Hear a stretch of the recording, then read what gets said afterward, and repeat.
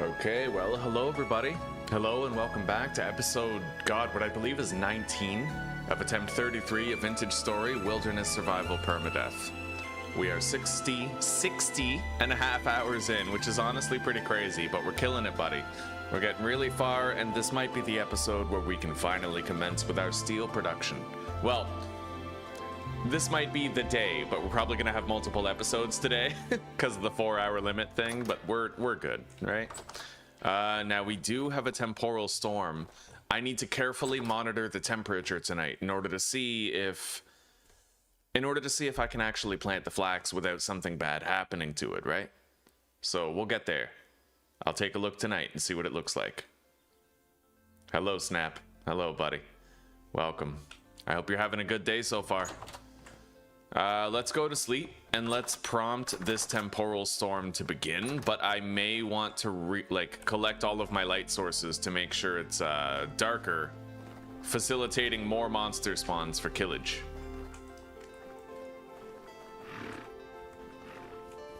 It's nice to finally have sunlight and longer days again.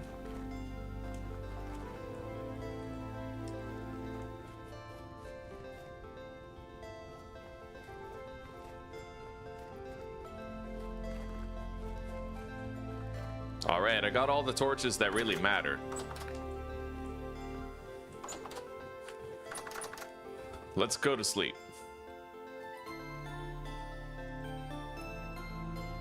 Oh wow, my gambeson armor is looking rough. I might actually want to repair that. I'm doing okay, oh Snap, I'm doing okay. The channel's suffering, but I still have like a blessed life. I have gratitude for the things I do have. Never mind the things I perceive that I do not. Yeah. Gratitude is the flavor of the day, brother. God, it takes a lot of cloth to repair that chest piece. I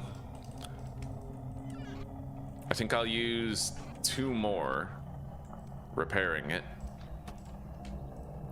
And then I can use 1 cloth repairing the leggings.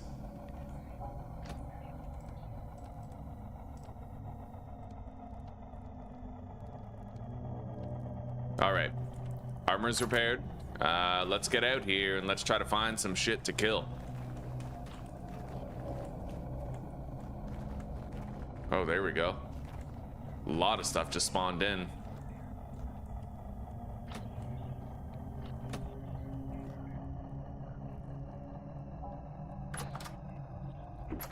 Okay, Tainted and Nightmare Drifter in the trap.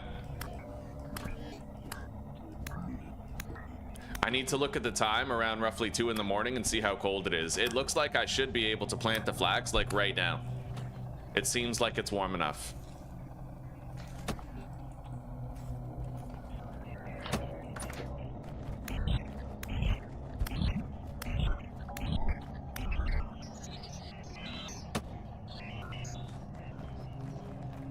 Boat horns everywhere tonight.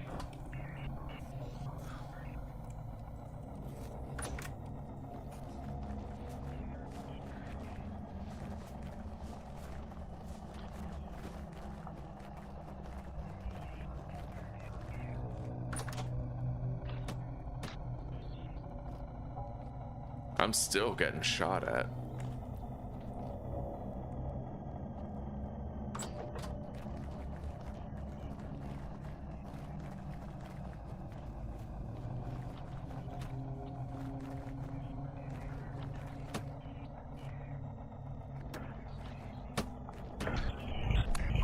Nice.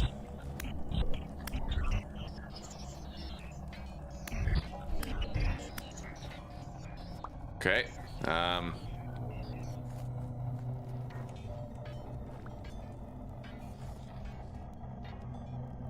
Got all that. Let's get out of here. Take cover inside and seek out more prey. Yeah, like this guy. Yo, where are you going? What the fuck?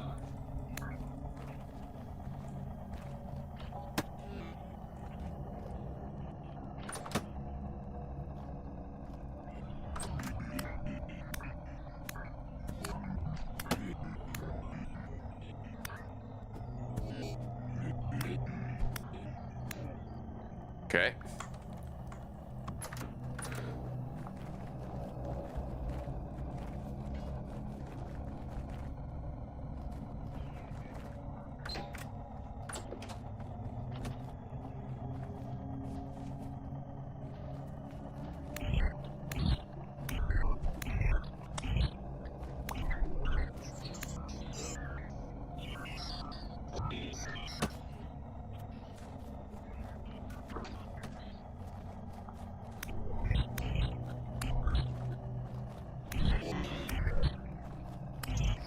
Holy shit. Okay. Oh, hi.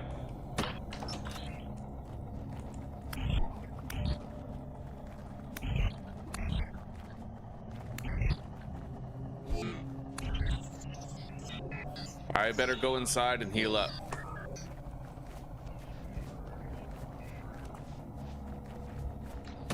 Oh my god. Okay. A lot of bow horns tonight. It's a unique temporal storm in that don't usually get so many. Okay. Let's continue healing. I'm gonna need to make more bandages too. So we need... The gates are closed. I need cattails, a bowl of honey.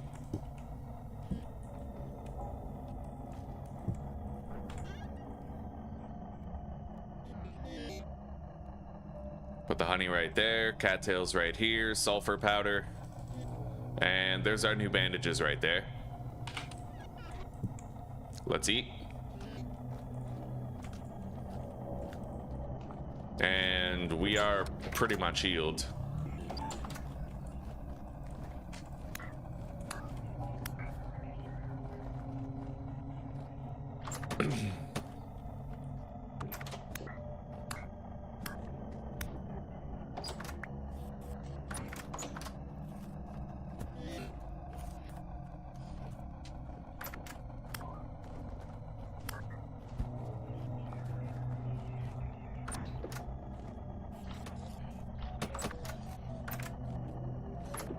Okay.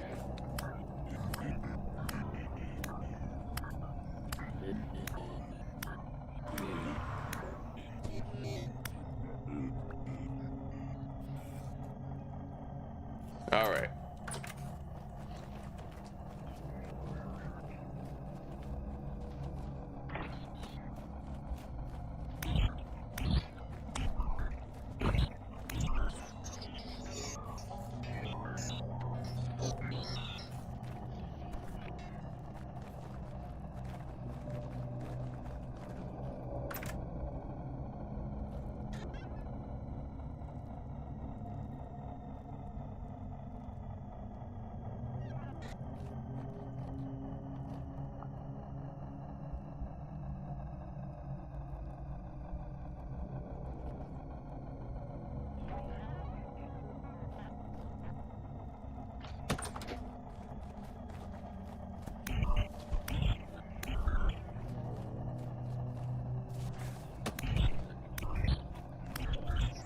Okay.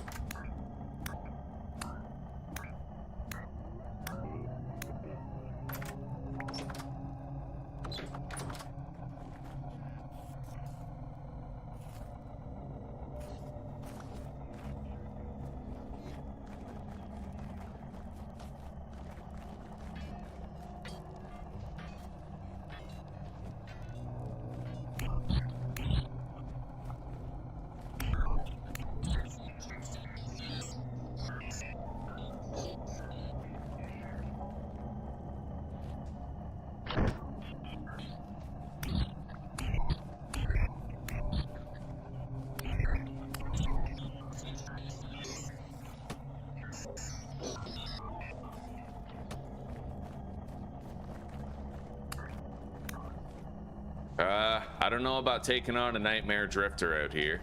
Maybe let's use the gate. Okay, he's trapped. Close this one. They take a lot of swings to kill. I would be very vulnerable to other flanks, you know?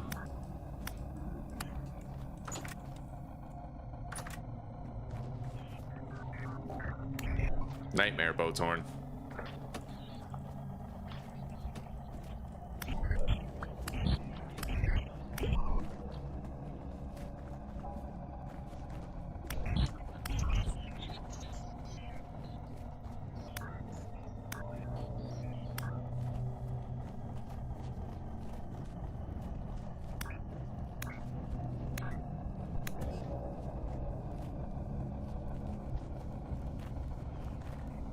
Okay. Let's eat.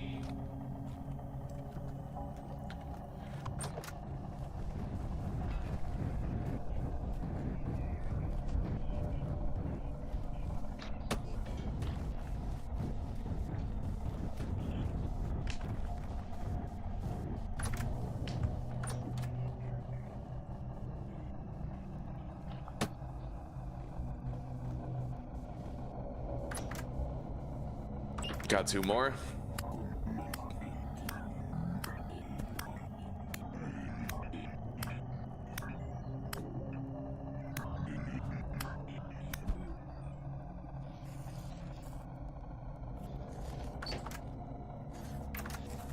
We're gonna have to finish building our windmill pretty early today. And I have come to the conclusion that I can probably plant my flax. I need to just take a look at the temperature when it's like 2 or 4 in the morning or something like that. That's when it gets absolute coldest. So like that's when we'll know for sure, you know? It looks like it might actually end up reaching that freezing temperature, unfortunately. So it might still be a little too early to plant the flax, but we'll see.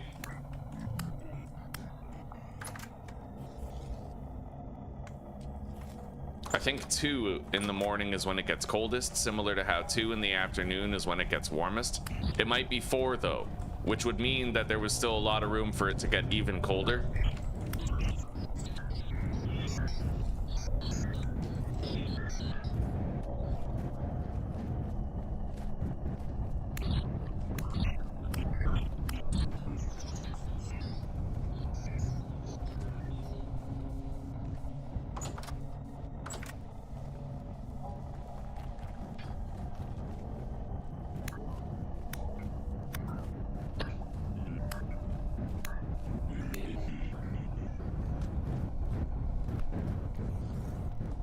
Fucking windy out here. It's shitty, but this would be the perfect time to process all that iron that we've got.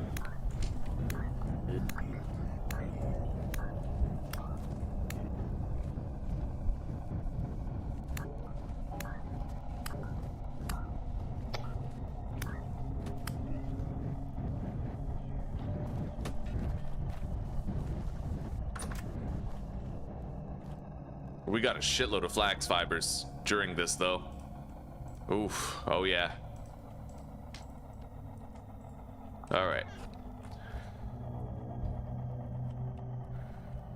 Let's heal up a little bit. The storm will be over any second. It's minus 8.8. Is it getting warmer now, or is it gonna continue getting colder until 4? 8.9, so most likely it keeps getting colder until 4 in the morning.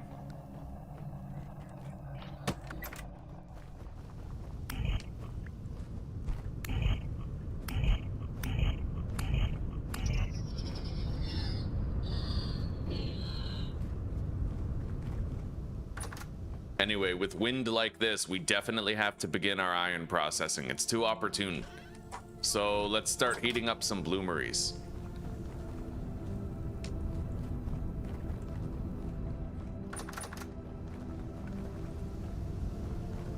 And I'll start putting some of these lanterns back where they belong.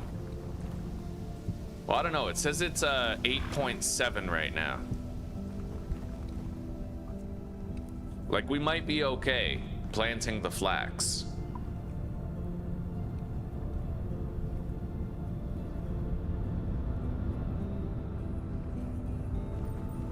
I honestly do think we are okay planting it.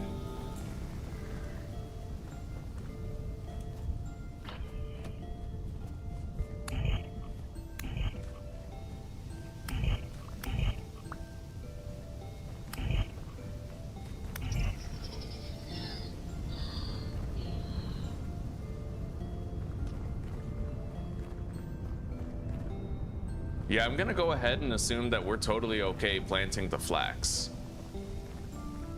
I highly doubt it's gonna end up taking any cold damage. Let's grab the flax seeds. We have a lot. 296.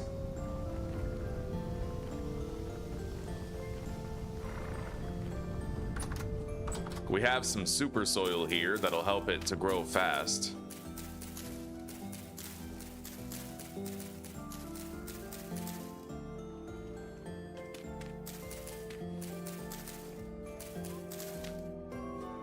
All right.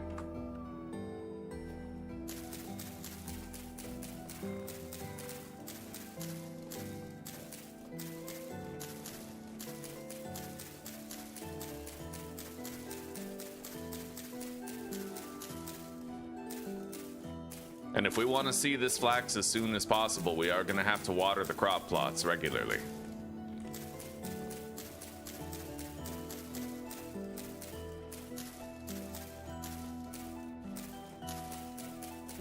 And we have slow release fertilizers all over this garden. So it's going to grow really fast the whole way through. It's still going to take some time, of course, but we'll be able to make our sailboat soon enough.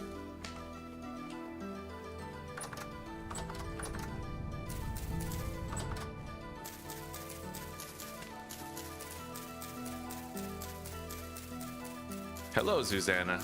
Hi, sweetie. What are you up to in Vintage Story right now?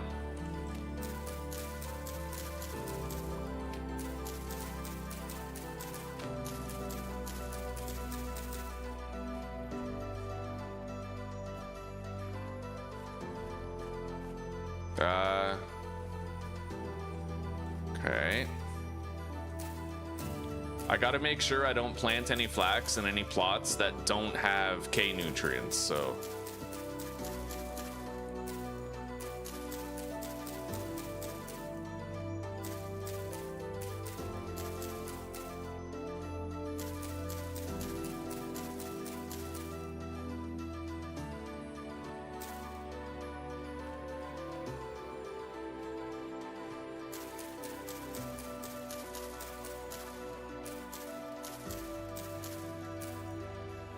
Well, there we go. We did plant K crops right here. We did not right there. I have to basically just check the row before I plant the seeds. You can check the whole row just by sprinting across it.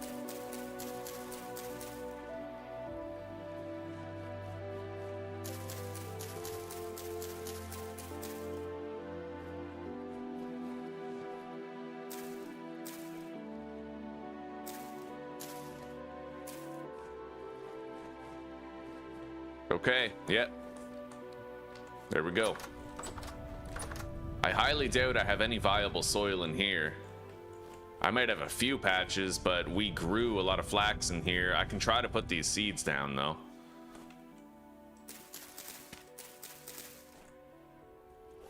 I thought I saw a little piece of plot that had... Oh, right here. That must have been where the onions were, but there's only like one that still has K nutrients, so we're not going to bother planting in here. We have 2 fields of flax. Okay. And while we have this wind, we have to try to take advantage.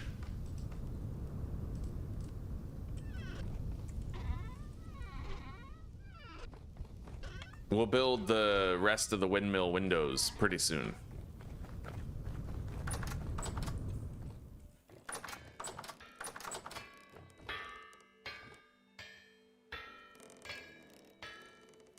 Okay. Grab the blooms, some coal.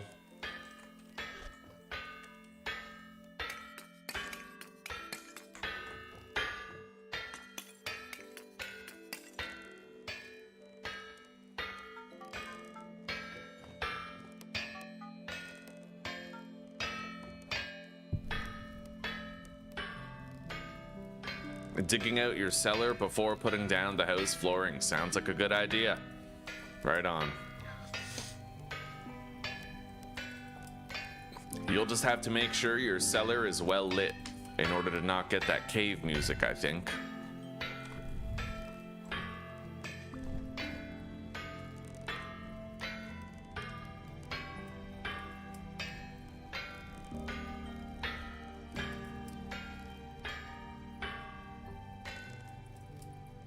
Really?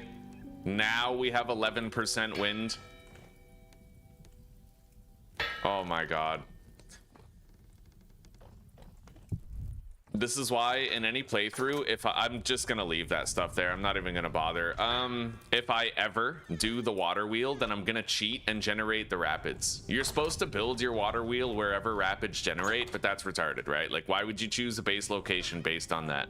There's so many other considerations to make. In the future, you'll probably be able to transport the water anyway.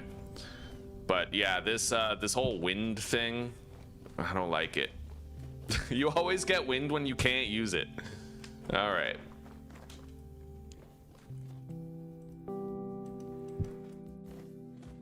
Anyway, I guess I'm working on the window.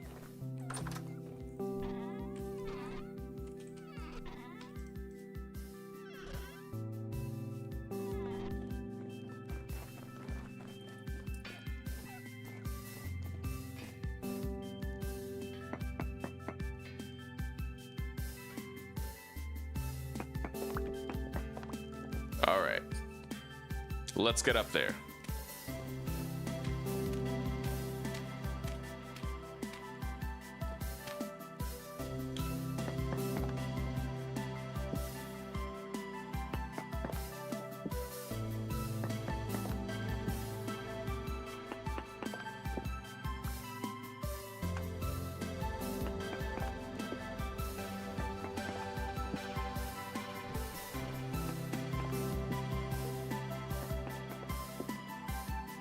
So we now have a wraparound on those that might look a little bit better.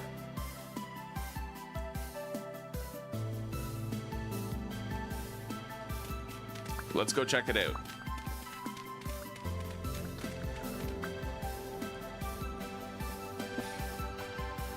Yeah, that looks all right. Although,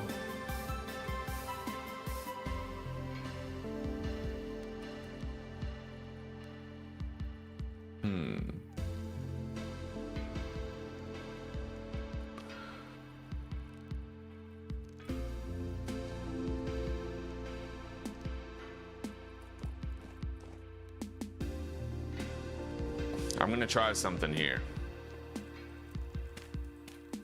We got a while before the wind improves again, so let's try to make this into a circle, maybe.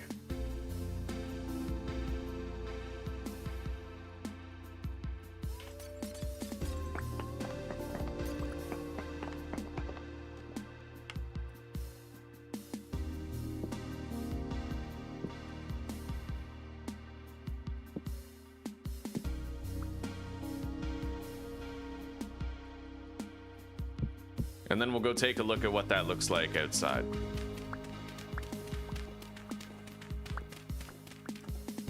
Oh, that's the beauty of the game, Zuzi. This game can really kill a day.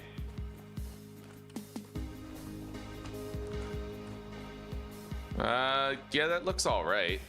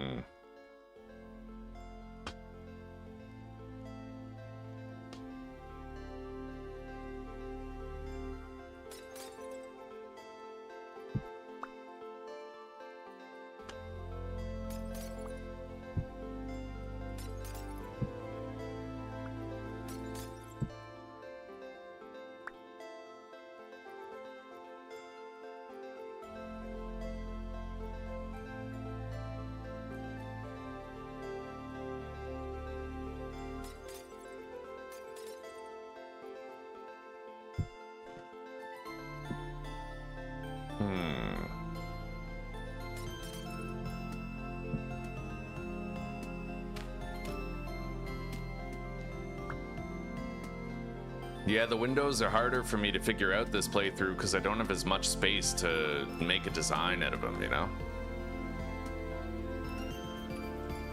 I might just go with something like that, though.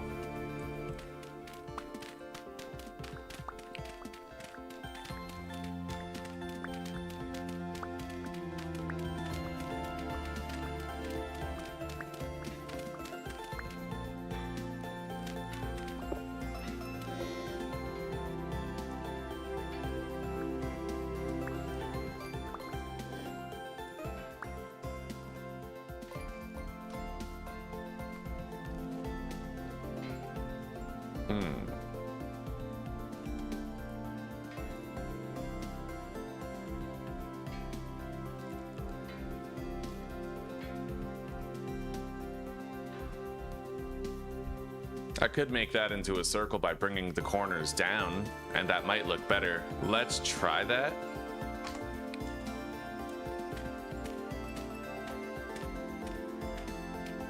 So we're gonna bring the corners inward.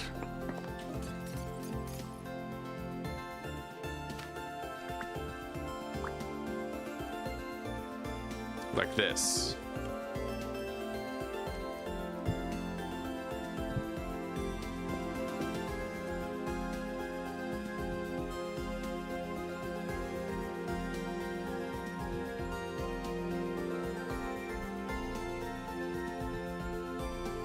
Wait a minute, what?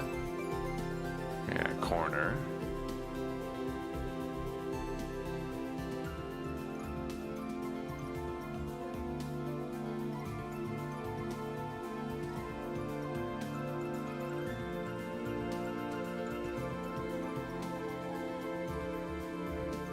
What the fuck? Oh, that one's different from this one. Hence the confusion. Okay, I might actually have to do these modifications from outside.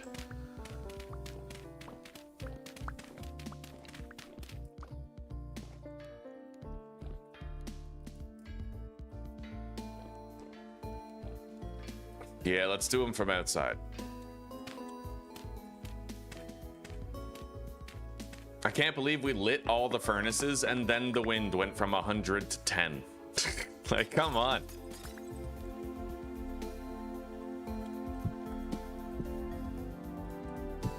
All right. Yeah, I like that. All right, we're gonna stick with that design, I guess, for the lower part here. Perhaps I could even...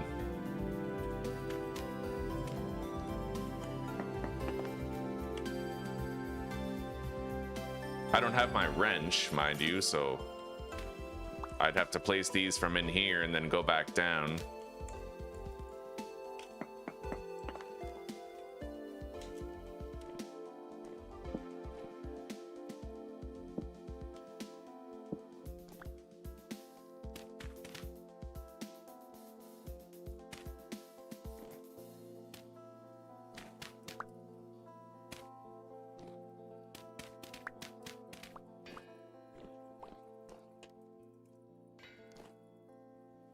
Yeah, I like that. I'll do that all the way around.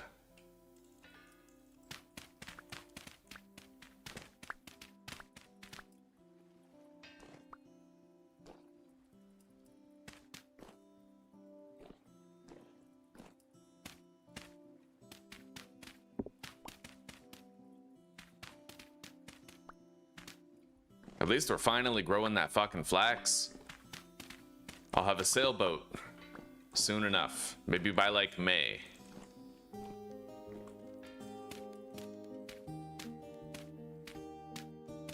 Alright, so we need to make all the other windows mirror this one.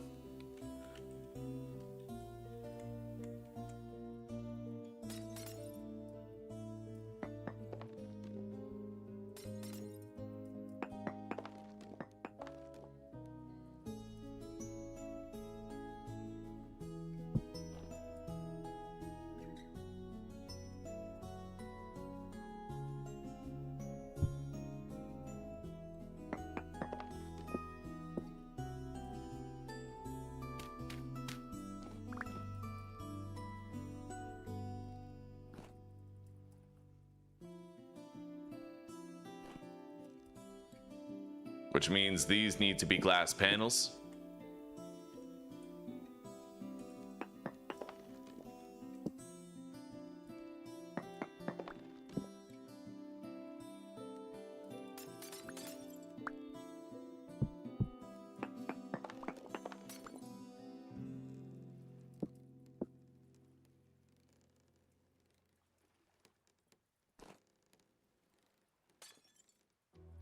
Wait a minute.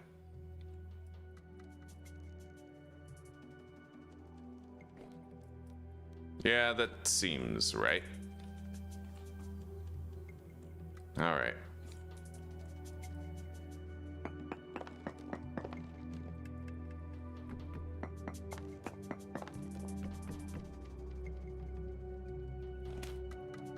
I'm gonna make sure I have sufficient scaffolding to not fall to my death up here.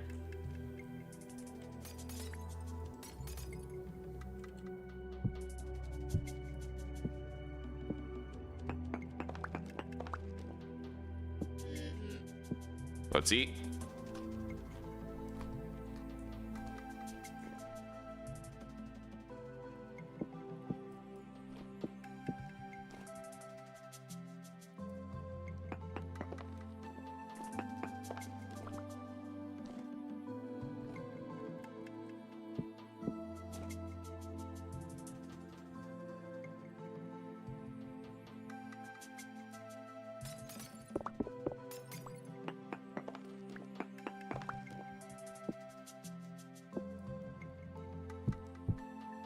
Okay.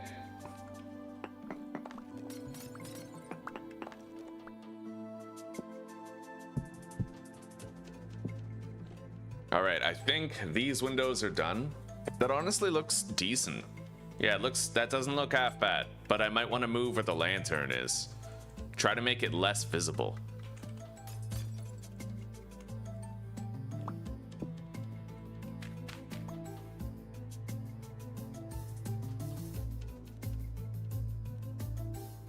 Could just dump it down there, but I was also thinking I could just attach it right there. Like that. But I don't know.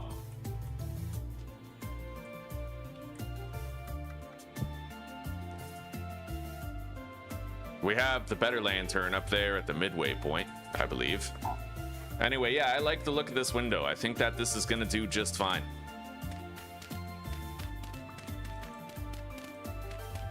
It took a while to settle on it, but I like it. Let's go look at it from outside.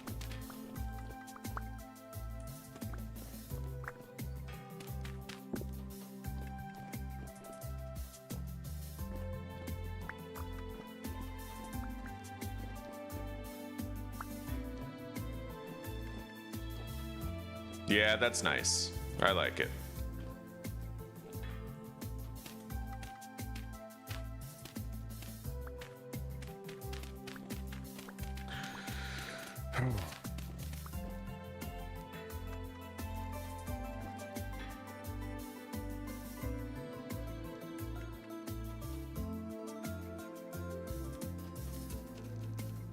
How do I alter that middle one? In a way, the middle one is the focal point. It's even more important that it looks good than the bottom and the top. Ugh.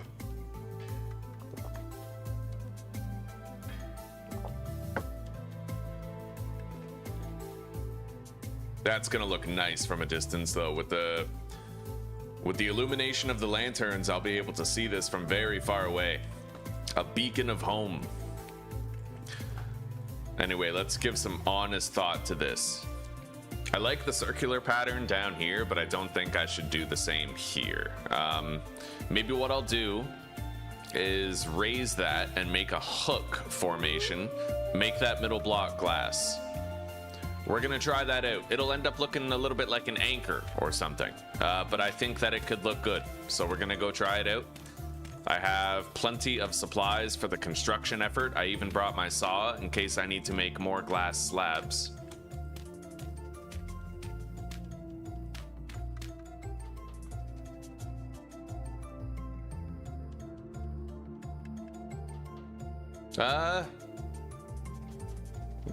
That looks okay, actually. I forgot that I had placed a different design over there, but that doesn't look half bad. But compared to the one down below, I don't know. Let's see what it looks like when compared to the one on the lower level. We're gonna have like no shovel left by the time all these windows are done.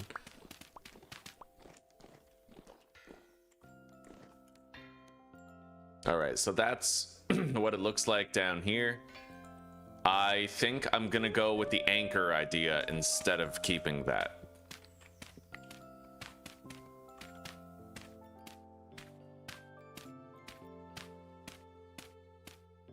All right, we have sufficient scaffolding to keep us safe. Let's get started. So I need to move this up. Make that glass.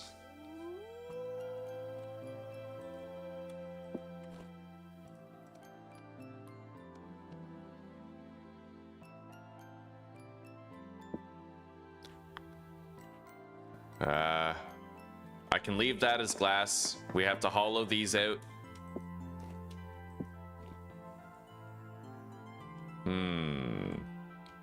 How am I getting that anchor design?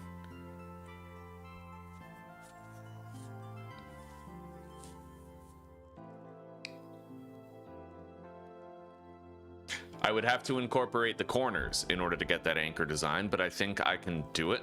I do like having the corner wrap. It's something I never really thought of on earlier iterations of Windows. So in order to achieve that corner wrap, I need these to be glass, I believe. This has to be cobble.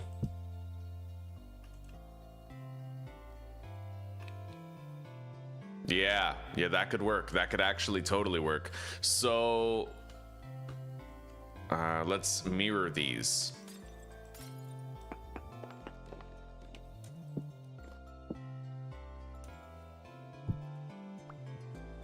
Yes, a beautiful shape is taking form. So now same thing over here. I need to lower this by 2, put the blocks down.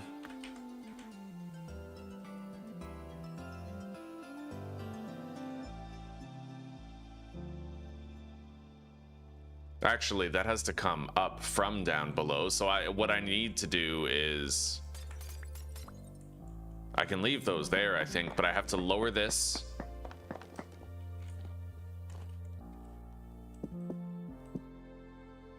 Okay, take a look outside. Now we need to convert these 2 blocks into cobbles. And then we put the glass here in the corners. And looking at it now, that's the design. Maybe I should get rid of the central corner then. Yeah, I think I'm gonna get rid of the centralized corners. We don't need them. In fact, they tend to take away from that anchor look we're going to. Yeah, right? That's nice. That might look nice. Okay. What if I had a cobble block here? Would that look better?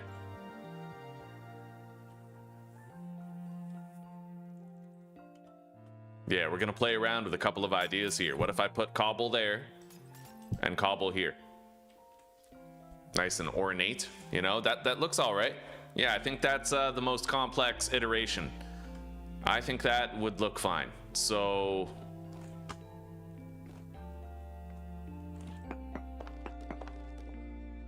now that I have an understanding of the structure we're going for, it should be easier to get a conversion. Just take a look at what's down there. So glass slabs on the sides.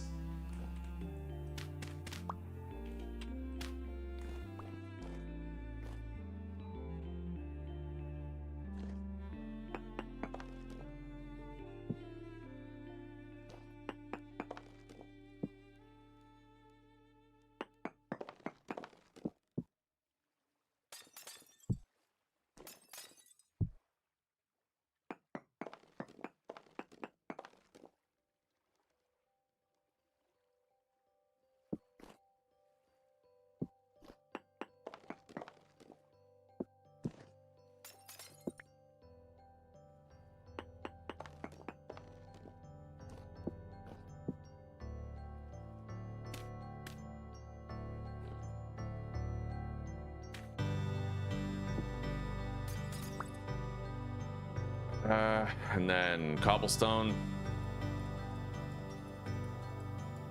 Wait.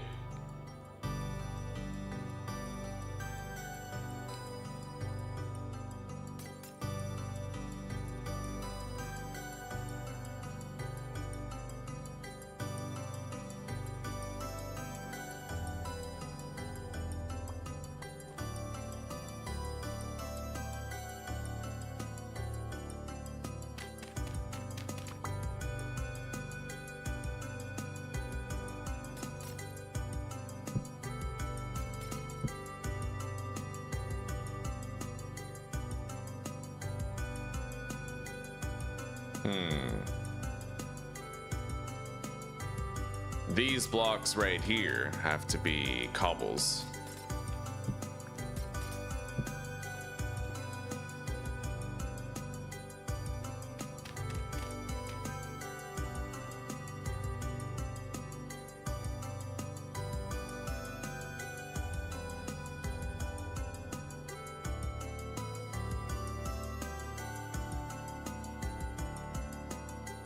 I think that's right.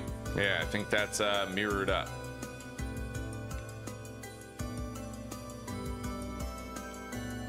Okay, now we have to do it again.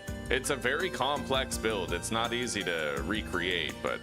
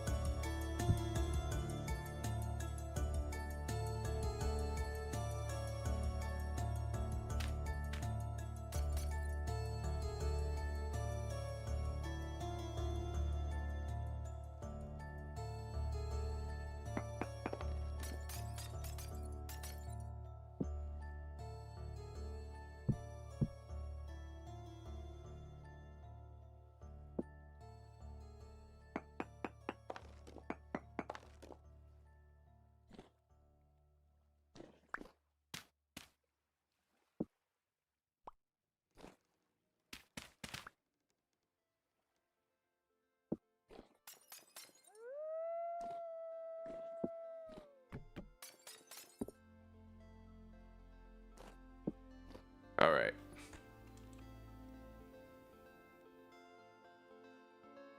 I think it's all done. Yeah, let's go take a look down below. This is the focal point of the entire structure, so it was important that we made it look like nice, you know?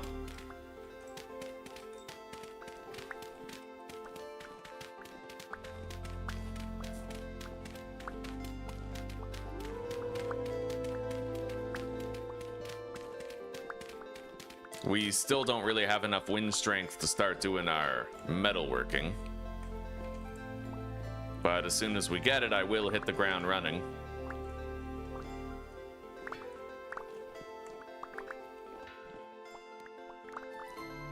All right, we retrieved a lot of the blocks that had been dropped from the height.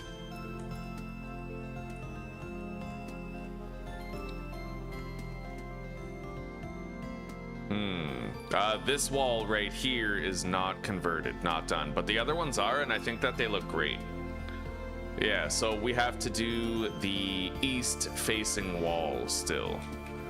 Let's get in there and do the east-facing wall.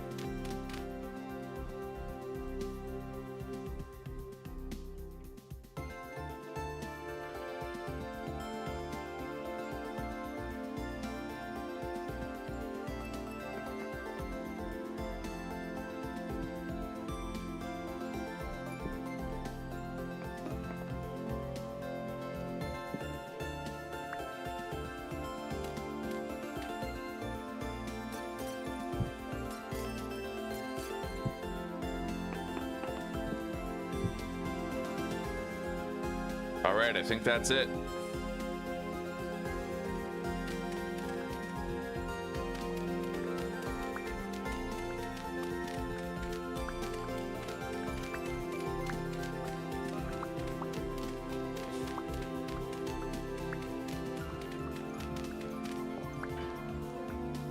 The real beauty of it will be when it's done and we get to see it at night, when it's all glowing and beautiful and our work is clear, right? I don't know if I want to do the wraparound right there. Like, I might.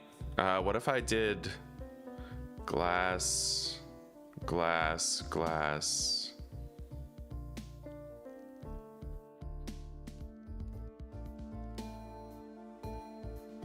I could make it more circular in design. I could.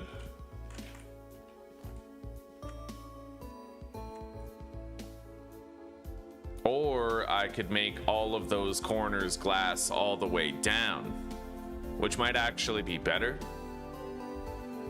But I don't know. I got a couple of ideas that I want to try.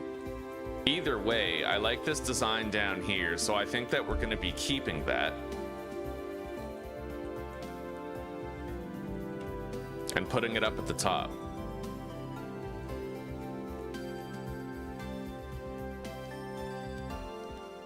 Still have no wind strength. Let's go to sleep.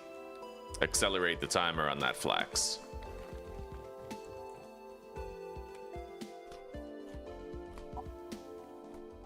Thank you, Zuzi.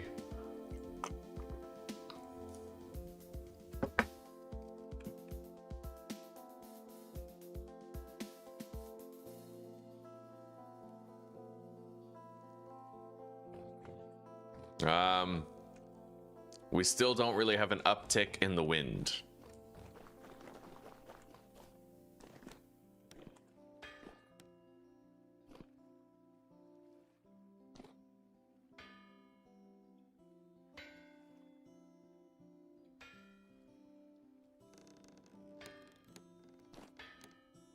I have a couple of ideas that I want to try up there.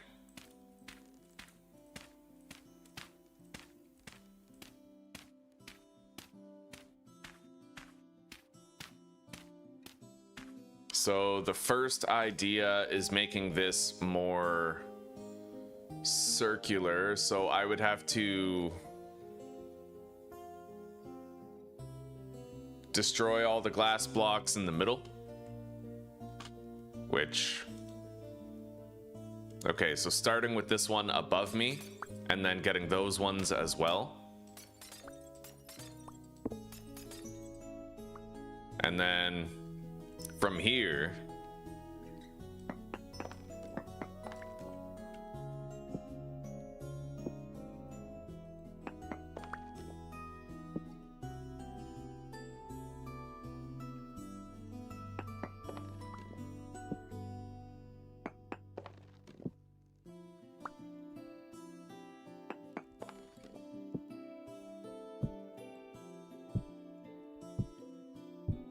all right, let's take a look at that. Looks kind of messy. It looks ornate. It just also looks a little bit messy, you know? Maybe I could remove the wraparound corners. And just keep the circle. Remove these boxy corners here made of glass. That might be the play. So down where my feet are. Pretty much all around there. Okay, I might remove that and just do like the clean circle.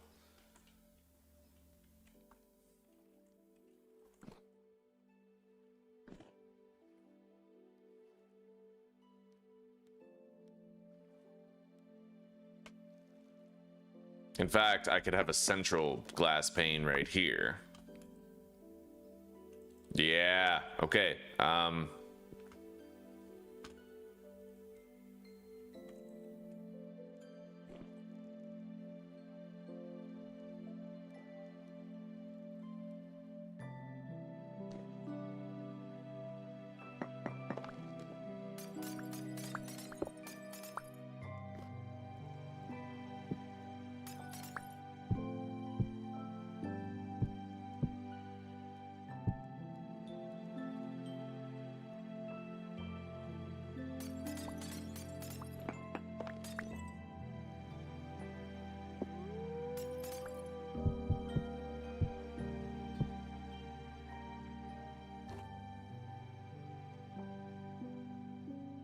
Now we got to go up there and do the same thing.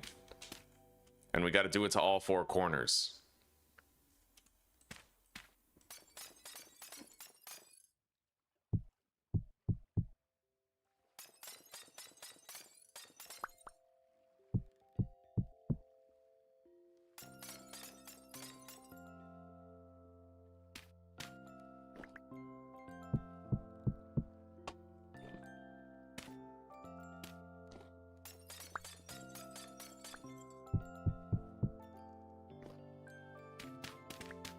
Yeah, one thing I learned about this game, never publish the first draft.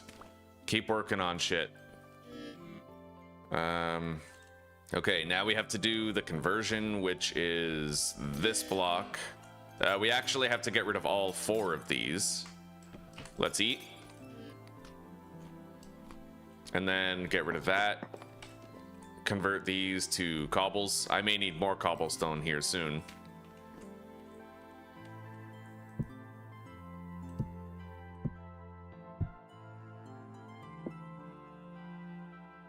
And then these have to be cobblestone as well.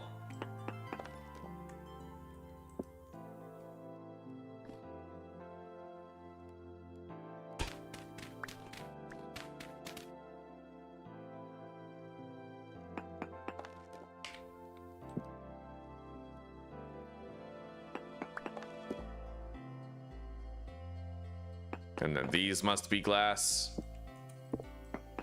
It's a very complex thing to change, but we're getting there.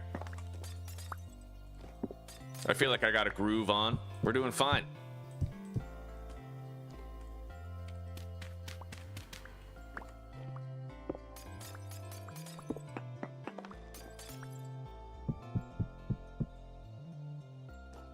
All right, so this one's a perfect circle with the whole, like, diamond hole in the middle. Perfect circle with the diamond hole in the middle. All right, now we just mirror it all up. We got the hard parts done already.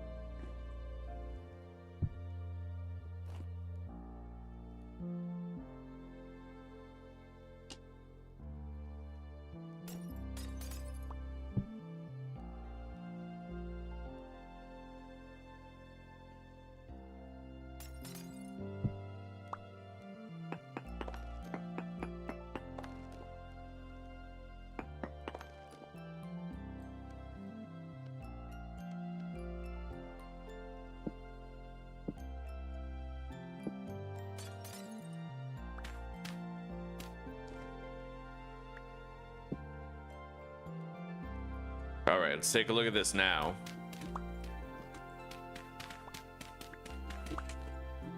Yep, copacetic. Now we just got to do the same conversion over here.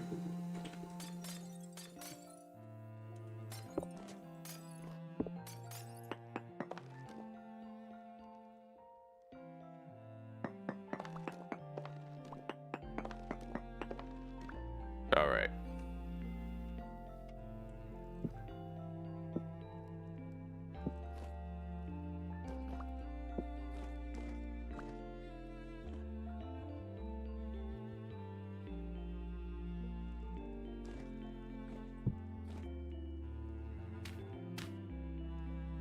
Okay. All right, I think it's done. Let's go take a look at the finished product and see if we like it. Well, we'll definitely like it.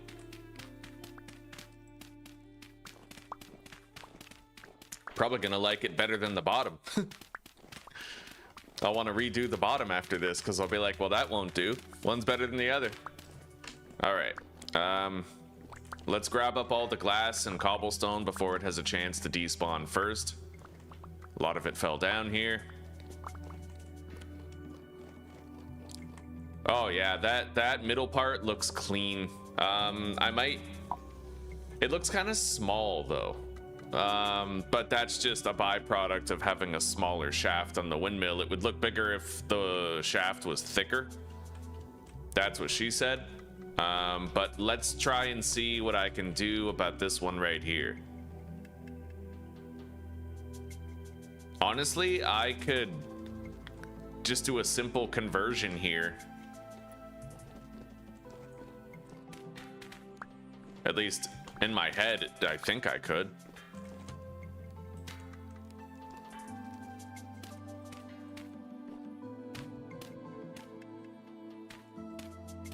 All right, so this is what we got.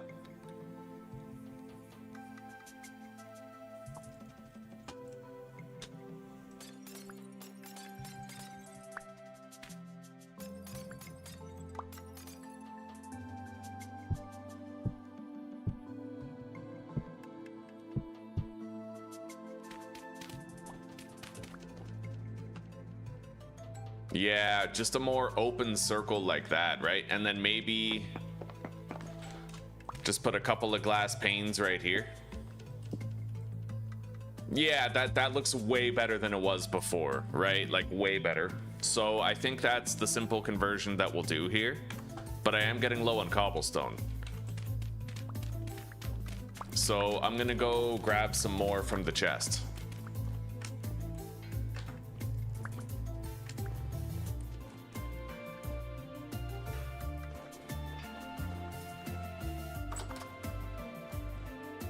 Let's get some sleep.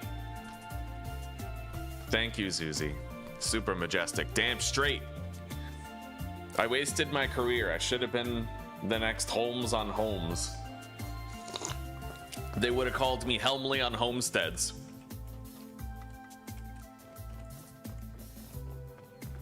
All right, our wind has pretty much bottomed out. Right as soon as that wind kicks up again, we'll get started, but I may as well load these up now so they're ready.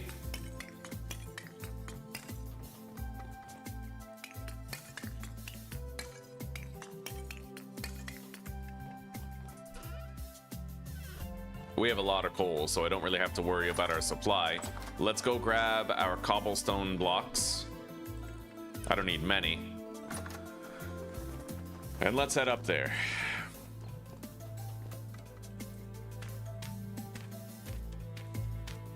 Majestico. Yeah, that looks much better. Okay, so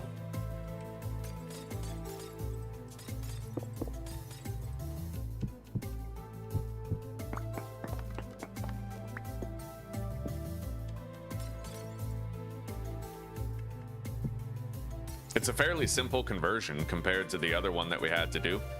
Let's lay out this dirt, make sure I have safe scaffolding, and then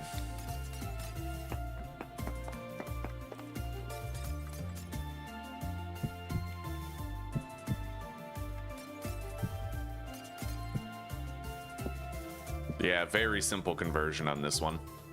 Takes 2 seconds.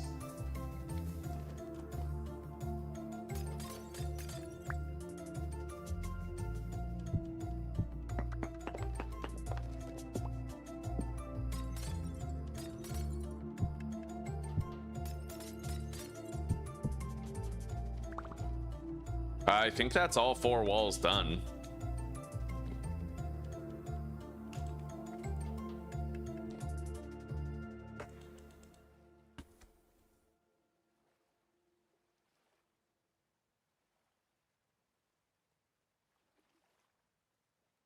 Yeah, okay.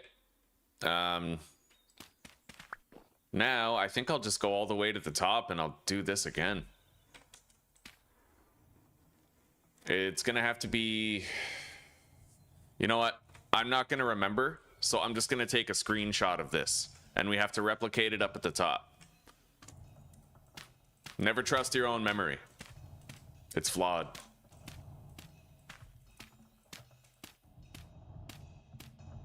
All right, so from here, 1, 2, 3, 4, 5, 6, 7, 8, 9, 10. The window has to start right here. at the 11th block.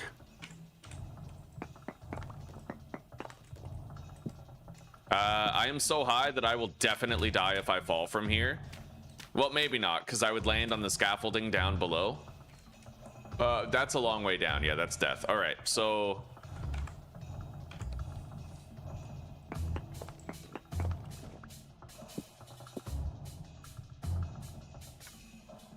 now I need to convert the corners right here.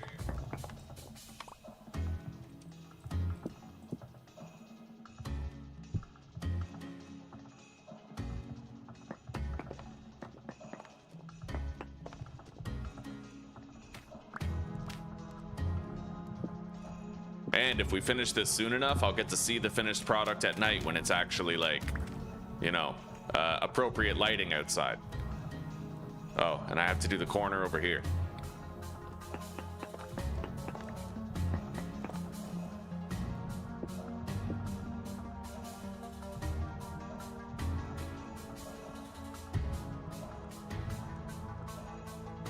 All right.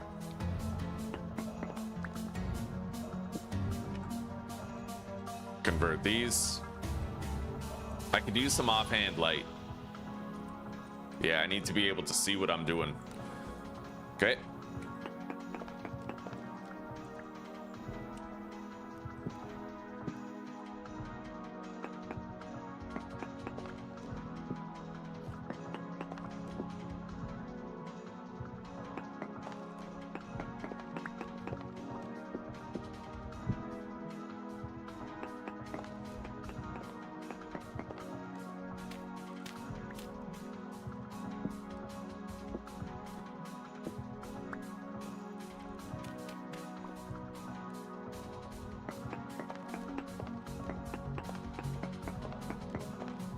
While I'm up here, I may as well do this side too.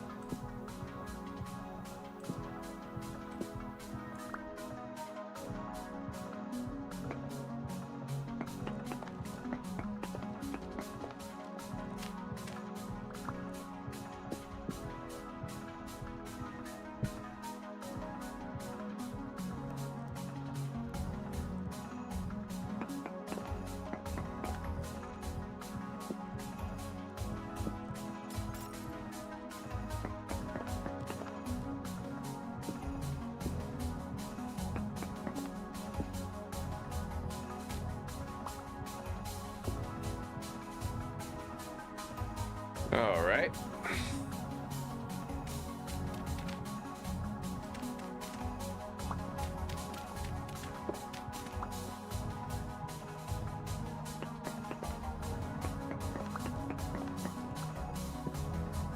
I'm gonna need a lantern for up here. I don't have one right now, but, well, this is what it's gonna be.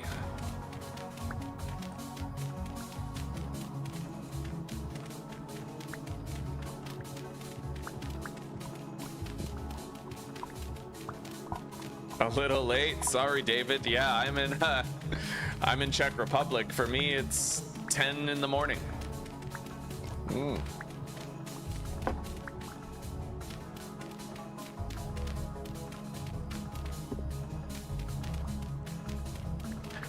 I wonder if I still have a spare lantern.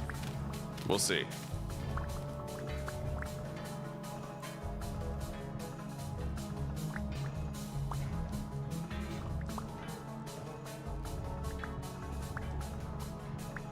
There's more wind now. I could light those and start doing my iron processing. Yeah, I need to put a lantern up there, but then it's gonna be perfect. More or less. We could always tweak the design later if we felt we needed to. Anyway, I'm gonna have to make a new lantern later. For now, I'm gonna grab this one and we're gonna put it up there. And then I can close this up and be done with it for a while. We'll have a beautiful windmill, right? I gotta go pretty high up on this, so.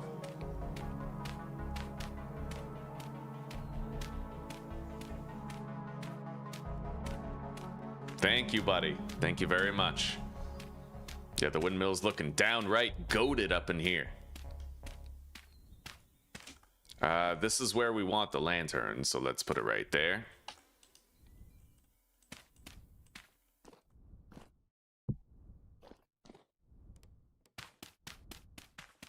And let's go see what it looks like from down below.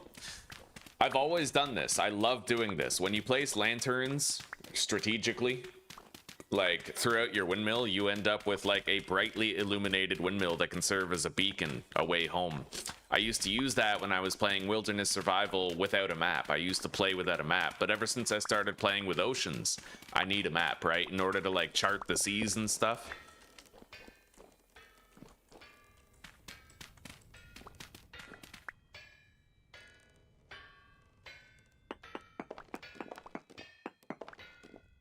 Okay.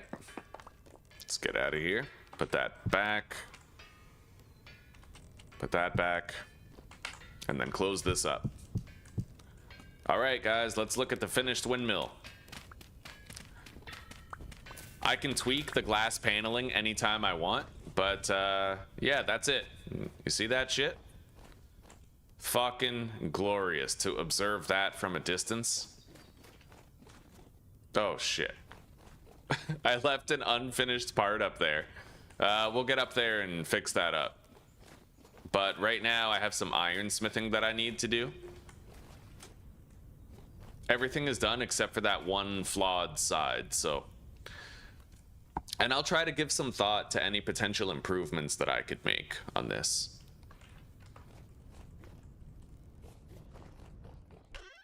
For now, let's deposit everything no longer requisite to us at the moment.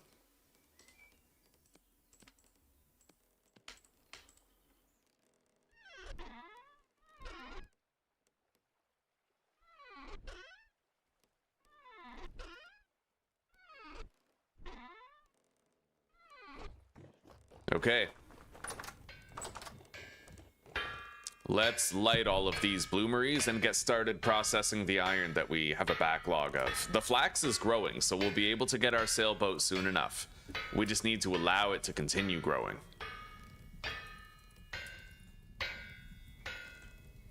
Probably should have slept before I started lighting these, but whatever, it's okay.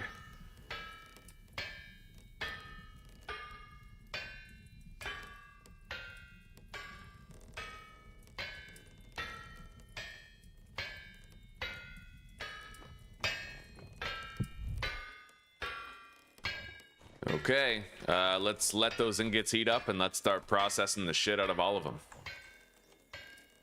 I have plenty of food made. 12 slices of pie in the inventory, 8 more pies sitting in the cellar.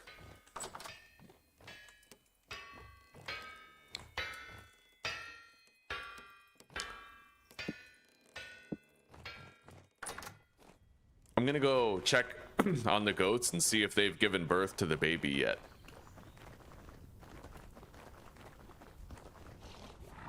Yep. Oh, we got a baby goat. It's a male, which kind of sucks, but at least now I'm able to get milk from the female.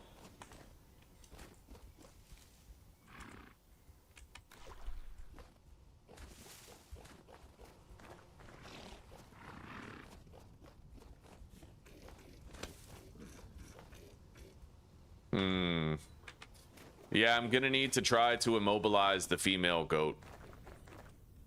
I don't like that change. It's annoying. They used to stay still when you started milking them. I get it, it's kind of realistic, but that's a generation 1 goat. It should be partially domesticated enough to, you know.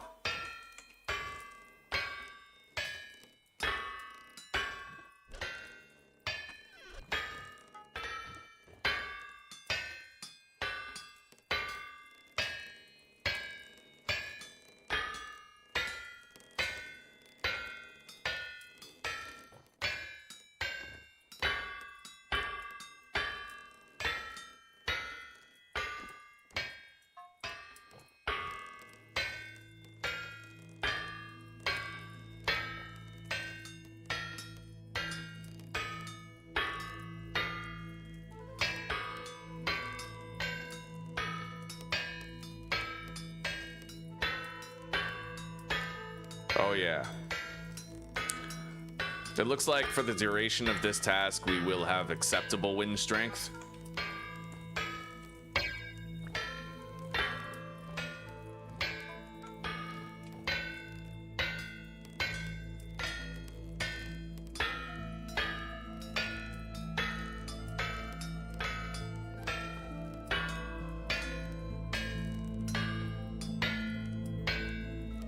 By the way, did anybody ever get back to me on that?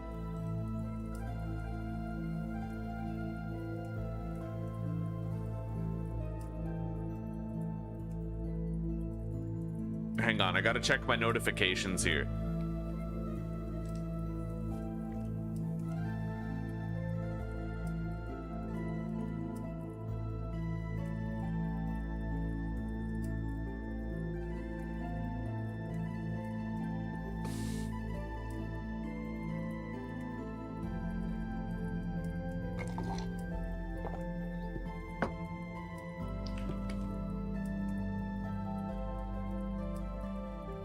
Yeah, it looks like I'm not the only one who thinks that something's wrong with the temperature.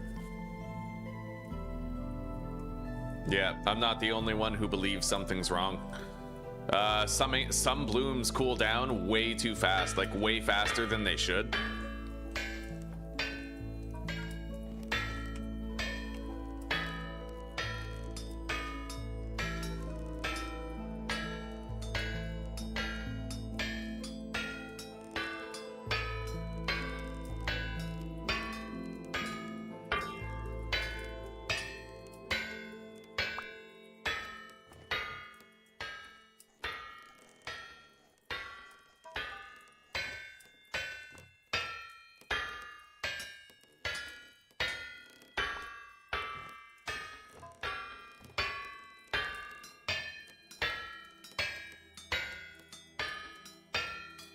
We got some pretty dope wind strength right now, though. It's kind of drifting between 40 and 70, which is, like, it's optimal. That's what you hope for.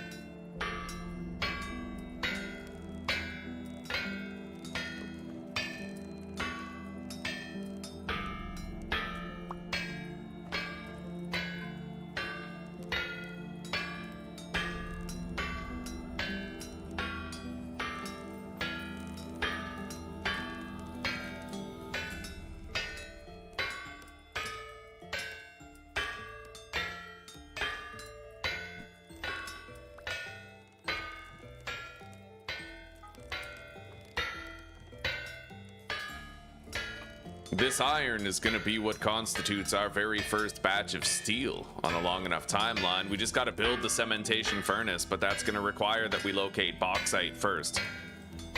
Now that it's getting warmer, I can take the raft out and we can look for a bauxite biome. It's far from ideal. I'd rather have a sailboat, but I mean, the raft will do for now until we harvest our flax and we can get the sailboat. Or I can save up more requisite materials. Like I could go seeking out more coal or for fire clay, right? Like I need fire clay, crushed quartz, and crushed olivine. I already have the olivine, but I had to use a bunch of my crushed quartz to make glass for the windmill.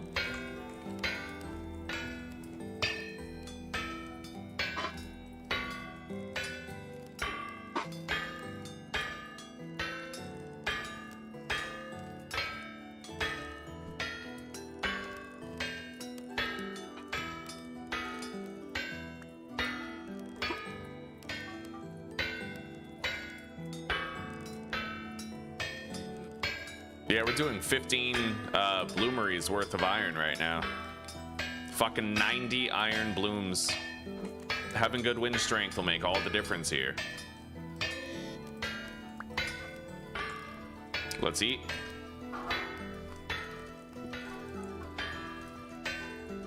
I kind of realized all too late that I don't need this many forges lit. Like, I could probably get away with having like two or three, you know, not 8. I used to go really hard with the forges, but you really don't have to. All right.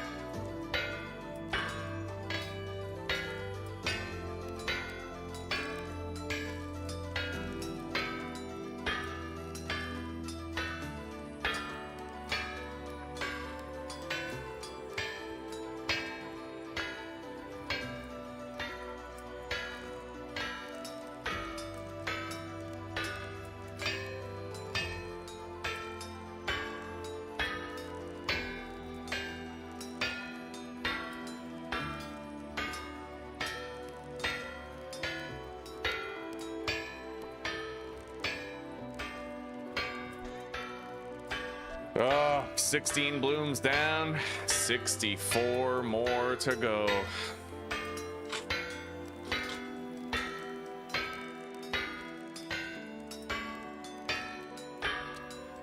But we don't have to do it all at once. If the wind slows down, we'll just stop until the wind gets good again, right?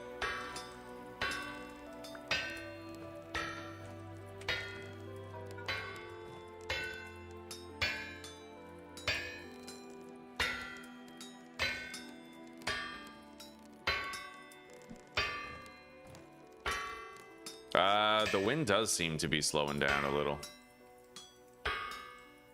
A lot, actually. Maybe this is just our cap, though, right? Like, we'll work until it's not bearable anymore, and then we'll stop and take a break. Although, with the wind getting as slow as it has, I do think this is the unbearable point. But next time, I'll just light, like, 2 forges. It seems like we don't need more than 2 forges heating up the iron at any given time.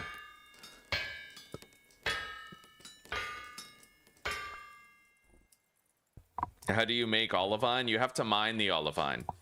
Yeah, you mine it and then you have to process it. You have to crush it in this pulverizing machine. Yeah, I'm making a lot of wine in this this year. I gathered a whole bunch of cranberry plants last year. They're gonna grow and be harvestable this year, and we're gonna be able to make a massive wine cellar somewhere. Fruit nutrition will be no problem.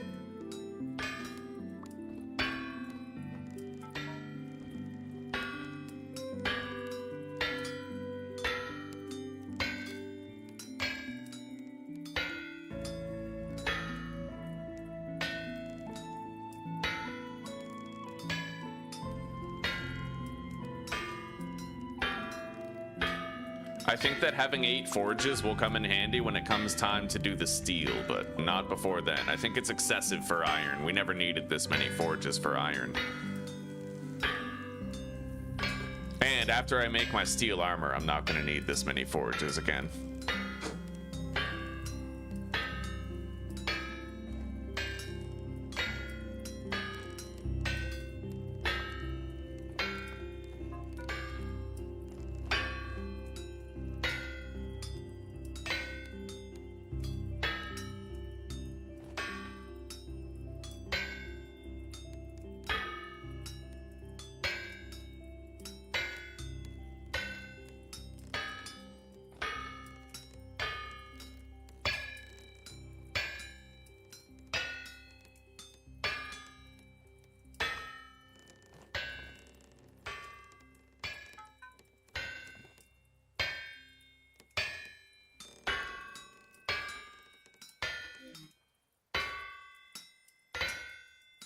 Gotta eat again.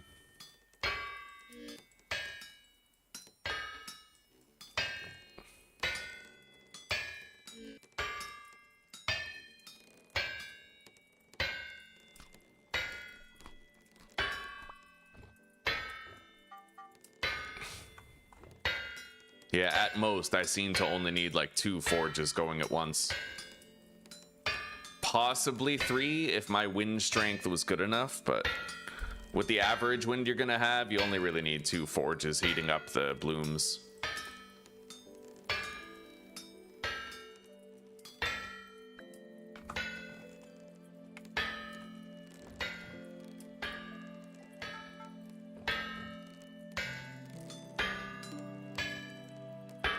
Wow, that one immediately cooled down the moment that I removed it. Yeah, that's weird. Yeah, there's definitely something up with that.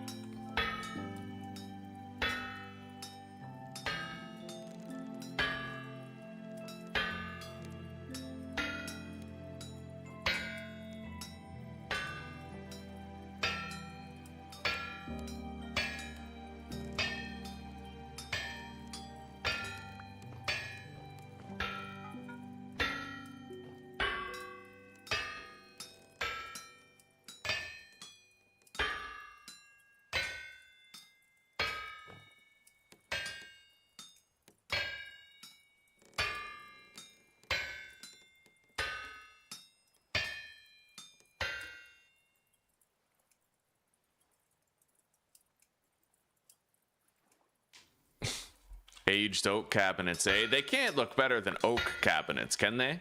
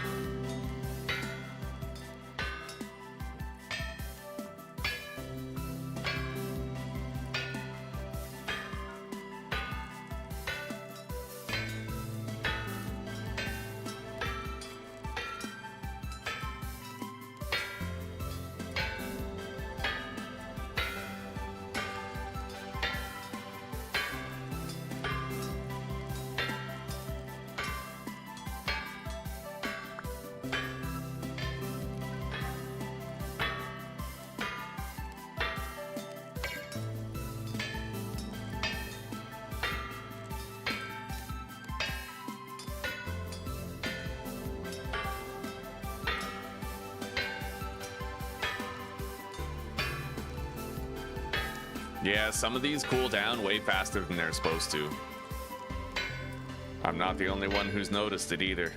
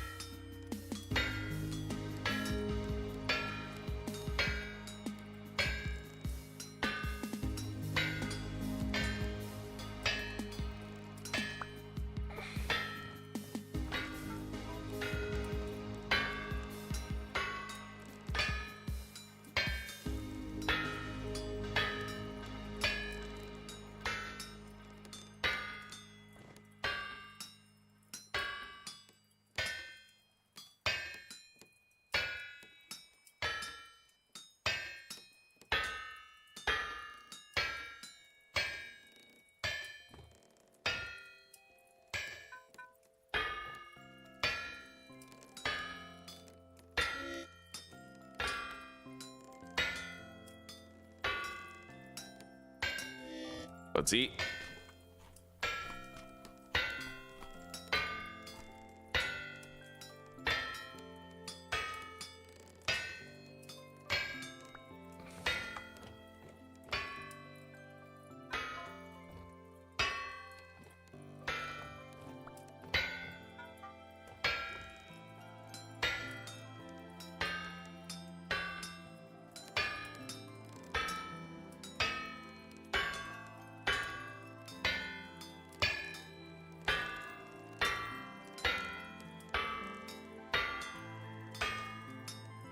I might want to go water the plants, actually. We'll wait. We'll wait. Right now, the work is going well enough where I feel like I should just keep on processing the iron. We're like halfway done. We can do the other half later, you know?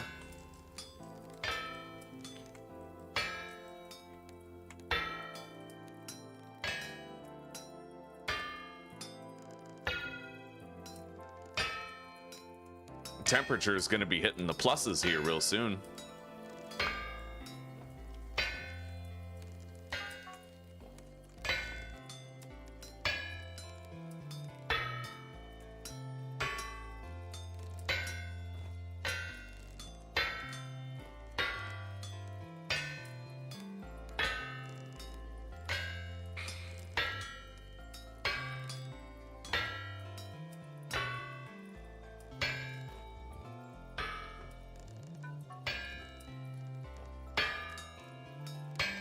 I've been smithing for almost 16 in-game hours.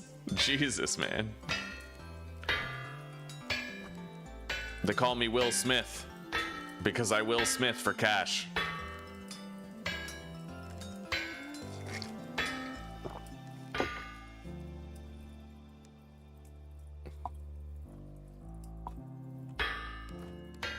I see, I see. Yeah, that mossy cobblestone was coveted, man. I remember hunting that down myself. It's funny you mentioned that. I remember when I was playing Minecraft, I was looking for mossy cobblestone too. I'd get excited every time I found a ruin. Take it home, you know? I had a house made out of cobblestone because it was creeper resistant, explosion resistant, and I'd put like the mossy bits in there, make it look nice. We're all different, but we're all the same.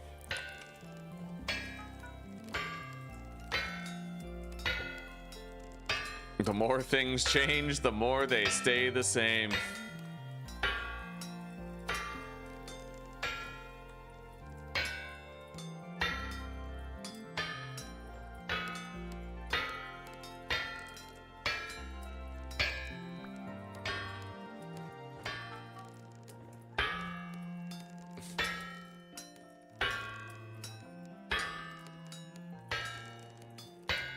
We didn't have a super crazy amount of wind, but we managed to have good enough wind to get a lot of work done on the iron today.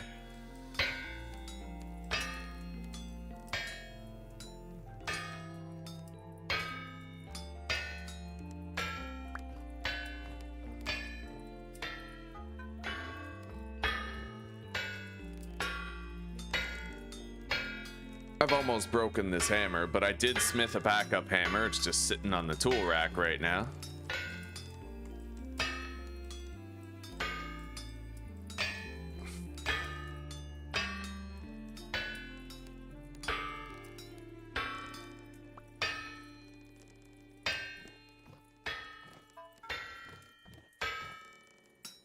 Hell yeah, we're 2/3 of the way done processing. Well, not really. I forgot about all the iron that's still sitting on the forges, but we've made good progress. We'll take a little break from the smithing here once I break this hammer.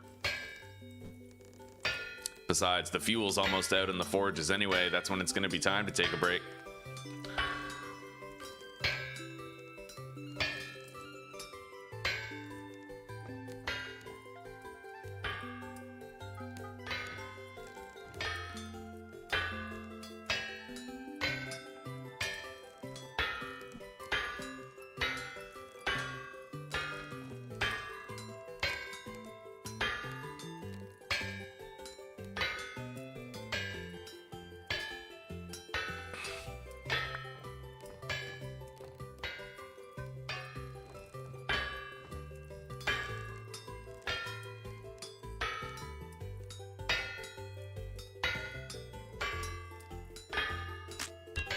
There we go.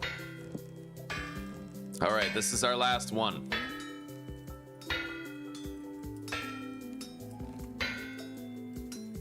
Then we'll take a little break.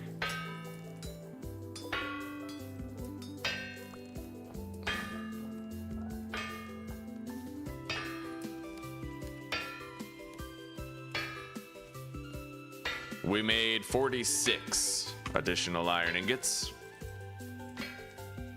Not bad.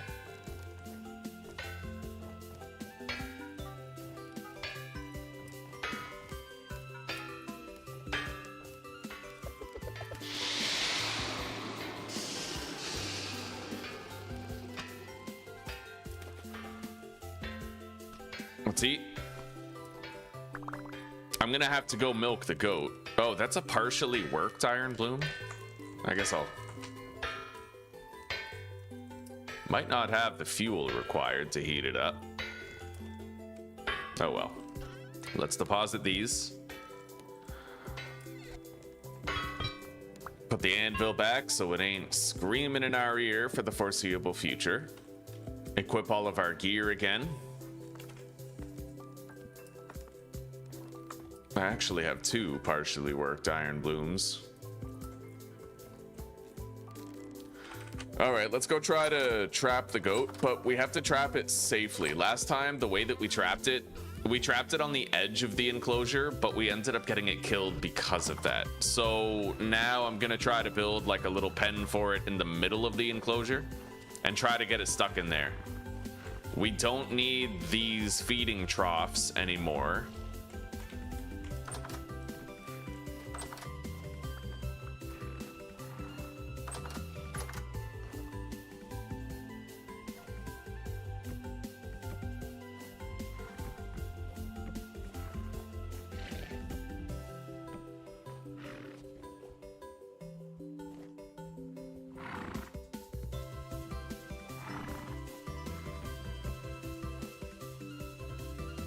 Yeah, I'm gonna need to get it to run in there and then close it in.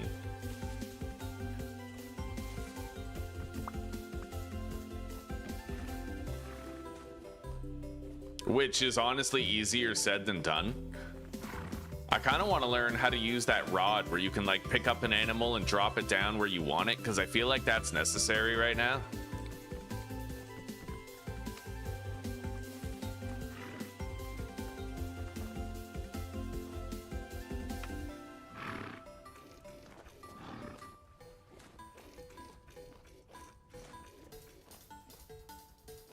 Yeah, I can't really get it. It's just too, yeah, I'm gonna learn how to use that pickup thing.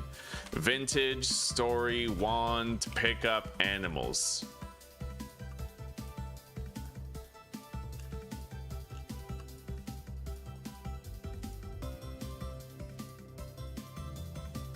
Moving livestock takes too much patience, more than is reasonable to ask players for. What's that new wand thing? New creative wand vintage story.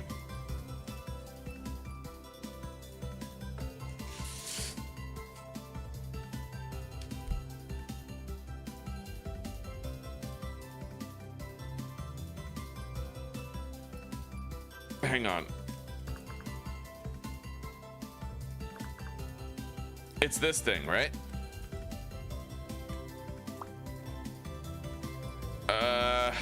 But I don't know how to use it.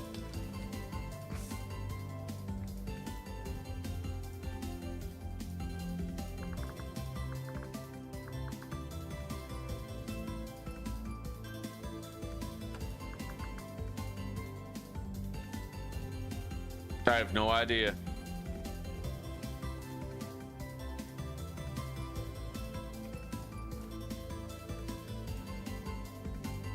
I don't know. This thing seems useless.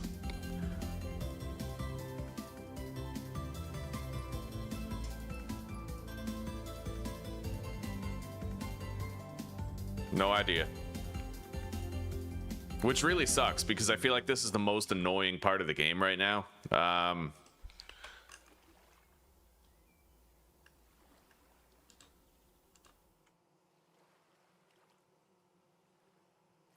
gonna try to just figure it out.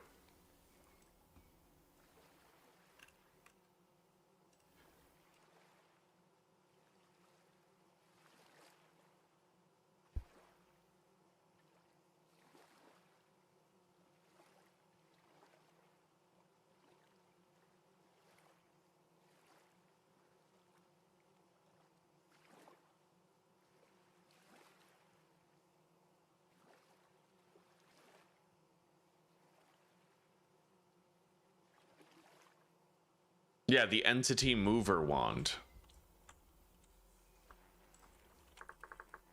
This, okay, the entity mover tool. That's probably what I need. Okay, yeah, so you just, okay, good. I figured it out. So /GMS, I need to close this up. I'm probably just gonna keep this mover wand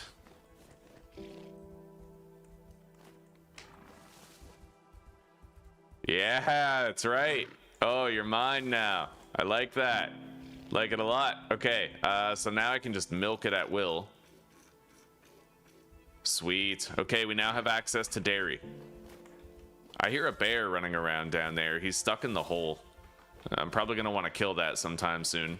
Either way, at least now we have an easier way to get milk, and I'm going to keep this wand so I can just put the goat in there for milking.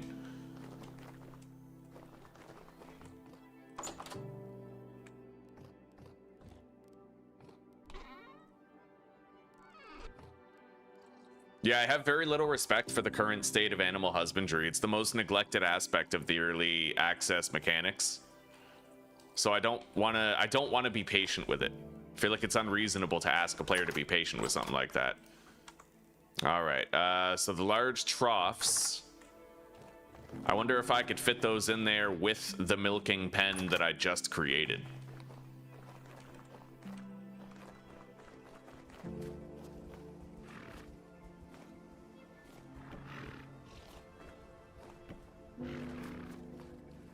Yeah, not cleanly, but yes, I can.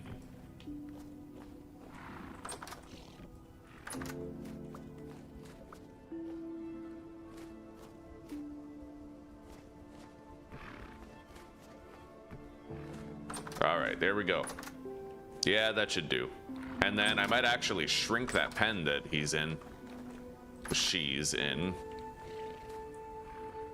Now that I have this wand, the sky's the limit. I can do whatever the fuck I want, right?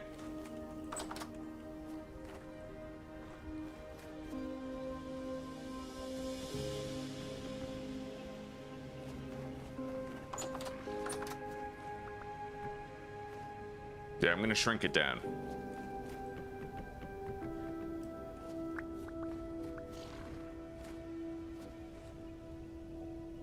You played yourself. All right.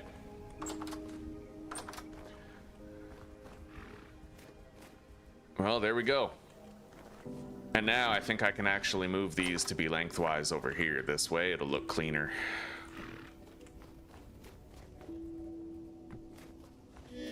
Wow.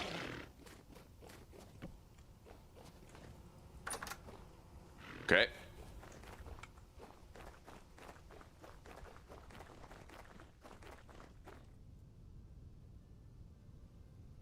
No, you can't lead animals with ropes. The ropes, they snap instantly when you try to.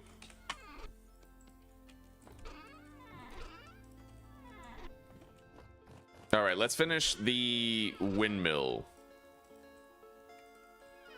I should have everything I need right here. I think I'll tower up there from the outside. It'll be a little simpler.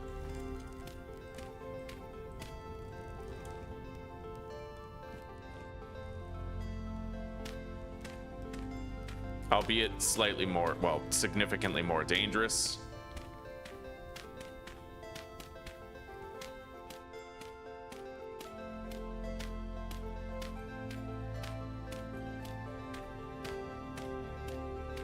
Okay, right here. So I have to break that, this, and that.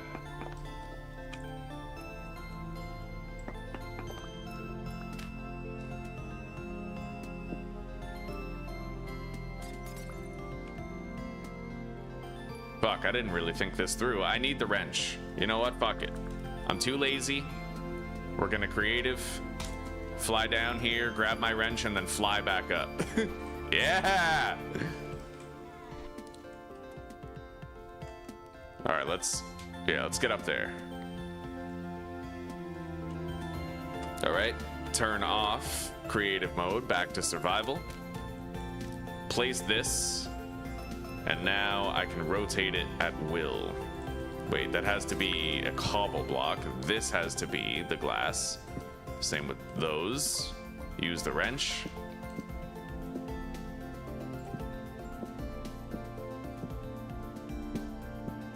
All right. This window, like all the others, is now finally done. Let's head down.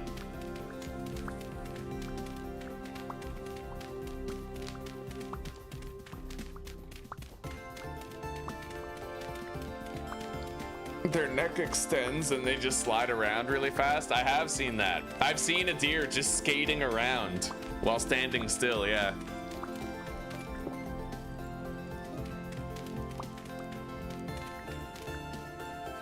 All right, we're good.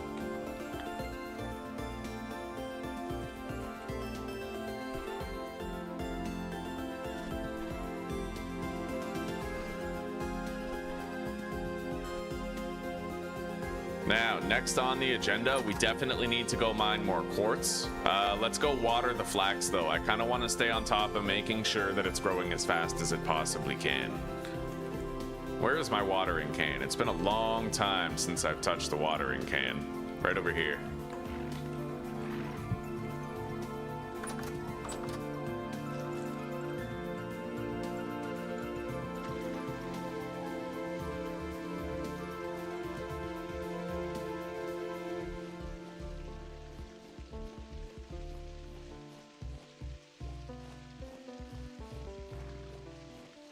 We're getting growth speed that's exceeding 100%, which is pretty good.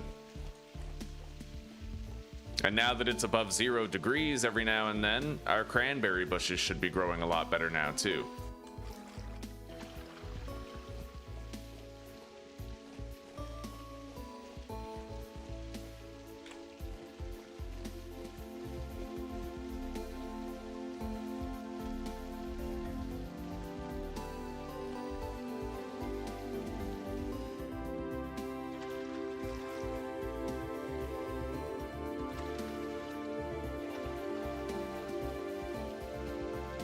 Yeah, these have a growth speed of like 109. It's pretty dope.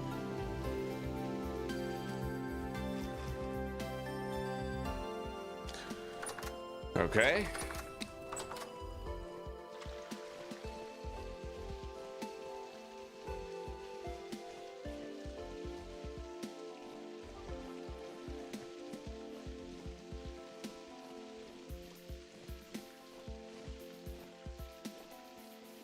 I'm honestly happy I'm just live streaming to YouTube again. It's so much easier to manage than trying to multi-stream. Multi-streaming, like, my video quality is better now. I had to dumb down my video quality, my bitrate, just because Twitch and Kick are, like, shitty platforms, you know? I mean, don't get me wrong, YouTube's shitty in the nefarious, manipulative, horrible employer abusing its employees sense, but there's other types of shitty, you know? At least it has a good bitrate, cat. Oh, buddy. Okay, so these will take about 3 months to bloom as long as it stays hot. But we have a shitload of cranberry bushes all up in here.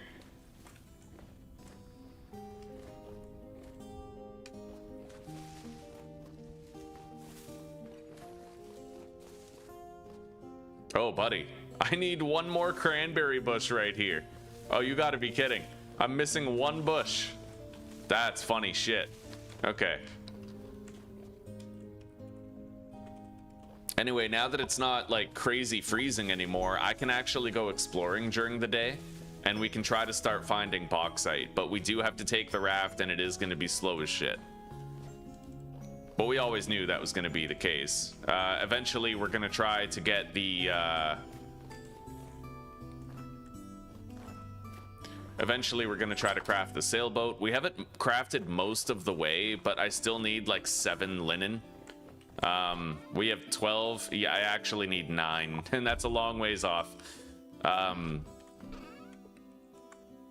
that's okay. We watered the crops. They're going to grow a little faster. Let's leave the watering can right here. And right now, I think I'm just gonna go mine the quartz to replace what we used making glass. I'd like to increase my fruit nutrition a little bit. I also need more protein nutrition right now. Don't I have a second bowl? Where's my second bowl?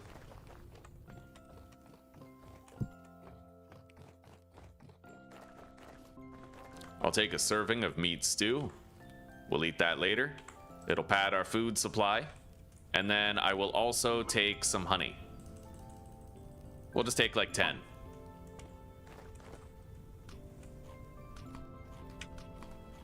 All right. I could get away with just bringing like 2 as a snack right now.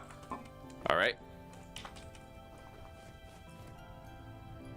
So, we do have that treasure hunter trader down here, and I still have to pay him a visit, technically.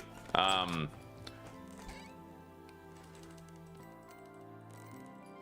need to bring him a tin bronze pickaxe in order to get that first quest destination, so I think I'm gonna make that pickaxe now. And then first thing in the morning, we'll set sail and try to find some bauxite. We're not likely to find it given how fucking snail's pace we're gonna be sailing.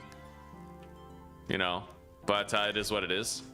We are gonna be sailing very slow. Like really, really slow until we get the sailboat.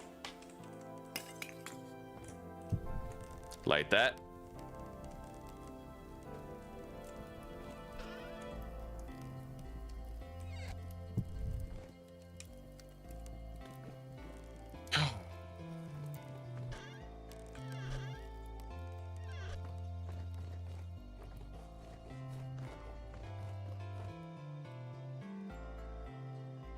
I'm not going back to 1440p. No, I'm sticking with the 1080.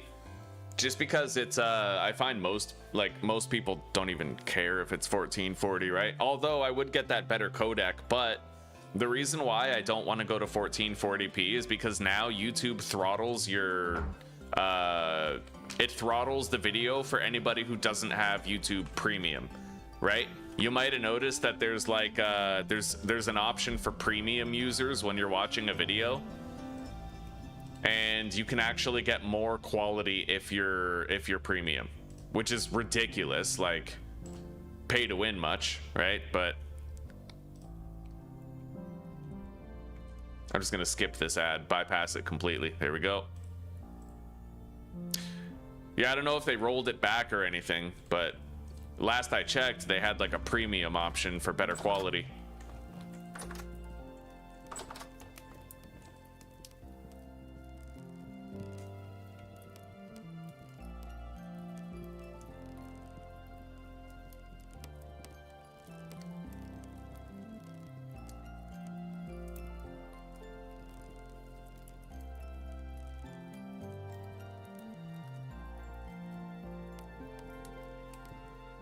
Come on. I hate this. Ever since we got our satellite internet, every now and then I'll just open the browser and it won't even browse. It takes like a minute to boot up, you know?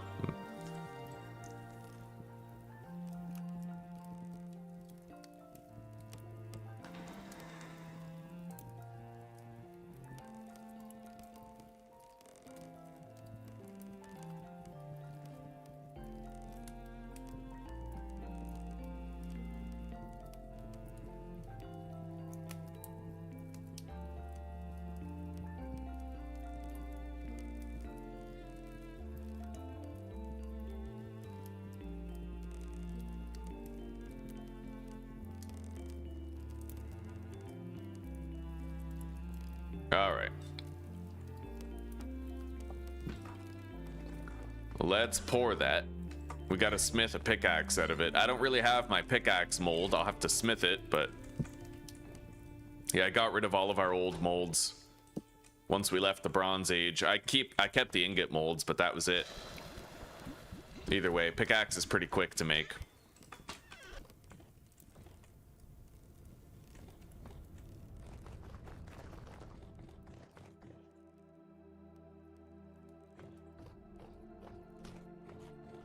All right, my fruit nutrition is pretty much topped up.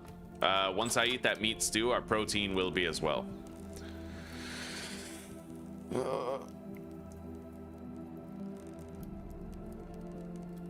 Some of the snow around us has begun to melt finally. We're gonna have a colorful season.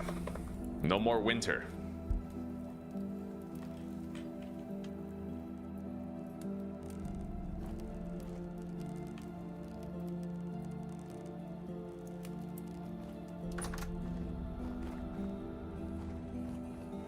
Hey, it's that bear. I better kill him.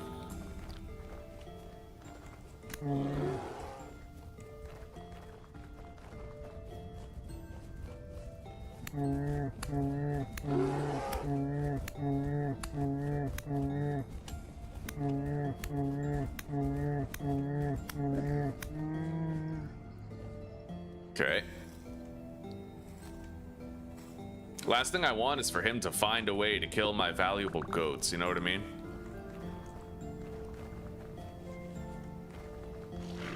Yeah, they're all right. By the way, can I milk you yet? No, not yet.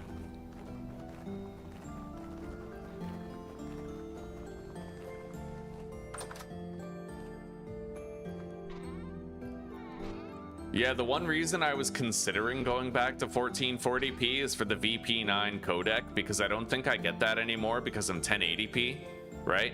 But I also feel like if YouTube is just gonna throttle people based on whether or not they have premium, then it would be pointless.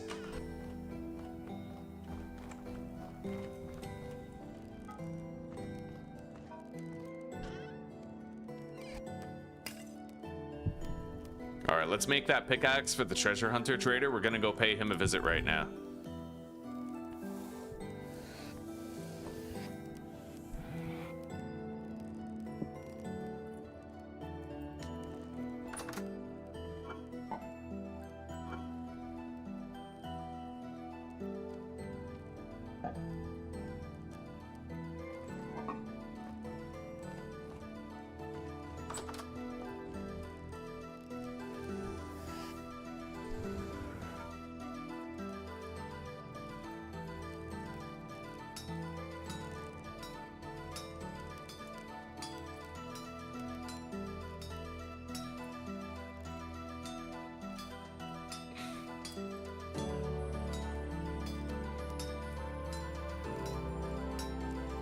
I might try it, especially if I can find a noticeable difference in the video quality, but I feel like every time we try to min-max with YouTube, they just kind of, I don't know, they don't punish it, but they nerf it, right?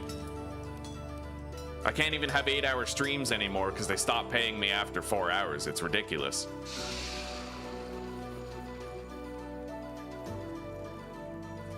Never been a worse time in human history to be a YouTuber.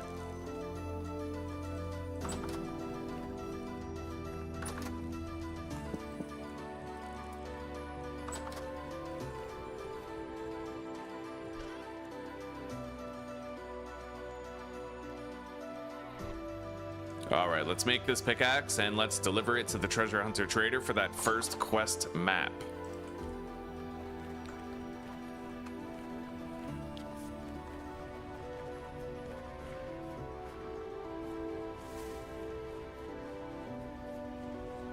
He's down there where the red X is. It's a long trip, but I can theoretically make the trip on foot. I might just want to sail it though. I mean, he's fucking far. I don't know. Let's just start running. We're good. My protein nutrition is capped up again.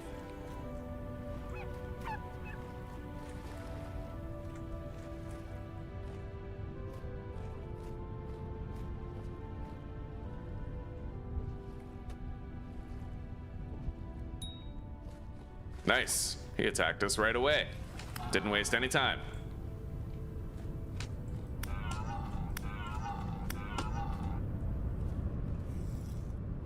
Yeah, we'll do some hunting while we're in transit. Any animals that we can find, anyway.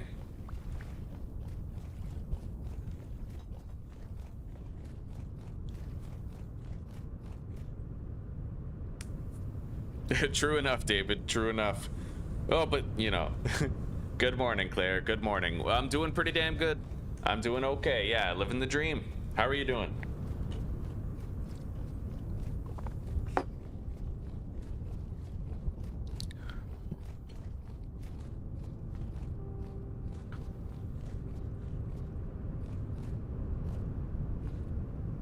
We finally planted our flax, Claire. It's all planted.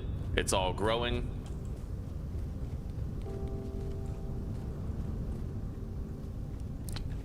And we finished our windmill. I'll show you our windmill very soon. It looks amazing. We did a really good job chiseling it out. Dude, I'm literally in a fucking snowstorm. What is this? Yo, visibility's really bad right now.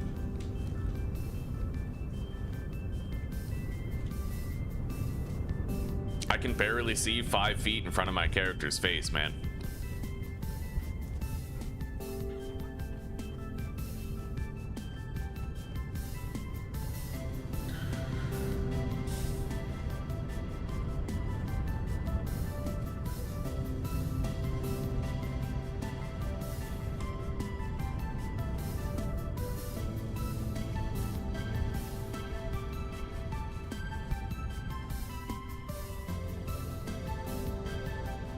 People in the medieval times, they had much harder lives, but their lives are more meaningful too.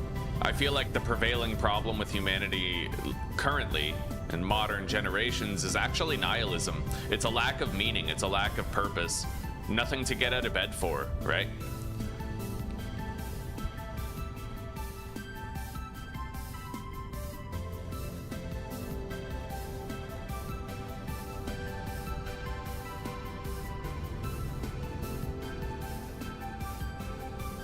And it begs the philosophical question, what's worse, right? A pointless life or a gruesome death?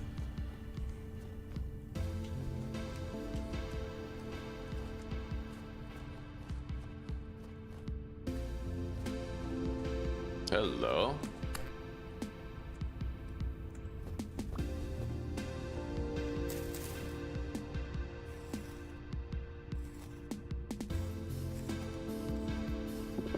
Yeah, we're gonna try to hunt as many animals as we can, get as much bones as we can. I could also theoretically start another batch of leather soon. Definitely a pointless life. I'm inclined to agree. Because so much of a person's, like, how happy you are depends so much on how many purposes you're fulfilling. Right? How much meaning your life has, whether or not you have people to take care of, chores to do, whether or not you're appreciated for your contribution to the village, to your family. And the biggest problem today is that a lot of people don't have that purpose or meaning. They're just sort of aimlessly wandering. You were exhausted yesterday? You feeling better today? You're finally making brass torch holders. Damn straight, Susie. Rocking on in the free world.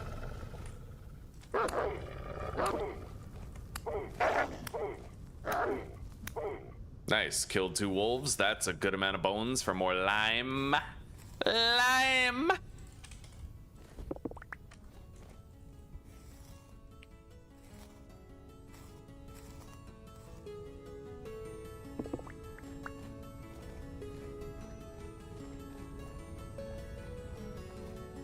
That's a fruit tree, but I don't give a shit about fruit trees. Too much work, not enough return.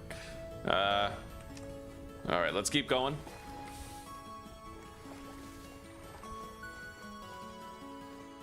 I love how warm it is now, dude. I'm not even freezing anymore. It's in the minuses, but my warm clothing is warm enough where I don't freeze unless I'm soaking wet. So I can actually travel now, and at a certain point in the day, we actually enter the pluses. All this snow is gonna start melting soon. All of it. All of the snow.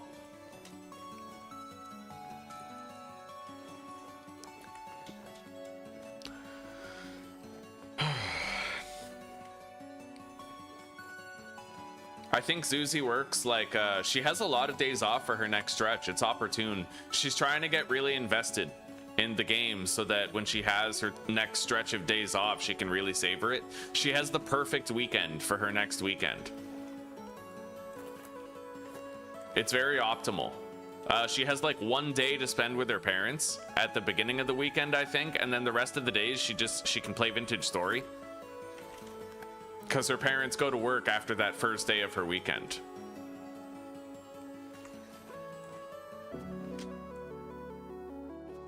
There's an entire family of deer here.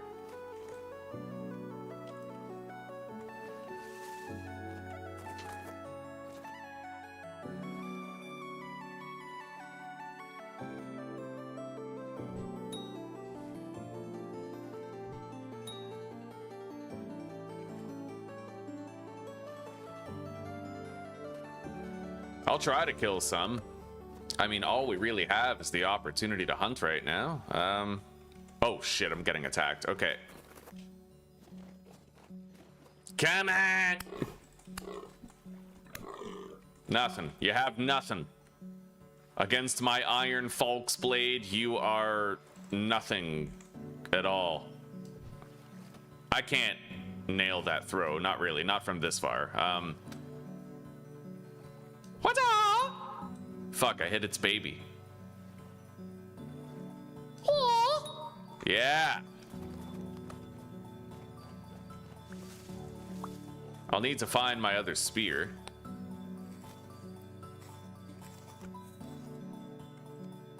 I may as well keep the antlers, actually. I normally don't keep them, but now that lime is so important. Yeah.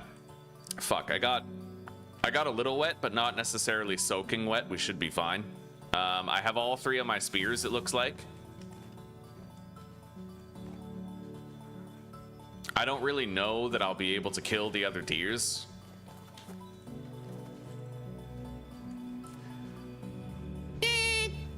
Fuck.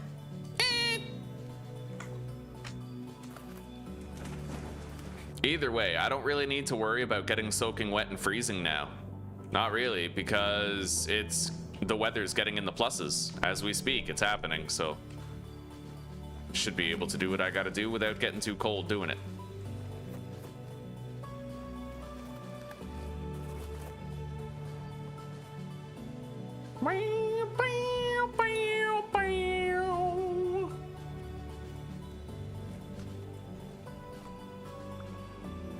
All right.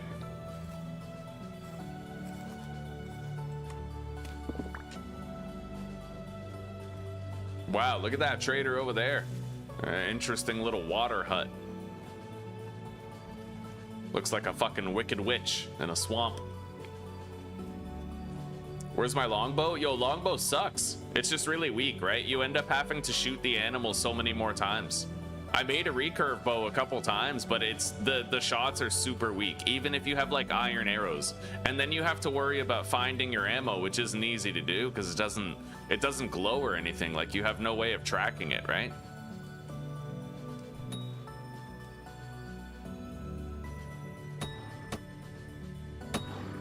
Yeah! Oh, what a fool! Fucking Mouflon Iwi.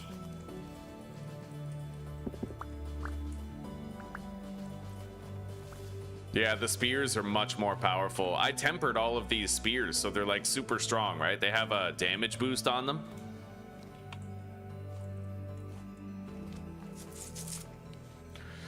Now, where'd the other deer go? Oh my god.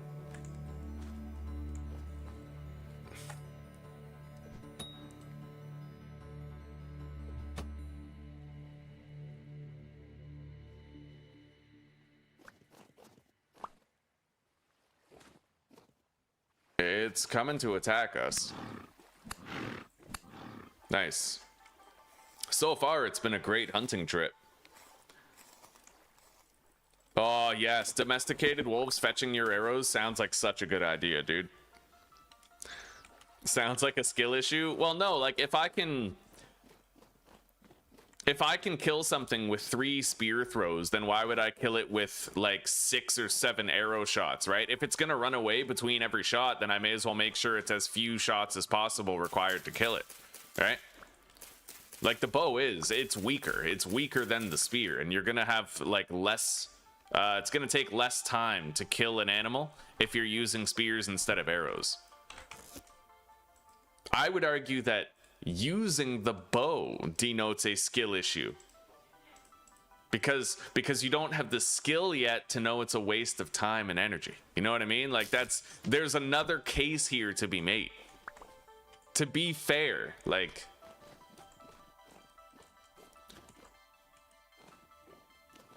are there any other, like where'd the rest of the deer family go?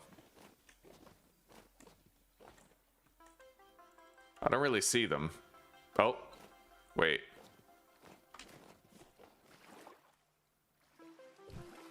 See that? Skill issue, my ass. I could hit a rabbit between the eyes at 6,000 yards.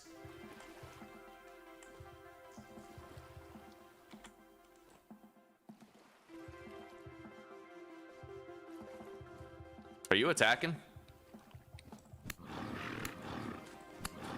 Fuck yeah.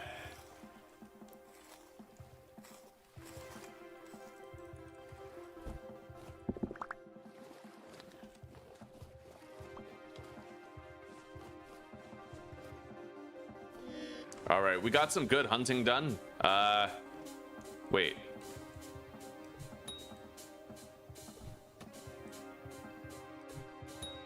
Fuck yeah. If they attack me, they'll make it a little easier to finish them off. This one is.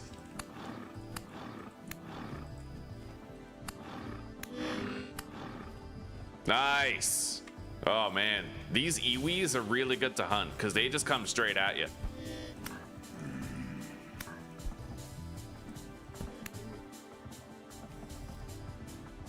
No shields. The shields are noob traps in this game. Even when you have a shield and you have your guard up, there's a non-zero chance that the enemy's attack will just completely bypass the shield and hit you anyway. It's literally a wasted mechanic right now. Basically, the shield can PMS and decide it doesn't want to protect you this time.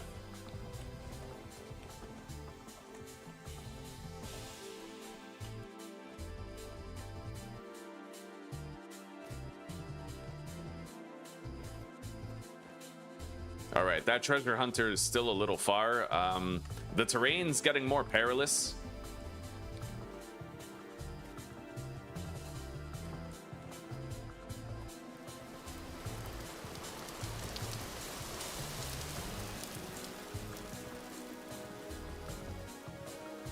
But we've had some significant hunting gains right now.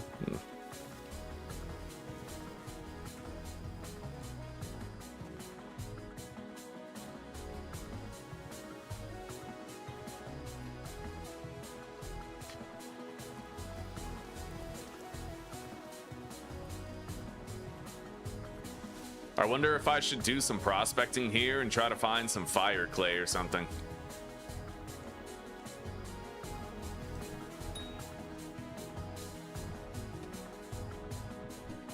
Fuck. Kind of hoping I might get one of these goats to come at me.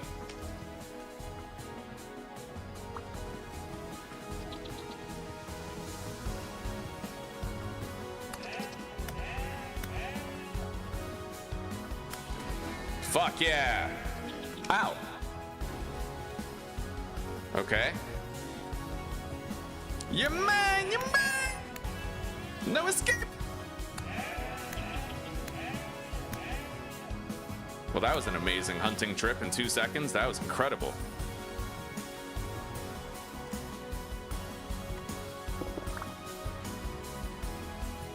Let's eat.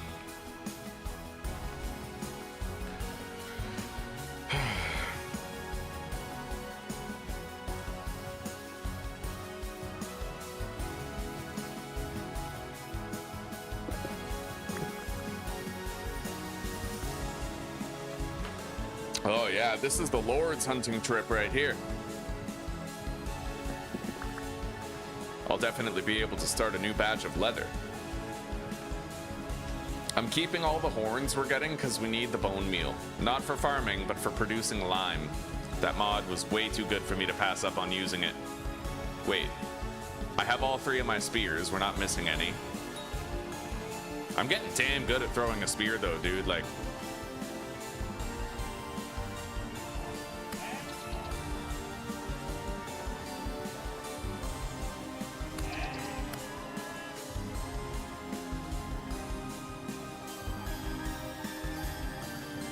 this hunting trip was promised 3,000 years ago. Yes, I am the tiny hat hunter. Oh my god, that was funny, dude. New level of respect achieved.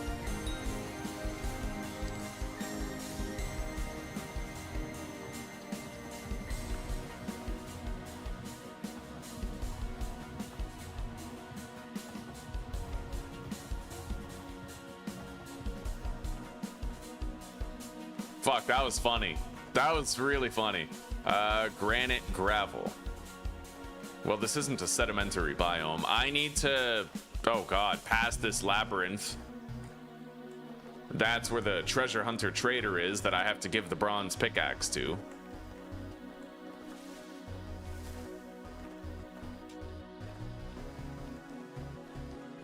Jesus, this terrain is a mess, buddy. At least it's warm. I can travel now, like, freely, you know? I am having the hunting flow, damn straight. It's my time of the month. Aunt Flo is visiting.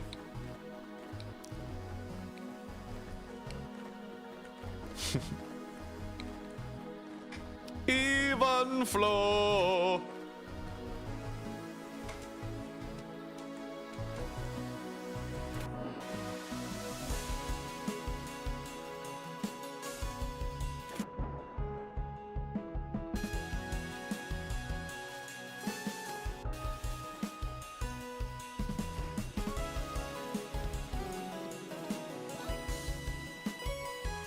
This is a very interesting place around here.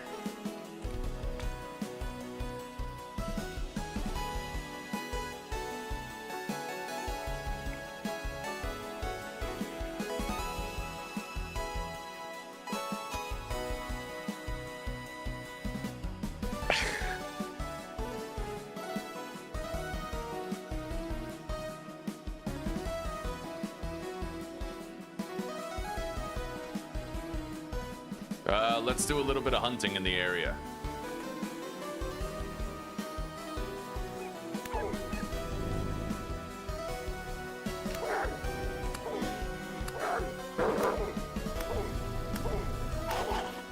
Okay.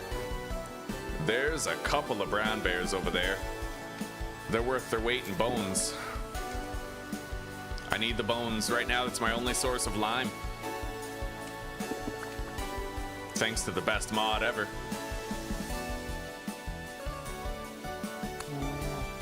You're mine, you're mine!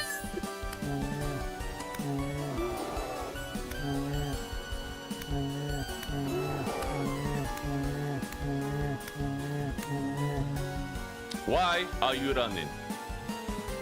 Wow! Alright. That's really far. I don't even think I can throw an iron spear that far.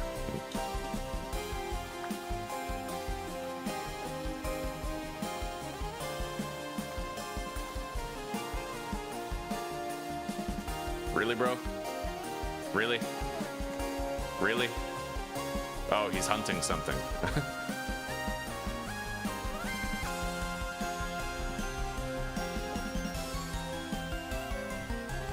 Oh my god.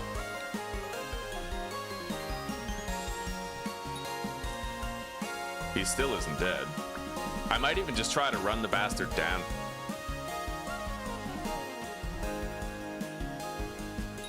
Yeah! He's still not dead. I can't believe it. Fucking bear running away and shit. What a pussy. Rip.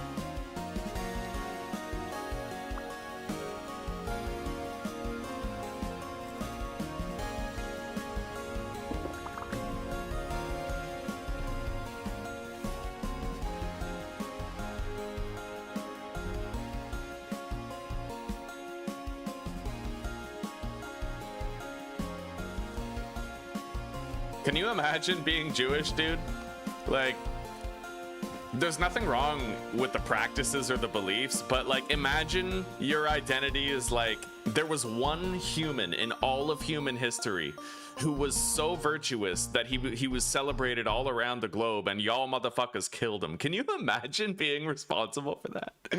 Oh, there's like one universally recognized best person ever in Jesus Christ. Like, he's the most virtuous, so much that we established like this global empire based on the back of his teachings. And you're part of the group that was like, yo, shoot this motherfucker, man. Kill him. Drop him dead. We don't like him. We don't claim him. Can you imagine? Like, that's your legacy. You killed Jesus. That's like the opposite of your legacy being that you killed Hitler. You know what I mean? It's like the antithesis to killing Hitler as your legacy.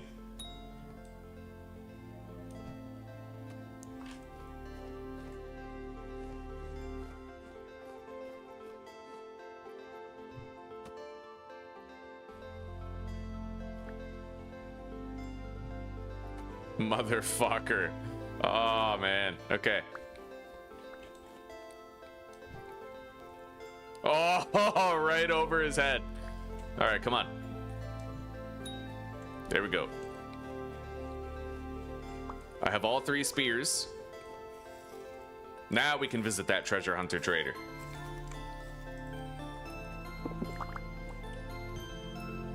No, you can't blame them, but I'm just saying, like, imagine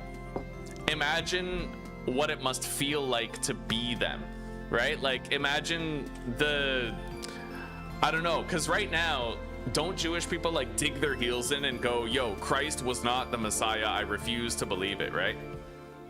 Like, I would believe that too if my people killed him. Like, I would have to, right? But isn't there a sect though of Judaism where they believe he was and they're like uber repentant about killing him? Like, isn't there a section of Judaism that's like that?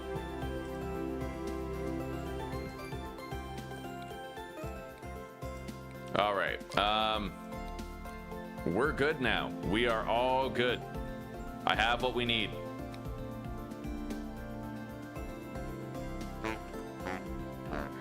I got the map to the Resonance Archive.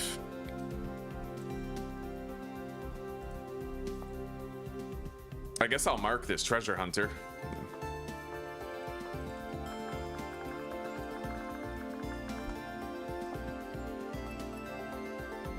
Where's the Resonance Archive? Oh, way up here. Okay, yeah, we're gonna want to sail to that once we get the sailboat. Too far otherwise. Let's organize our inventory.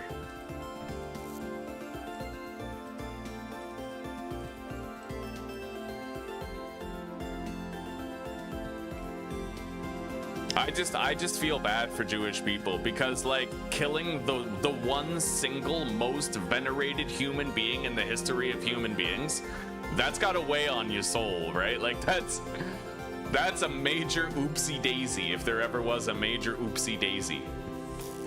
Like, the one most loved human being in the history of all human beings.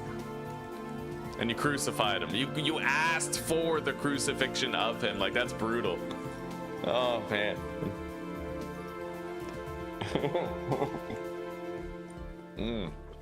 Yeah, I feel bad for them.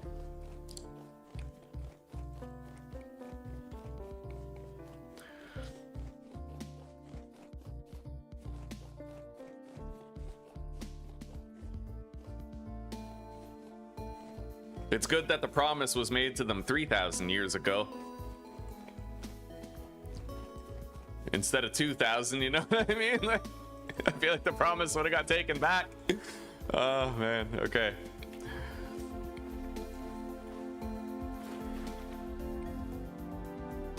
Let's be real, though. Jewish people are wonderful people, though. There's a reason why the term Judeo-Christian values exists. It's because our values are so closely aligned. Now, Muslims, on the other hand, if there was ever an antichrist religion just comprised of evil, there's this one passage in the Quran. I've read it cover to cover, mind you, so bear that in mind while I move forward with this. There is a passage in the Quran that says, slay the non-believers in their homes, slay them wherever you find them. And then it's funny because there's a little asterisk right next to it. You look at the bottom of the page and it says asterisk equals Muhammad abhors violence. Yeah, okay. Yeah, sure. The warlord who fucked children, he abhors violence, yeah. Like, can you imagine? Can you imagine trying to, like, straight face defend that? You know?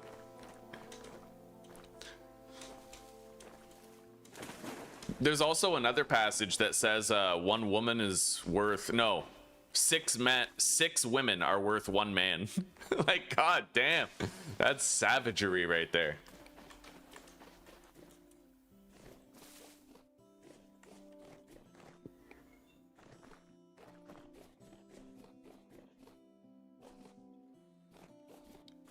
We got some flax plants over there, but no matter what I do, I'm gonna have to wait for the harvest anyway in order to build the sailboat, so we'll just be patient.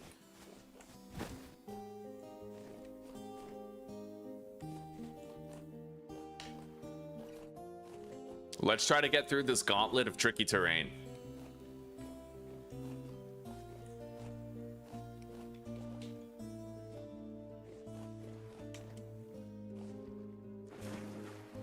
And what's really crazy is a lot of people look at the Crusades as an example of Christian badness, when really the Crusades were a retaliation against the barbaric savagery of Muslims.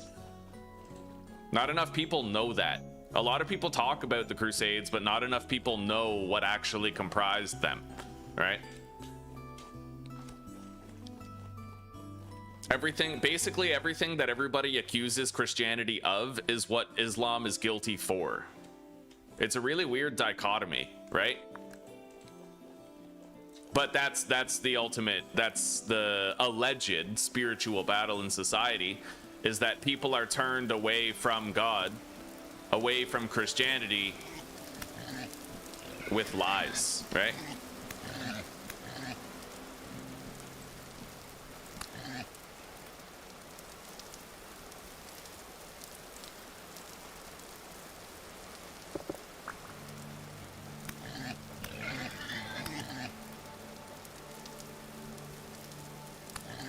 Fuck yeah.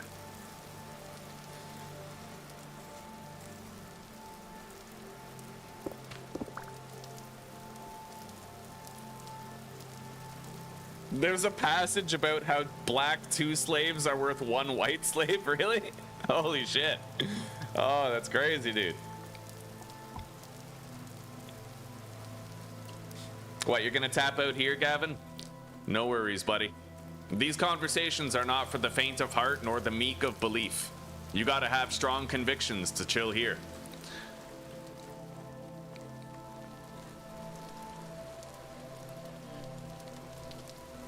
All right, we have 2 slices of pie left. We're getting really low on, like, cooked food. I have that 1 more slice of pie, so I gotta book it home.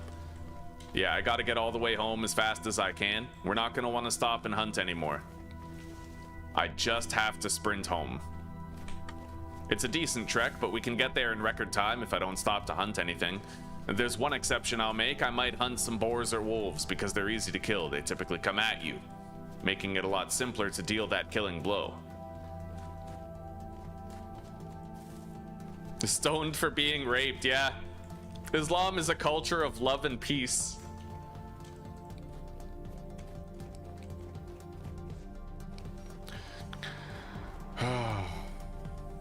Yeah, it's called Judeo-Christian values for a reason. It's not called fucking Islam-Christian values.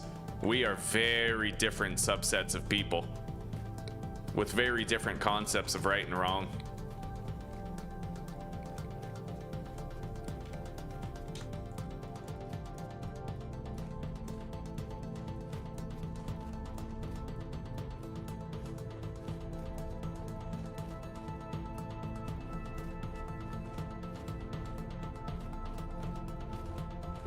Conversations about religion are always divisive, but I also wouldn't want anybody to feel welcome who wasn't willing to have that conversation. You know what I mean? Like, people are allowed to believe what they believe. I would break bread with an atheist. I would break bread with a Muslim. As long as they weren't, like, crazy inured by some of the worst beliefs of their faith, right? In the end, being able to break bread with somebody who has differing beliefs to yours is what denotes true maturity. And if somebody hears Christ, or hears God, or sees belief and flinches and leaves, then that says more about them than it does about the person talking about Christ. Ultimately, it's cowardice that runs away from different beliefs, and it's bravery that's willing to talk about them. Especially, it's extra brave if you're willing to coexist with someone who has different beliefs, instead of being like, you know, exhibiting ideological animosity. Like I said, I would break bread with a Muslim, but they'd have to be sane. I probably wouldn't break bread with like a devout, practicing Muslim, because there's a certain lack of critical thought that you have to have in order to adhere to sort of the standards of the religion, right? But if they have a certain sense of osmosis where they let the good stuff in and they check the bad stuff at the door, then that Muslim wouldn't be bad, right? And that's the same with everything.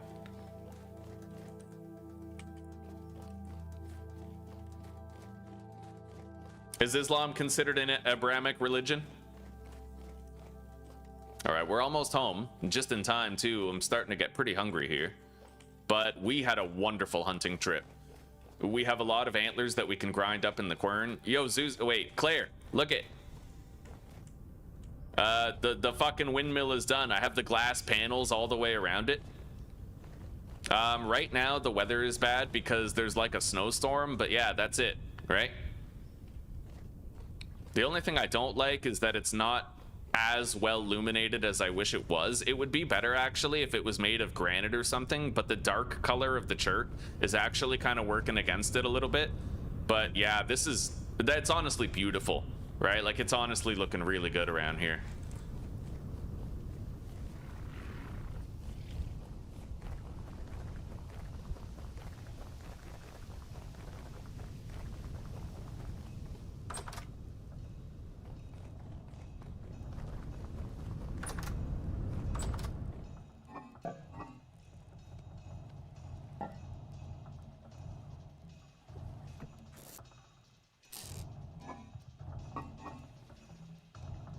hoping to preserve that stack of meat, but I can barely do it.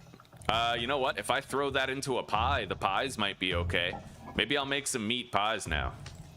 64. Okay, deposit that meat.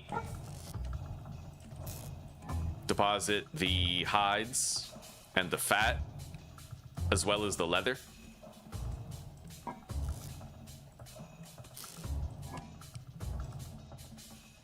Yeah, I'm gonna try putting that nearly spoiled meat into pies and see if it keeps. It's only gonna keep for 6 hours apparently right now. So let's see what we can do. We got 88 bones. That's fucking great. Yeah, let's make some pie. So we need an equal amount. So I need 64 turnips, 64 red meat, and then 64 spelt flour, but we have to process it.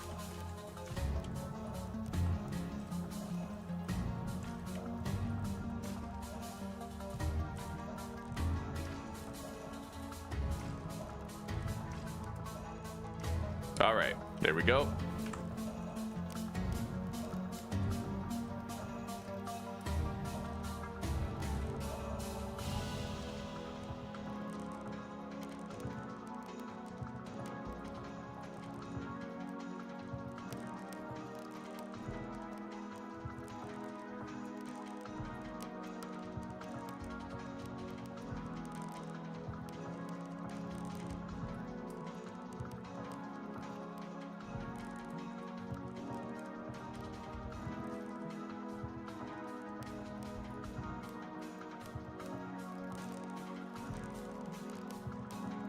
I'm kind of hoping that putting nearly spoiled meat into these pies will not cause the pies to be nearly spoiled when cooked. I think they're fine. Fresh for 2 days is what they would be even if I had mint condition food in there, so that's awesome. I'm putting like on the verge of spoiled meat in here.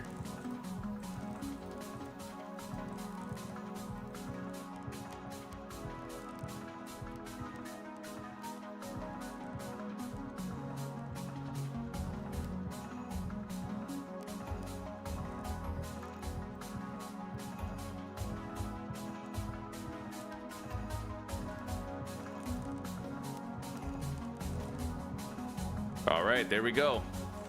Now that we know that meat's not going to spoil,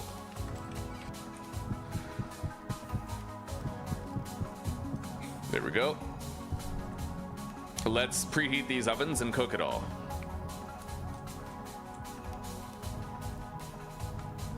I'll fill in the cracks of my hungry belly right now with something. We have milk, 2 liters. I can drink that.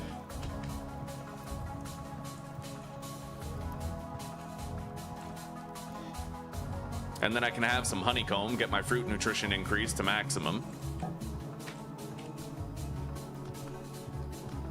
Now we got enough food in our belly to tide us over.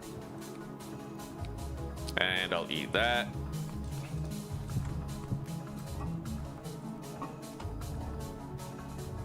Okay, beautiful.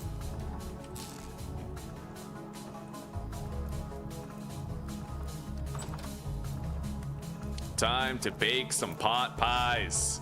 Yeah, we no longer have to rely on the turnip pies.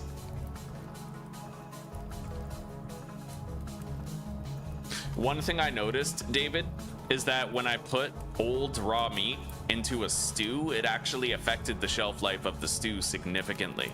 If you don't put fresh ingredients into a stew, then it's going to reduce the shelf life of it. But that's why I was wondering if it worked for pies as well.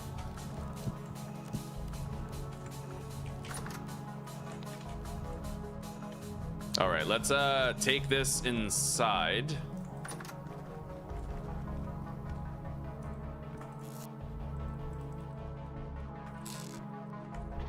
Deposit the bones. Oh, that's beautiful. Yeah, we got a full stack of bones now. That's great. That's our next batch of lime for whatever we need it for. But let's be quick about this. I don't have long before we're at risk of burning that pie. All right. I'm going to want to start grinding these down, so let's grab my axe. Turn over power to here. and deactivate this, so we're reserving all of the mechanical power for the grinding. And then we'll start grinding up some of these bones here.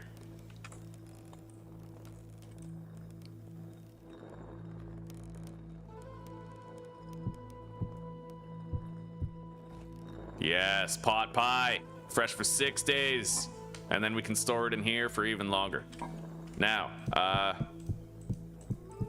I'll eat these turnip pies first.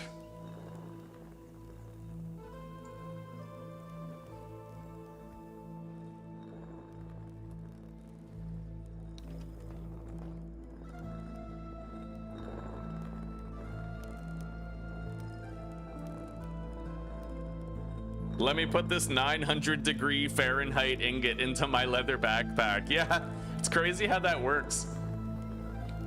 I'll keep those caribou antlers. Those are kind of nice. We could hang them up somewhere.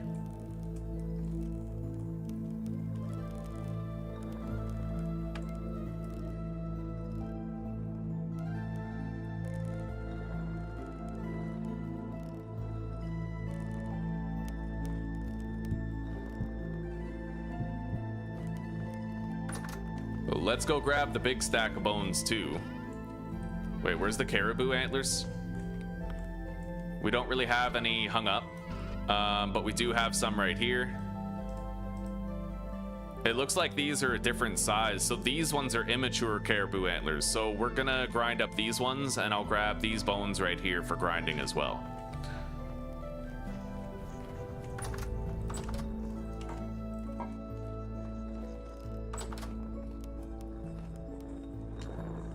What's really weird, one thing that really puzzles me about Islam is that they have this saying, Allahu Akbar actually means God is most great, most merciful. But if he's merciful, why behead people? You know what I mean? Like, if he's merciful, why do the crazy Islam shit if God is most great and most merciful? Because mercy is, well, like, it's mercy, right? So, I don't know, man. I just, you know, it's an identity crisis of theirs. It's been going on for a long time. All right, let's grind up these horns, and then we'll put the entire stack of bones in there.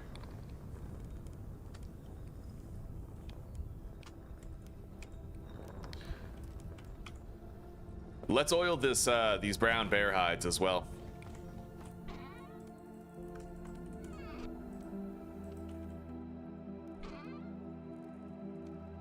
I'm just hoarding bear pelts at this point. I have 5 black bear pelts, fucking 6 brown bear pelts. I might want to start the next batch of leather now, in fact. Maybe we'll do it upstairs in the house.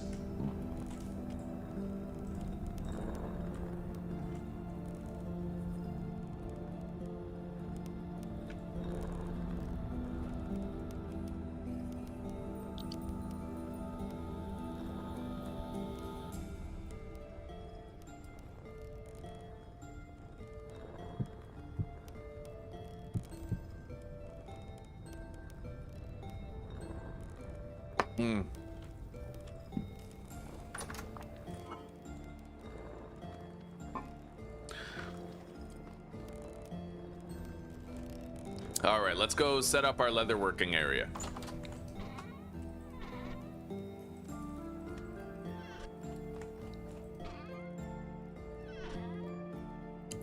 I have only 50 powdered borax, so we are gonna have to get some more borax eventually. I don't really know where I have a borax mine.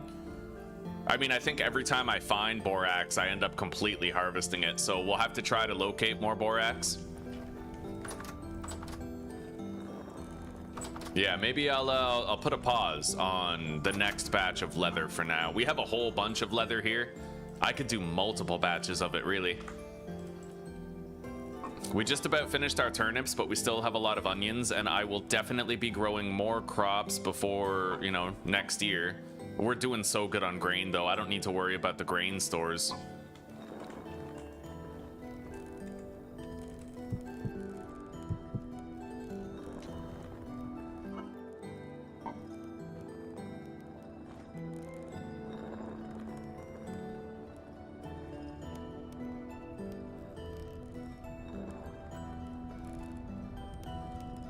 Yeah. Yeah. Well, it's weird, yeah. It's really weird for someone to, like... Well, I guess I can't call it weird. I mean, people have beholden themselves to bad ideologies with dangerous ideas for a very long time. It's just weird to see, like, you know, it's weird for someone to dig in their heels regarding it.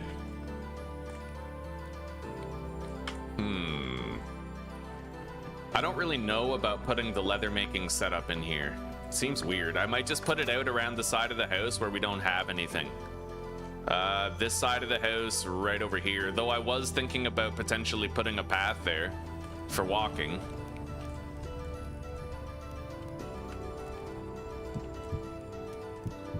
We're almost done baking all these pies now.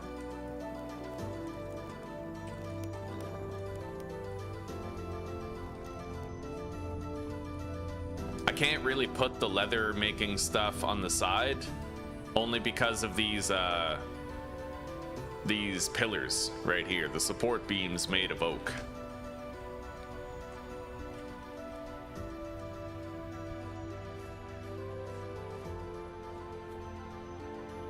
All right, if I grab some dirt, I could set up our leather making operation right there. Or I could clear up some of this and set it up right here. It depends. Yeah, we'll figure it out.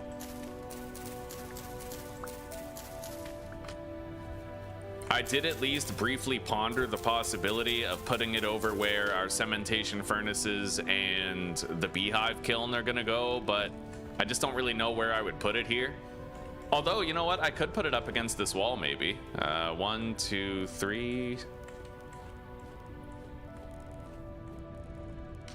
Maybe. Yeah, maybe.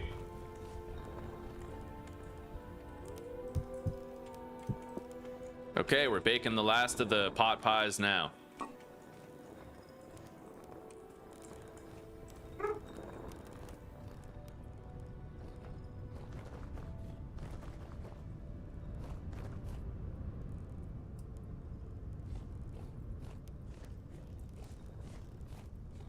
That's actually perfect, yeah. I can do... Well, not exactly perfect, no. Maybe I'll put it around on this side instead. Yeah, I need to be able to put water here for filling up the barrels. So let's just make sure we don't burn those next batches of pie. I will put the leather making setup somewhere around here like this.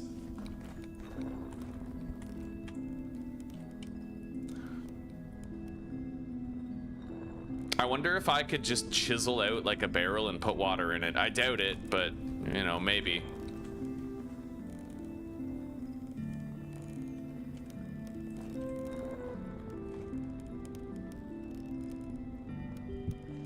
Beautiful. Okay, all the pot pies are done. We have 16 of them ready to go for when we finally run out of the veggie pies, which really won't take too long. Let's go grab some milk from the goat. We'll start up a new barrel of milk. I'll grab the watering can.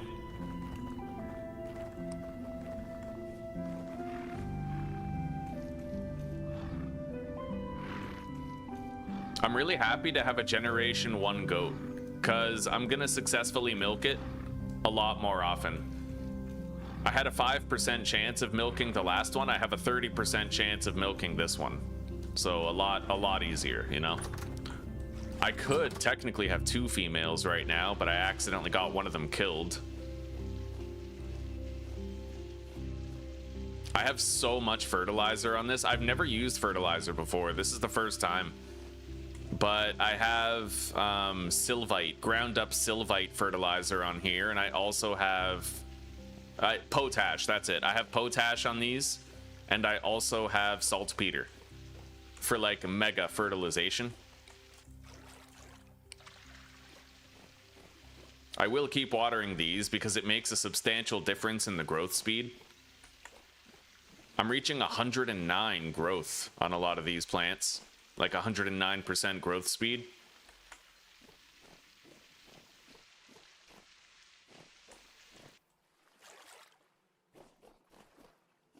Hell yeah, buddy.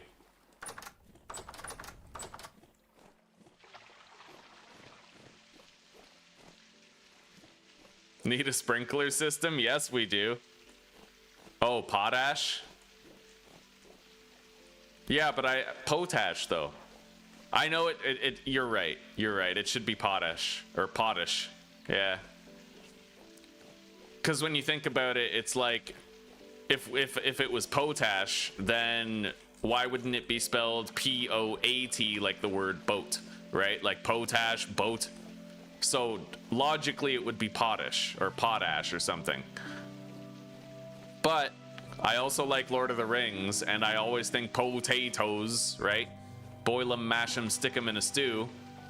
So potash.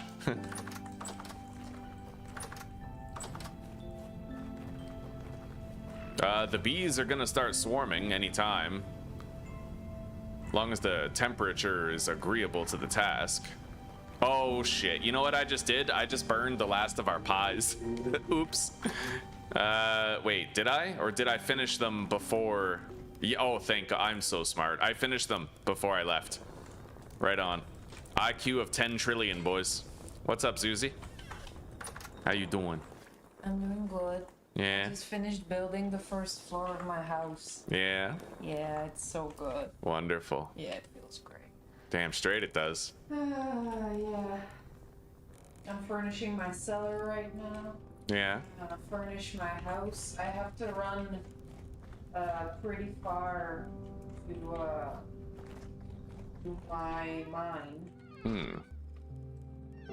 How the fuck did you get that painting? How do you get those paintings? I found it in a ruin. You can find these, or you can buy them from treasure hunter traders as well with your rusty gears. You can craft these and hang up antlers that you get. You can make armor stands for decorative armor, right? You can even just make a little table that you would use for pie making, or you can chisel your own and you can put a candle on it beside your bed. Man, your house looks nice. Thank you. Yeah, It's very comfy. I tried to learn more ways of like reducing negative space and giving the eye things to look at. Yeah, now what's that material you built your house? Is that mud bricks? That's cream bricks. Green bricks. Cream. So you need blue clay. You need to find blue clay, and then you have to use this beehive kiln to convert the blue clay bricks into cream bricks. And that kiln is built out of fire clay. Fire clay and mortar, yes, as well as iron. It's hard to make. Oh shit! I just okay. I just made. I need to fix that. Hang on. /GMC fire clay brick. Where is it?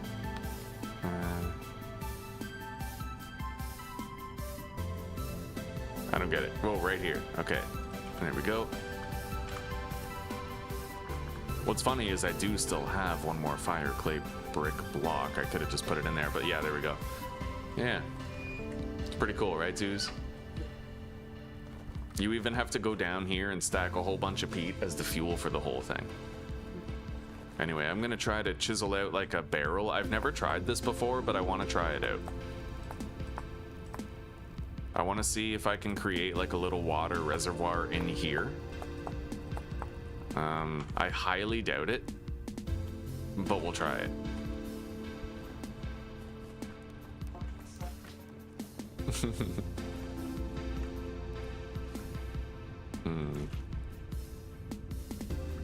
Yeah, it doesn't look like I can. That doesn't quite look right. Okay, let's grab the water, get rid of that, and then I'll try to like chisel this out a little more. Make it like wider.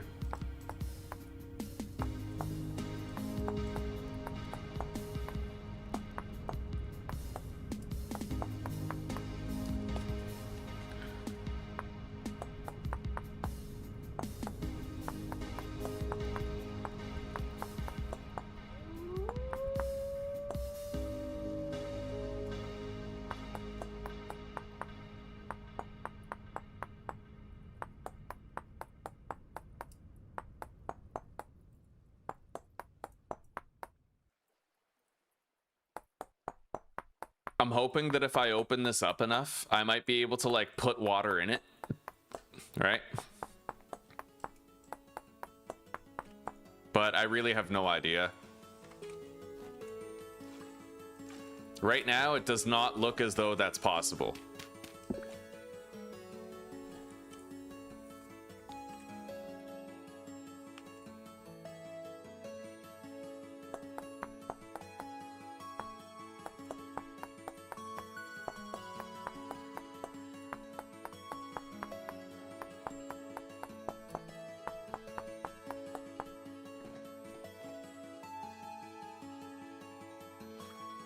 No, it doesn't work. Shit.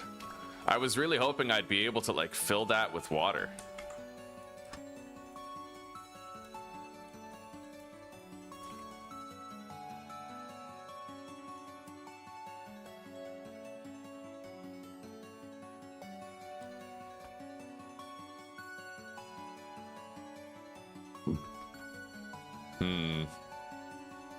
Yeah, it doesn't look like that's gonna work.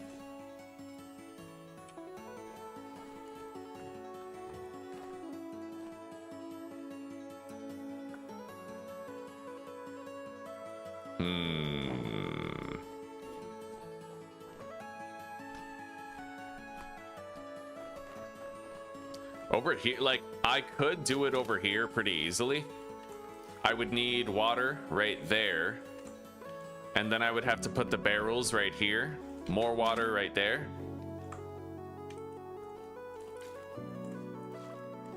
Barrels. Water. Barrels. Oh. Wait a minute. Interesting. Maybe, right, maybe my workshop has different dimensions on the different walls. I don't remember, but. So water, barrel, barrel, barrel, water, barrel, barrel, barrel, water, barrel, barrel, barrel, water. Huh. Well, I mean, that could work. It would be off kilter. It wouldn't be, like, completely perfect, but it would work.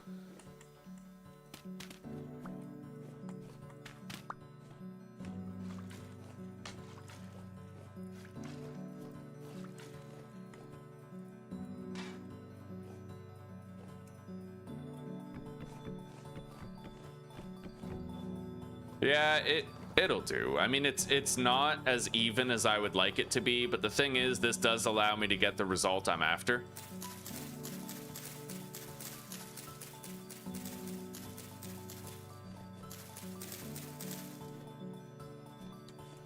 Apparently, if I turn all these dirt blocks into chiseled blocks, then they will no longer grow grass. So I can keep this, like, visually clean and not worry about grass growing on them, which I would kind of like.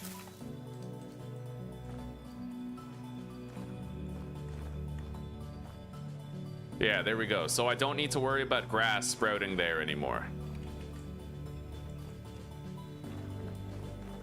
Or, oh my god, wait. What if I could do a completely different layout that I've never done before? That's worth considering. Why the fuck not? Yes! The power of imagination, chat. Okay, so...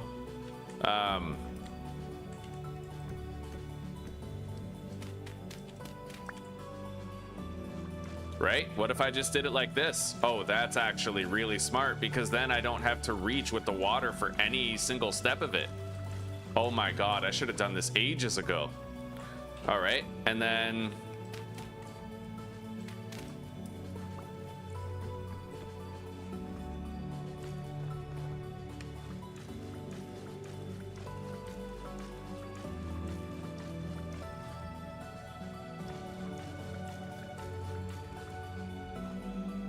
yeah, that can totally work, dude.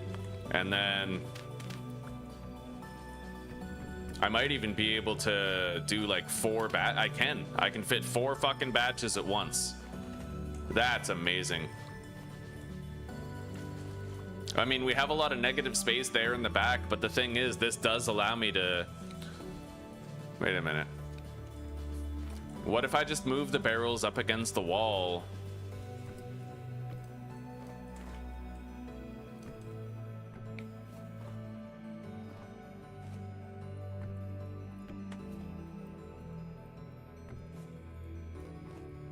Yeah, we're just trying out various things here. Seeing what we can come up with, right?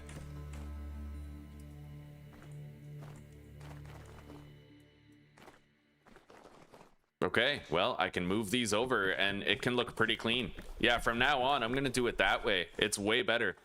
Hey, Zuzi, are you still here? Okay, I kind of want to show you this because I just had a really good idea. Just give me 1 second.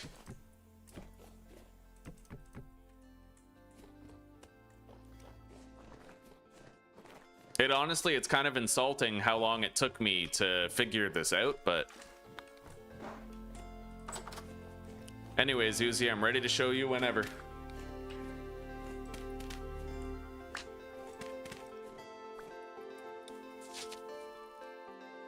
So you know how I used to put the water on the sides, but it was hard to reach the middle barrels? Yeah. Just put it here. Oh, the middle. Yeah. Wow.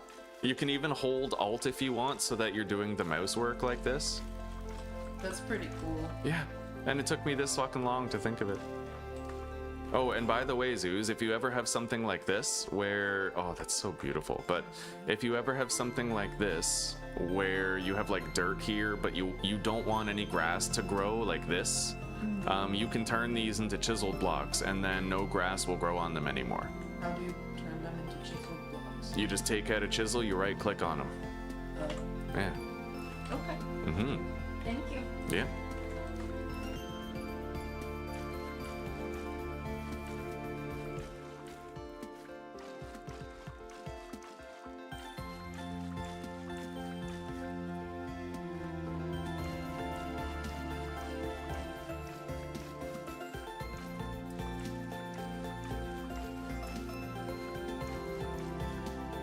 Okay, there we go. Let's start our next batch of leather, but I will need some borax, so we're gonna have to go find some.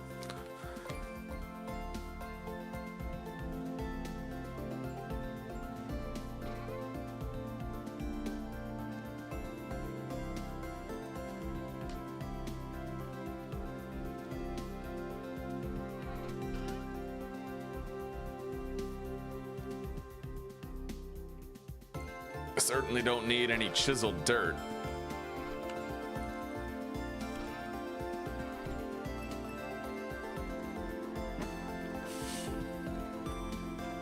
I kind of want to fill this in and get rid of the bush. I shouldn't have like a pitfall leading to a cave right here.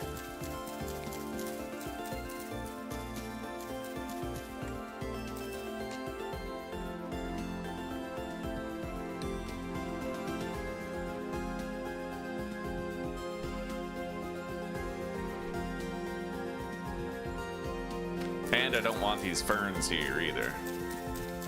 In fact, I might even adorn the trail here with flowers. Make it look nice.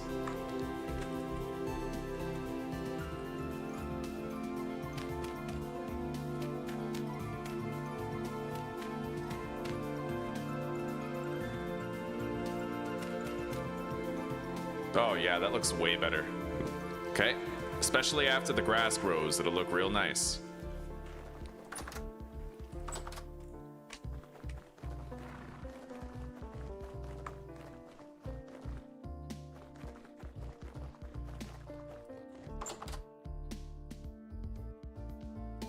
All right, let's deposit this treasure map. We'll need it later.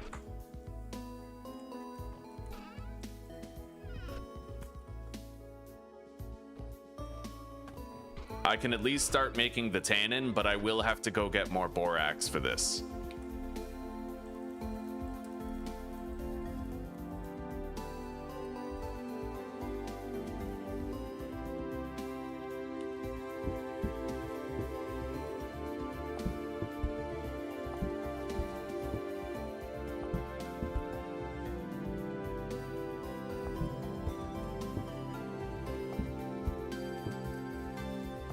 All right, we're making the tannin.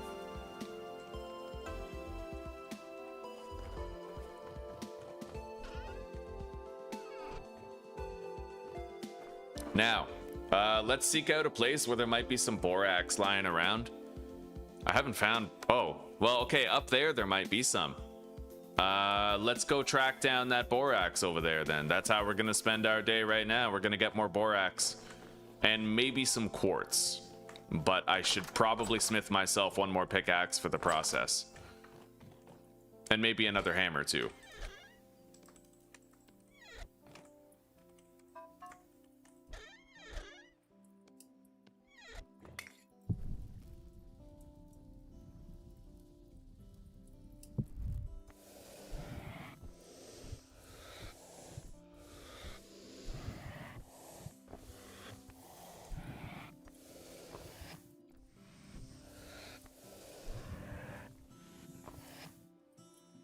I only just now learned that you can hold right click on that instead of pressing it.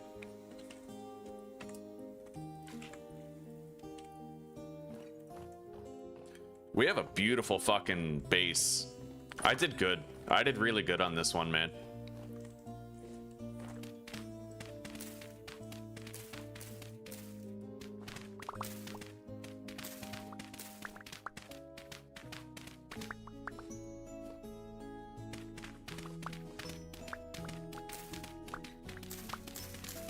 The only thing I regret is I really wish that my workshop was one block further away from my house so that I could have a 2-wide path.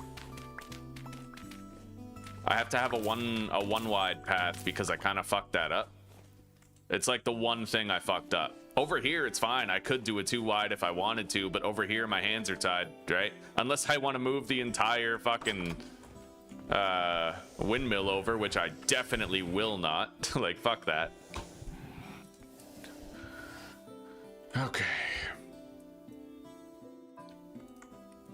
Let's make a new pickaxe, make sure we're, you know, ready, and then I'll make a hammer as well.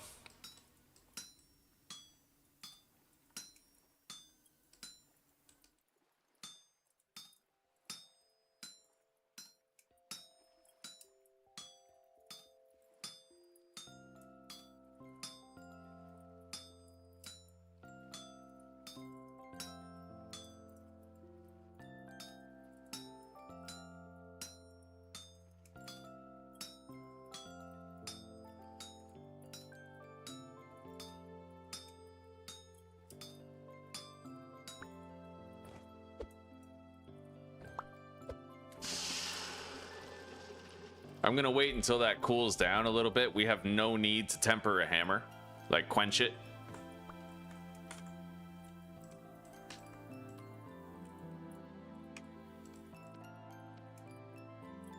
All right, once it's around 800 degrees, we can start working it. All right.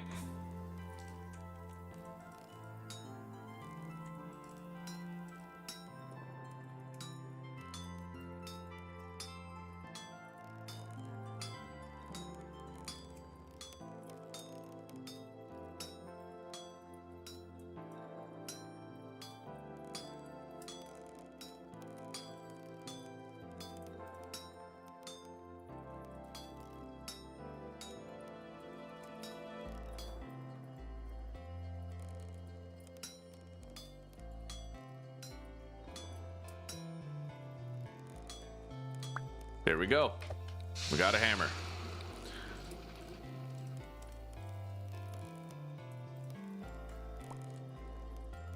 Well, a backup hammer. Always have a backup ready. And we have another pickaxe. We're ready to go mining. But I think I might go to sleep first just to pass time on the crop growth and whatnot.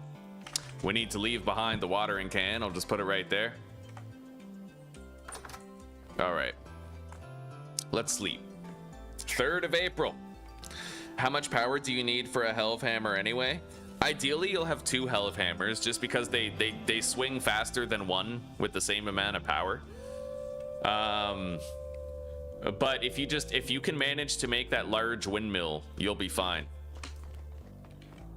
Yeah, this large windmill right here with the metal rotor. It's gonna take more work to set it up, but it'll be worth it when you do. All right, let's go get some borax. Let's go watch some Borat.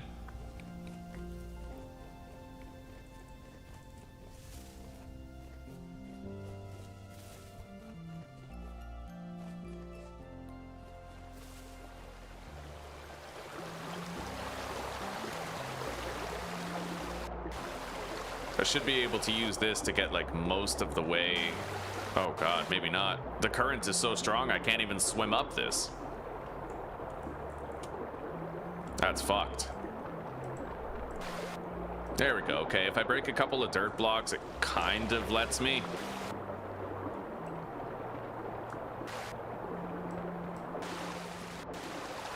Okay.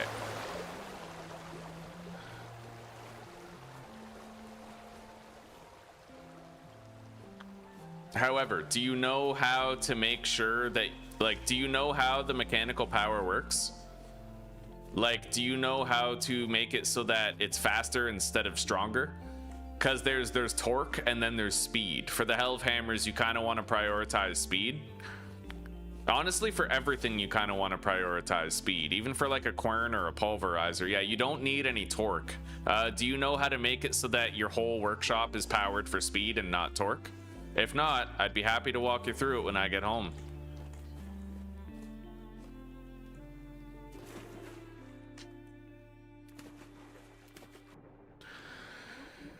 Okay, fair enough, buddy.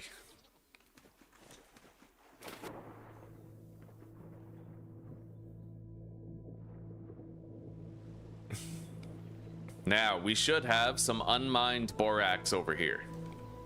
We're gonna try to locate it.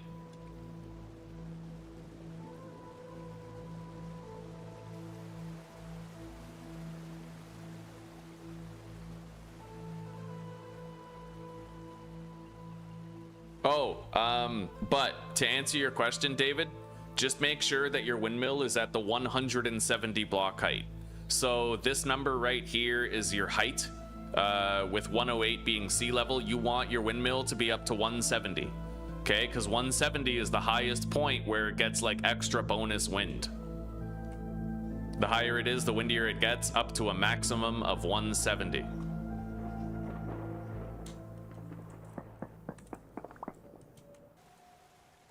All right, let's grab the pro pick.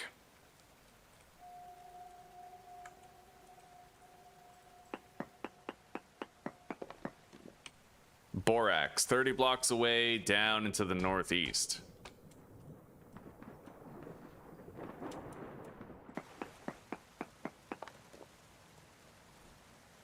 $18 blocks away, southeast.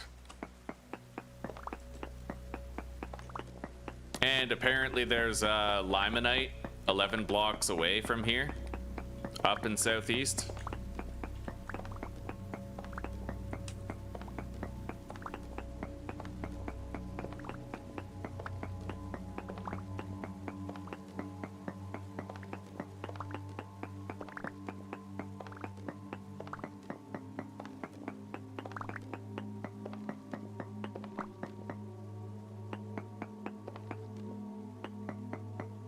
Nine blocks away to the south.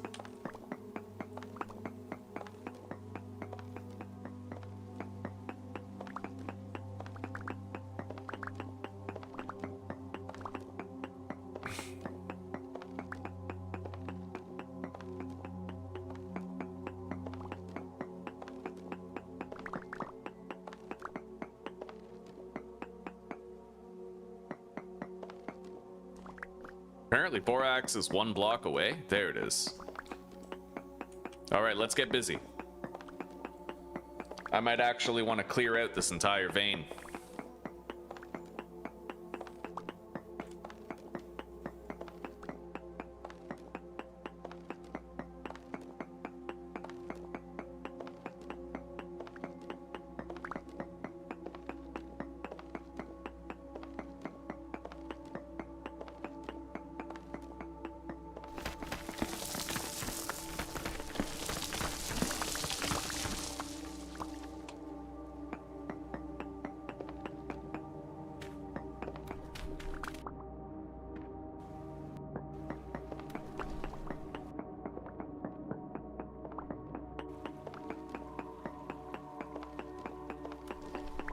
Doesn't seem like there's very much borax here, but it's definitely enough to let us start our next batch of water. And I'd like to check out the limonite that's allegedly around here.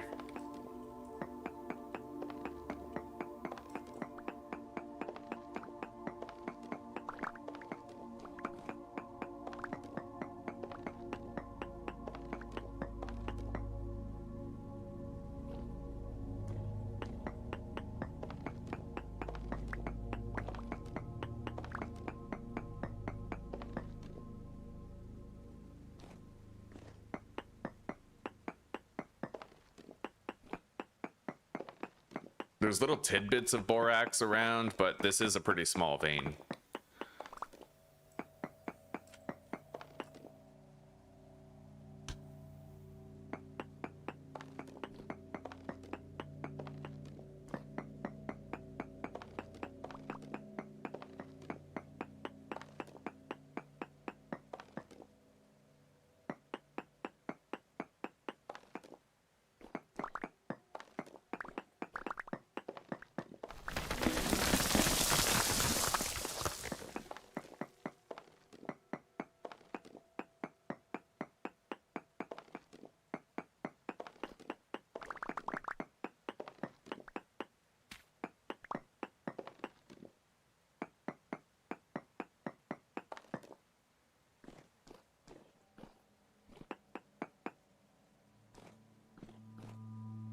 Grab these pillars, put them down.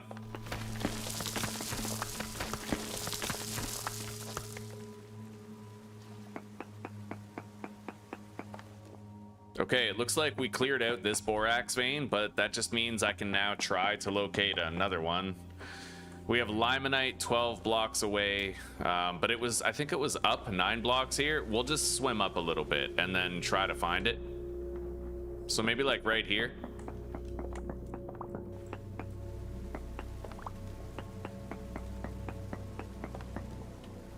There's more borax 24 blocks away northeast, and apparently the limonite is 5 blocks away to the east. I think limonite is iron, so if it was high quality, I'd want to know about this, right?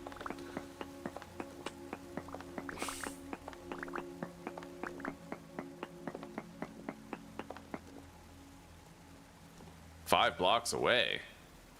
What do you mean? That's weird.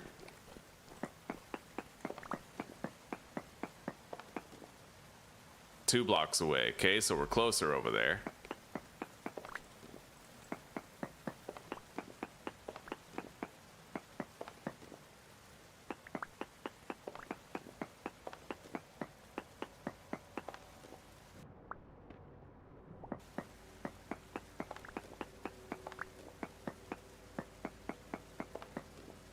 Okay, so it's actually up a little bit.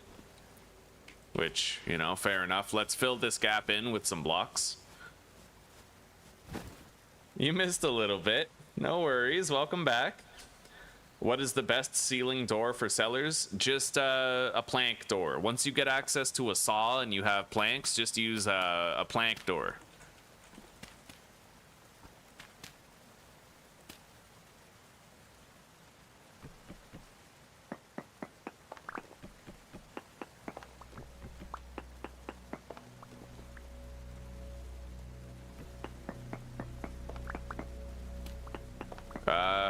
Bountiful iron ore.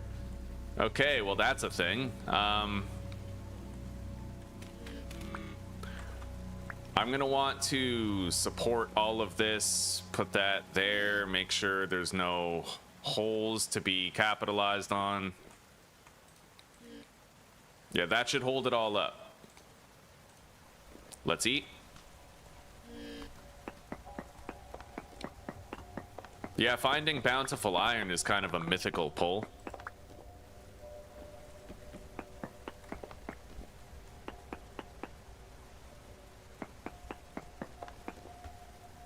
But we're totally on like the wrong level for this.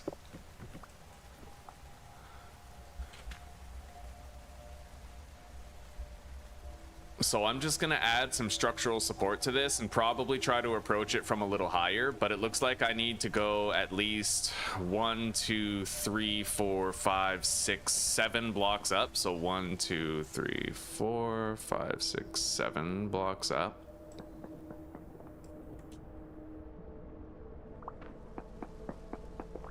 And then we'll approach it from here.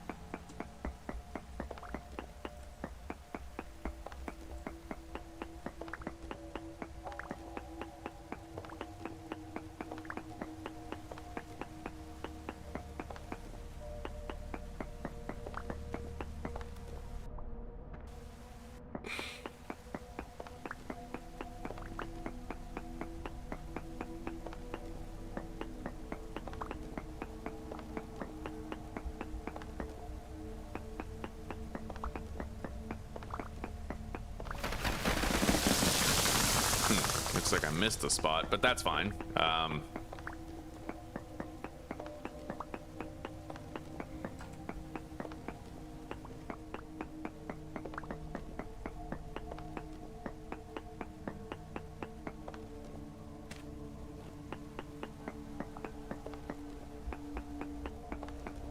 All right, so it looks like this is where the iron mine can officially begin.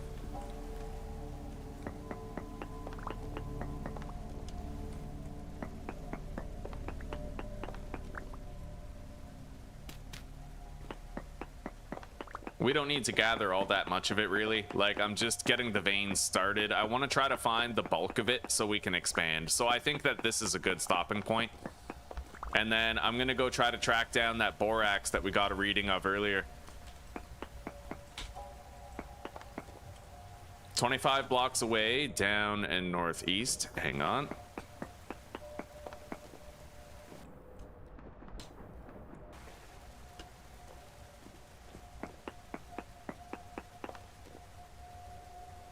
"25 blocks away, northeast."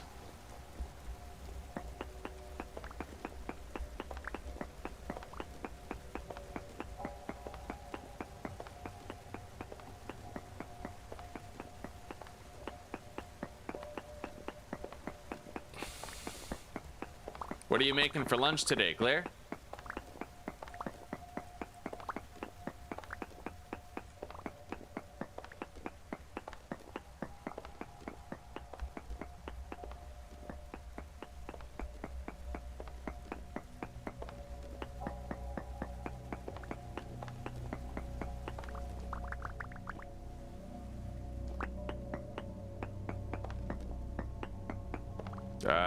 Okay, north now.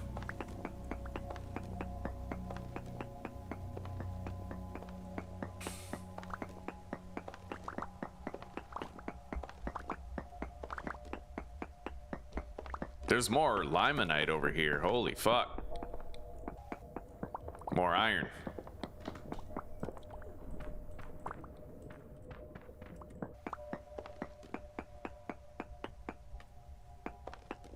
Borax 6 blocks away up and to the north. So I need to dig up here.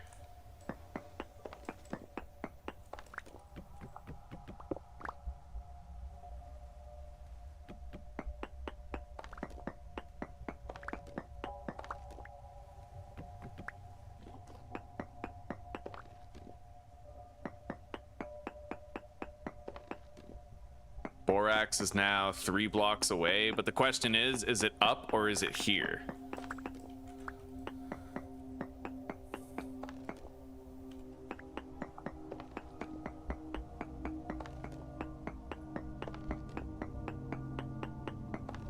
Apparently it's 1 block away from being right there.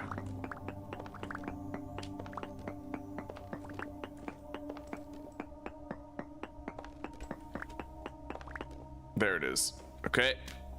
I'm gonna fill this in and I'm gonna approach it from higher.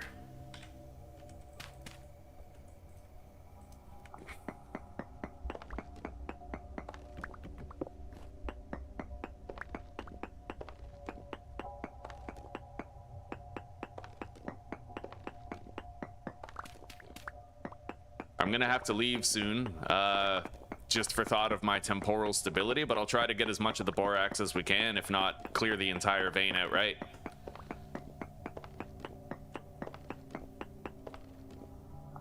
Chicken with rice? Well, hey, that's enough to make me salivate, dude. Like, fuck yeah.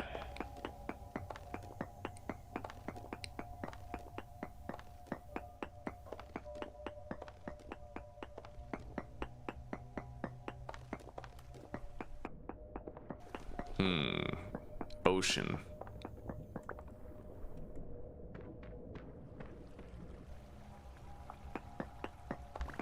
Yeah, I gotta get out of here real soon. That temporal stability.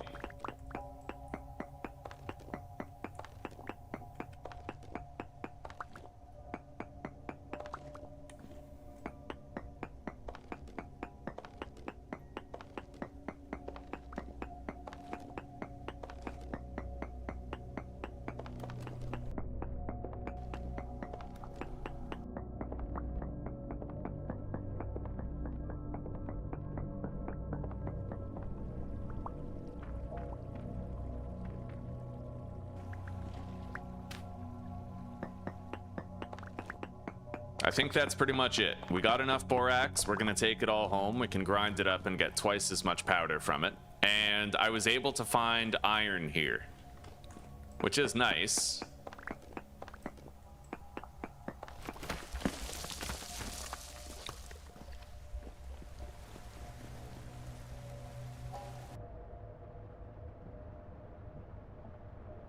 So the iron itself is up top.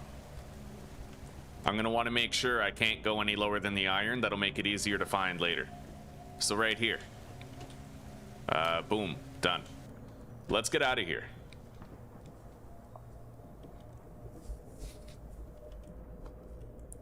No, 100%. Yeah, I wouldn't have it any other way. You got to put the gizzards in there. You got to have the gizzards and the neck in your rice bowls. What is this? Black coal and copper?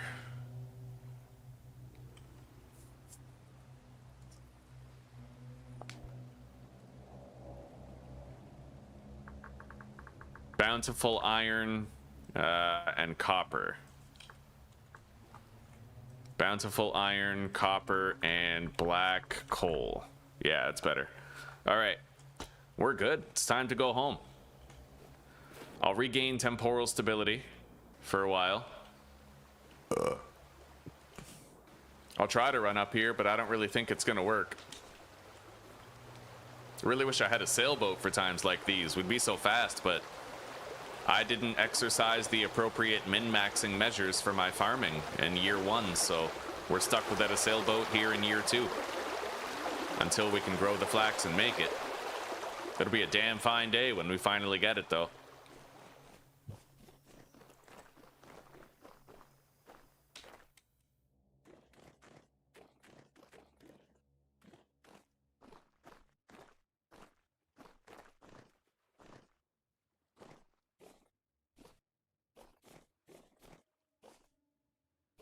This is pretty sus. Okay, let's go over here.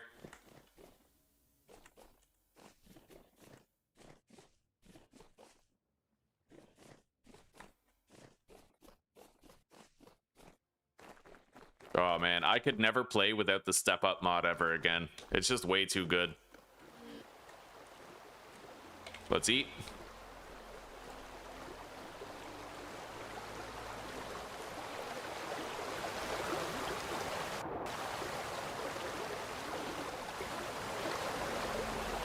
I can take this waterfall pretty much all the way down.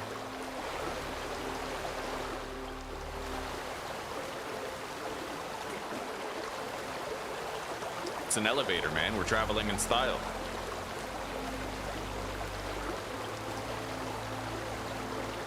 Bro, I'm not a city people. Damn straight, gizzards and hearts on rice. Yeah, I've lived in the country for a while. I'm a country boy. All right.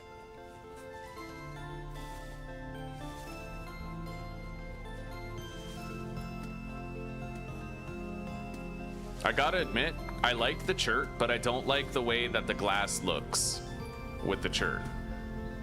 Yeah, I might want to make, like, use the leaded pane glass, like this glass right here. That would probably look a lot better, so I'll try to make some later.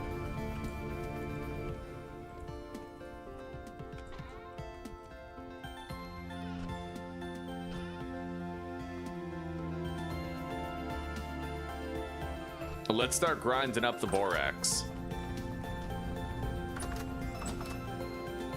And then we can start our next batch of leather. Looks like these bones are done.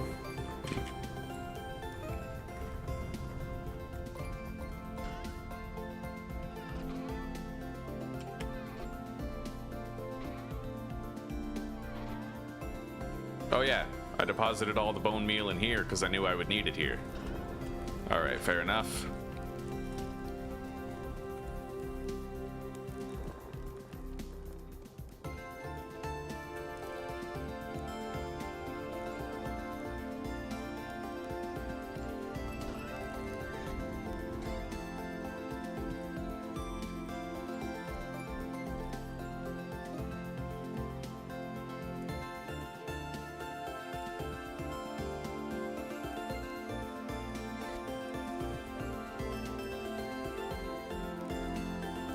let's get these lit and we'll start making more lime.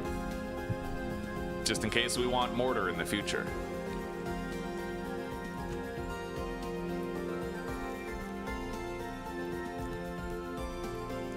Project Zomboid?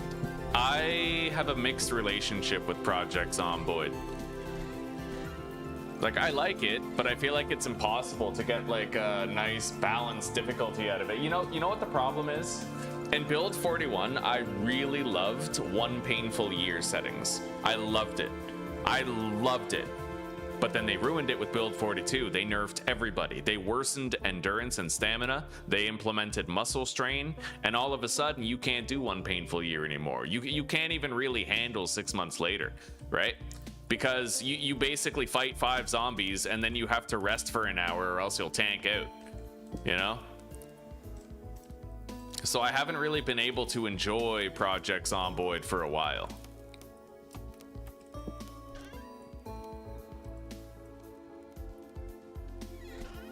I have tried here and there to enjoy it, but it's a lot harder now than it used to be to enjoy it. They nerfed the shit out of the player, you know?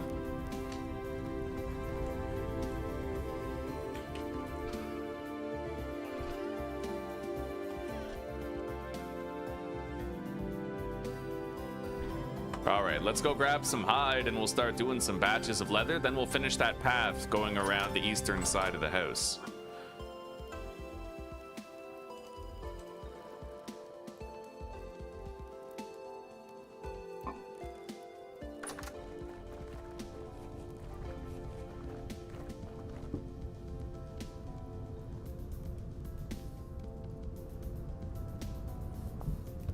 There we go. And we are starting another batch of leather now. Beautiful. I like it. I like it a lot.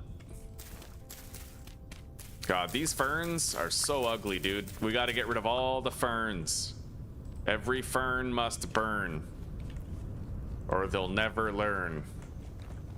Sigourney Weaver was great in Alien. I need to make more paths. Let's grab some dirt, some stone. There we go.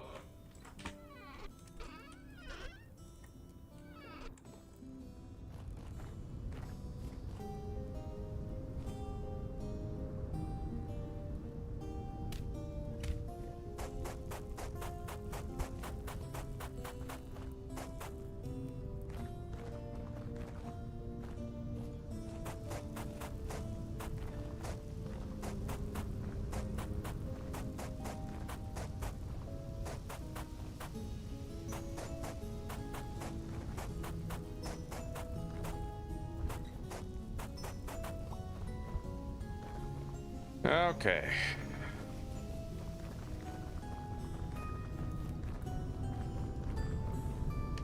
Let's go see if I can milk the goat again.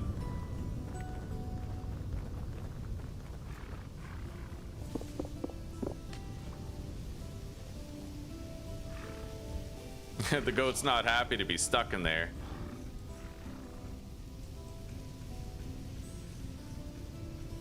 Okay, we got 10 more liters of milk.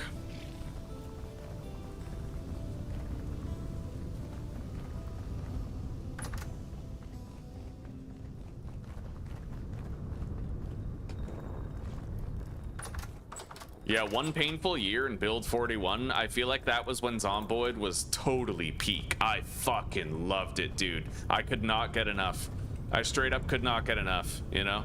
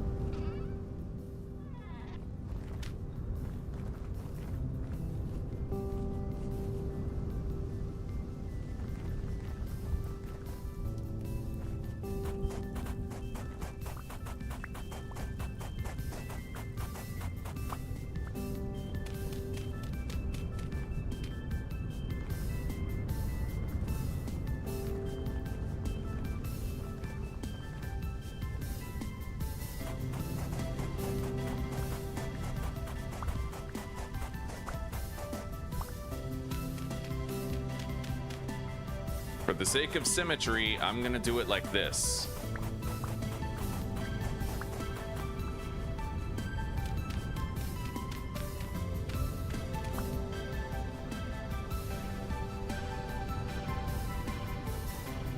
Yeah.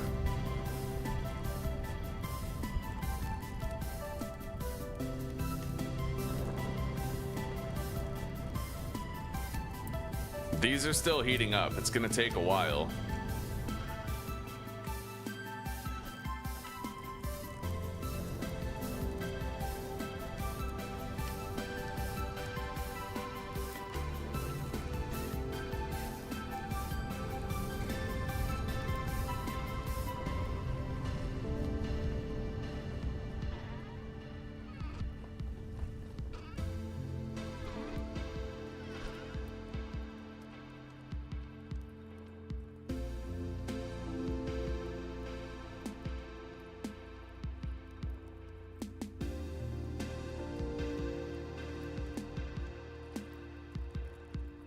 This box is getting pretty fucking full. A lot of our storages are.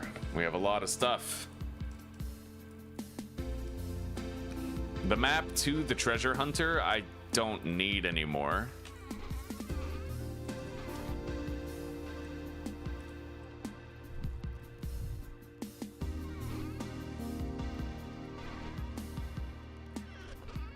We have the map to the Resonance Archive.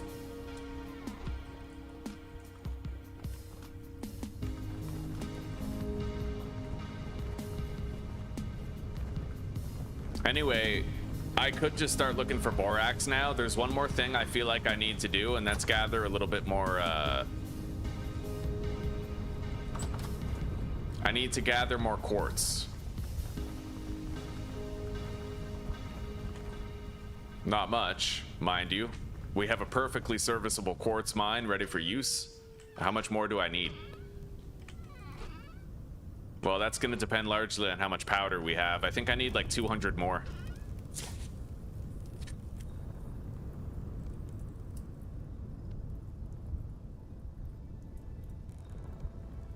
I need 192 quartz. So let's go to the quartz mine and let's get that done. Thank you, Claire. Thank you very much. Yeah, we did a good job. I don't like how that looks. But I like the whole thing. It's the glass that seems off, but I'm hoping that if I change it to the leaded pane glass, then it might look better, right? It looks really good at night because it glows in the dark. I have a lantern up there, a lantern here, and a lantern there, as well as one at the very peak, so the whole windmill is lit up at night. Looks real nice. It's peak.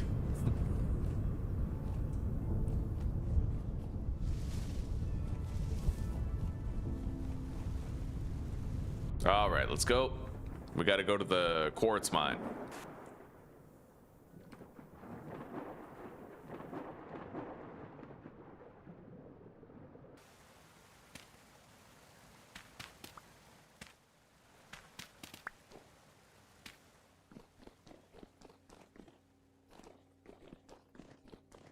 It's a pretty fucking massive mine.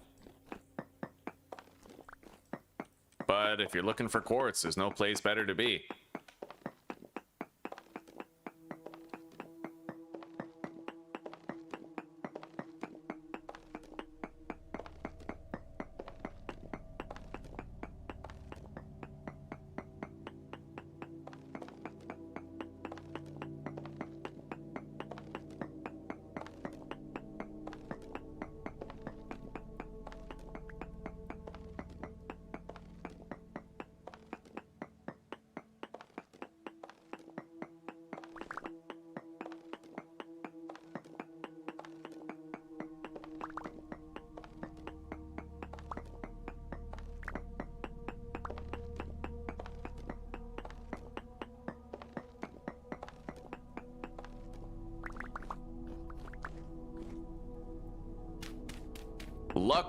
Luckily, cave-ins are usually localized to small areas. So like, even if I was to break this block, the whole hallway wouldn't come down.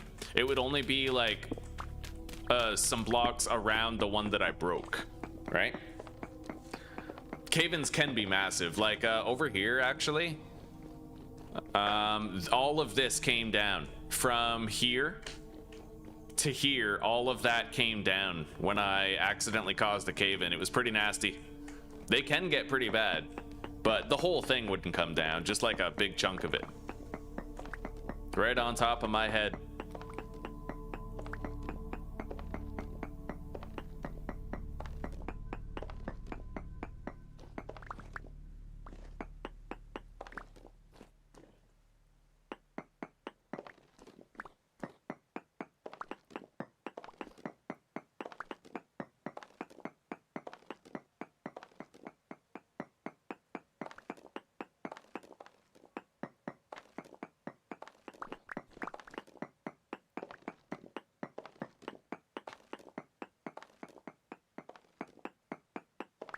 Exactly, yeah, like a lighthouse. And it's very close to the coast, so whenever we're sailing home at night, we are gonna see it as a lighthouse.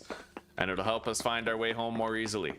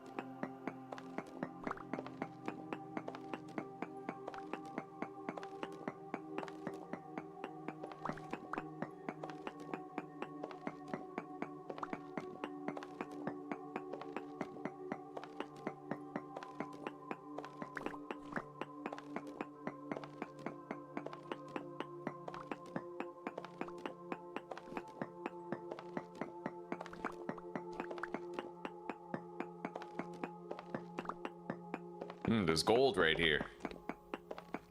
I guess I'll grab it while we're here. If I get enough gold, I can make gold plates and upgrade our lanterns with it. It increases the light level that your lanterns emit. It's cool, but I've never really gotten around to it. It's more so one of those frivolities that, like, it'll be nice to do it one day, but it's not really something I go out of my way for or get hyped for. It's only a very slight increase to the light level of your lantern, so I think I've upgraded a lantern like once. And it was okay, like it you know, it was cool, but it doesn't make or break anything.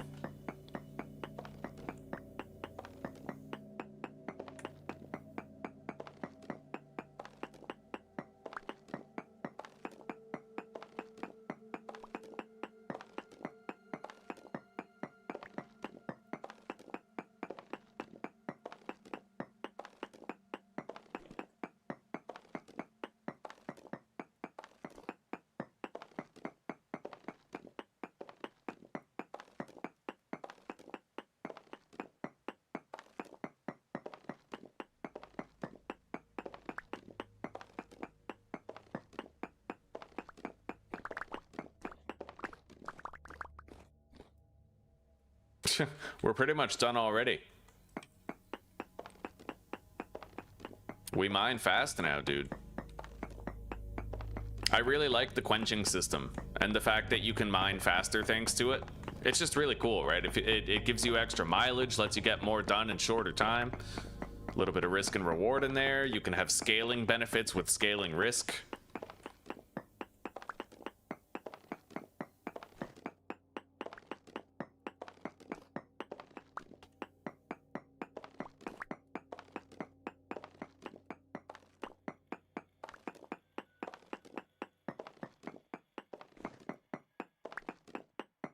By the way, I have to check how long the stream's been going for. Alright, it's just about time for us to switch over, but I have good news for you guys. Since I'm not multi-streaming anymore, now I can very quickly switch over the episodes and transfer you guys. I don't need to wait a few minutes when I do it anymore. That was because of Twitch and Kick being shitty platforms and updating slowly. Now that it's just YouTube, I'll basically be able to immediately transfer you guys over with pretty much no wait at all. Yeah, I can go like directly from one stream to the other in a heartbeat.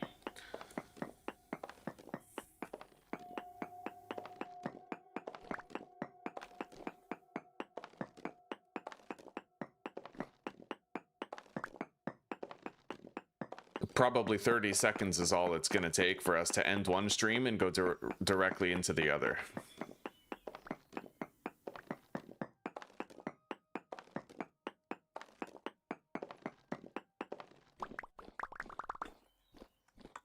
All right, I'd say that's good for now.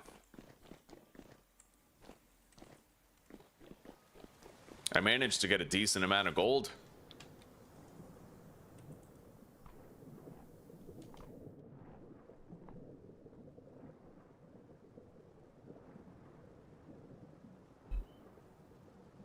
Yeah, we're back on YouTube only. Yep. By the way, I haven't really taken an opportunity to look at the chat on the screen. Is the chat showing up on the screen? Because it's supposed to be. Let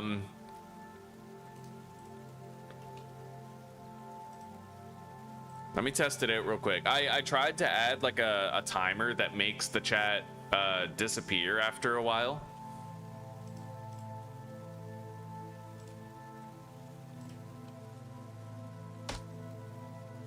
Yeah, it looks like the chat's not even showing up right now. I'll have to try to find a way to fix that.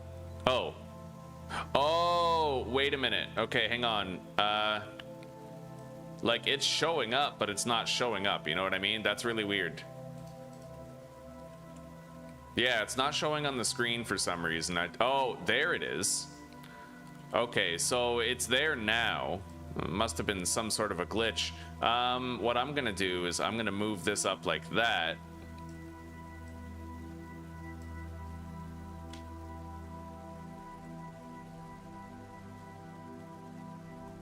Yeah, it showed up on the screen there. It's kind of showing up now. Yeah. So the messages are disappearing the way that I want them to. Yeah, it's kind of working, kind of, but I'm gonna want to increase the font size.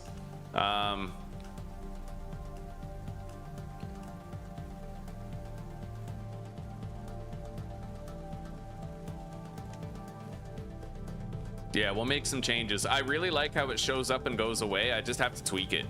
But yeah, I'm not using that program that we were using anymore, the Stream Ninja. I'm not using that.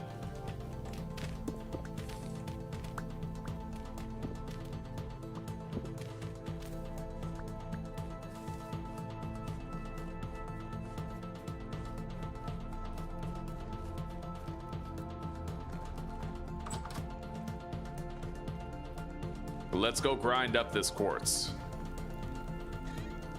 Put it all in there and connect the machine.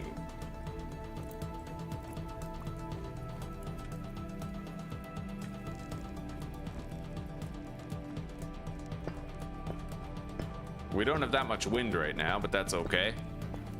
Crack open the gold.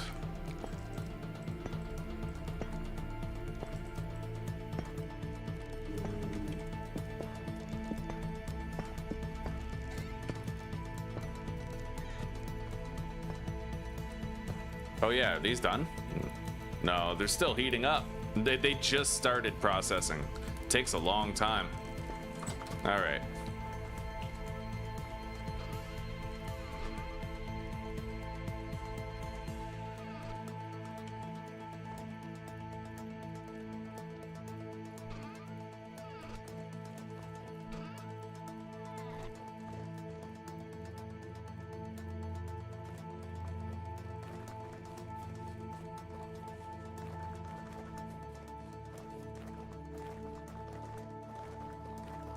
It's nice to have color in the world again, isn't it? Some of the flax is already stage 2. It's growing faster because of all the fertilizer that we put in there. I'll grab the watering can, water the crops, and then we'll sleep and fight the temporal storm.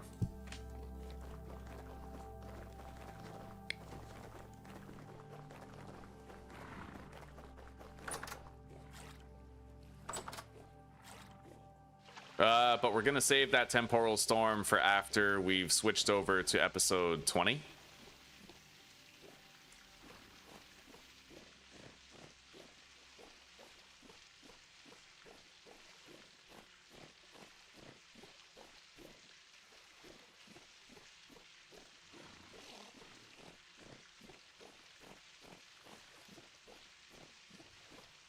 Yeah, I found out why I wasn't able to harvest the second round of flax, and it happened to me before too in a prior playthrough. I found out why. I had on paper plenty of time for the flax to grow. I planted it in mid-August, I checked the footage, so it should have been done by mid-October. But why then did we get to mid-November and still not have the flax grown? Well, there's a very simple answer. As it gets colder, the crops grow slower. Which makes sense, but there's an actual mechanic. It's a flat rate. So once you get to 10 degrees Celsius, every degree below 10 reduces the growth speed of the crop by 10%. So if it's 7 degrees Celsius, then your crops are growing 30% slower. If it's 2 degrees Celsius, they're growing 80% slower. It's substantial, right? So you don't want to build your greenhouse just so you can keep your crops above freezing, which is what I thought. I thought that the goal was to just make it so they never touched zero so that they'd still grow, but they grow slower even above zero. So the goal is to get your greenhouse done when it's like still above +10 outside. And then when it falls below +10, the greenhouse will keep it up so that it still has 100% growth rate, you know?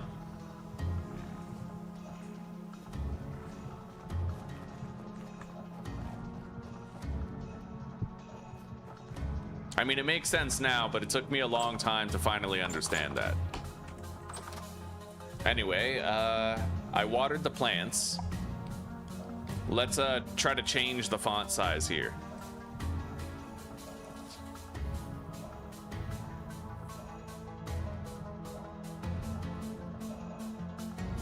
August will work, but I have to make sure that I build the greenhouse faster, basically. Yeah. Yeah, I have to make sure I have the greenhouse prepared faster. I used to only make sure I had the greenhouse before it hit 0 degrees, but I'm gonna want to have the greenhouse built before it reaches 10 degrees. Yeah. All right, let me do a little cooking here. Not actual food cooking, but I'm gonna do something to improve our chat on the screen.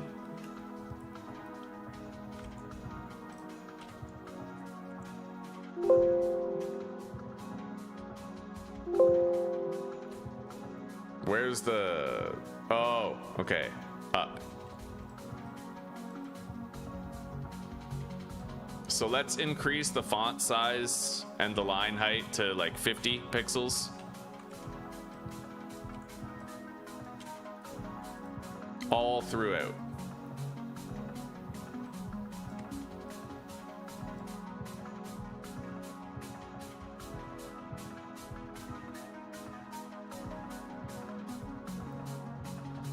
Yeah, we're increasing the size of the text here. And you know, we'll test it out stream after stream and just sort of try to refine it.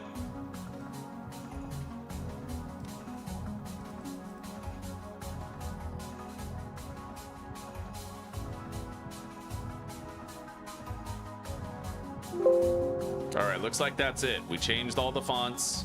Now I have to copy this.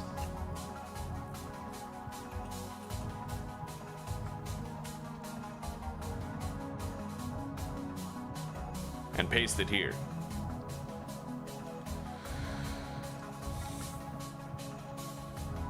And then unlock that, lift that.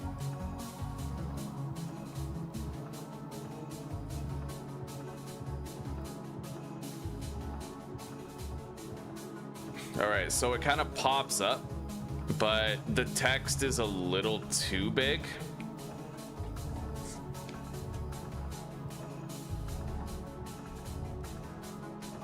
Unless, hang on. Let's increase the width to like 900. Testing the banana soda premium cock ring. Testing the banana soda premium cock ring. All right, fair enough. I need to try to find a way to get the emojis bigger, but other than that, we're good. I don't know if I can increase the emoji size, though. There were a lot of things that Social Stream Ninja did better than this, but... All right, so I'll put that, like, right here. Yeah, and then, right, the images kind of fade away after. I like that.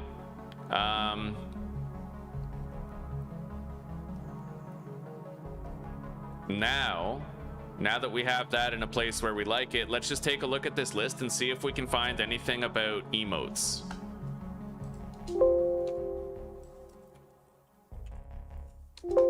Can't really see anything about emotes in here.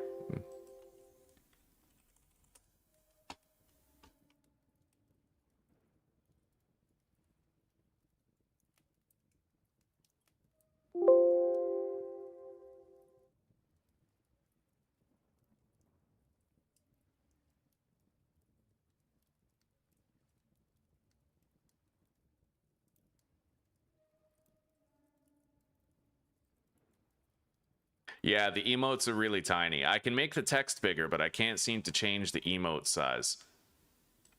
If I increase that, does that alter the size? Oh, it does. Okay, so maybe actually instead of... All right, I think I know what I need to do. Instead of changing the text directly, I actually have to... Here. So we're going to go to all these fonts and we're going to change them back to what they were, and then I'll just increase the size. So,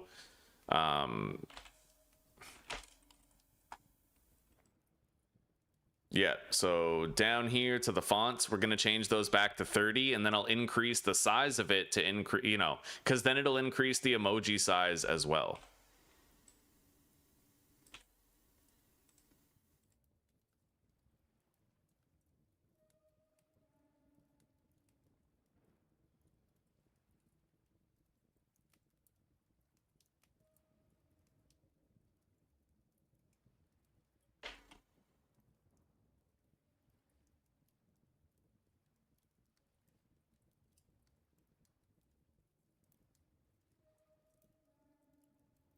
Yes, my advanced technical knowledge. I don't know how the fuck I learned how to use this shit. Okay, cancel. Let's copy it and paste it into the thingy.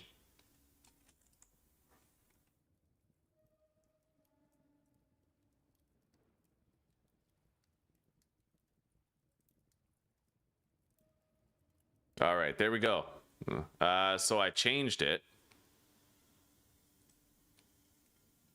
And then it should fade out. Yeah, okay, so it fades out after a while.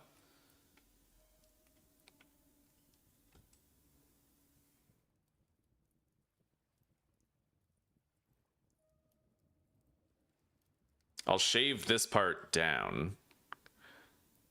So the messages will... I kind of wish I could change it so that they appeared on the top and then scroll down. Maybe I can, but I would have to take a look at the chat generator.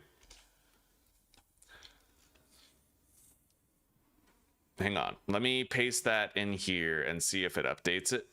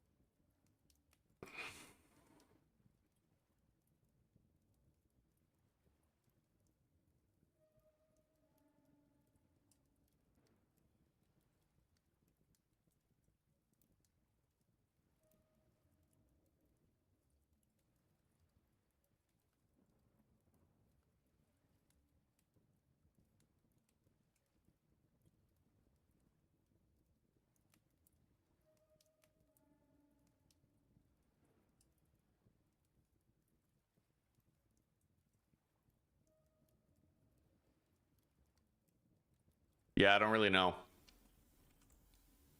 Either way, I think it's better now than it was before. We'll just have to deal with the fact that the chat's going to kind of show up like down here and scroll up instead of doing the opposite. Unless, well, no, if I transform this and flip it vertically, then it just puts the text upside down. Okay. Yeah. It is better than before, you're right. Yeah, it's more legible. It's clearer. It disappears. Yeah, I think we can make that work. Right on. Really cool.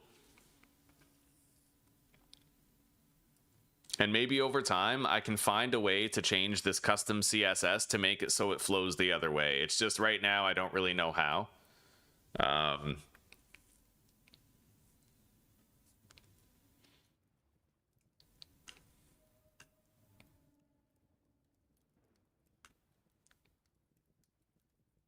And you know what? Maybe what I could do, maybe there's like a Discord server for this. So I could try to go to the Discord server for it and figure it out.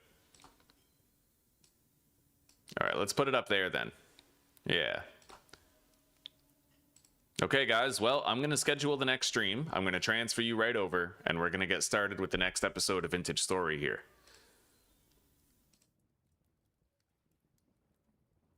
So this is episode 20, the big 2-0. And it is going to be for 120, but it'll be a lot shorter than that. Yeah, this is going to be a very smooth transition. It's going to be nearly instant compared to before. So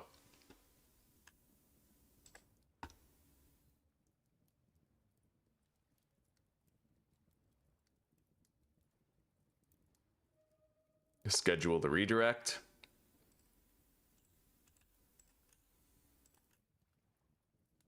Do that, and then there's one additional step. I just grab the chat for the new stream and put it in the link.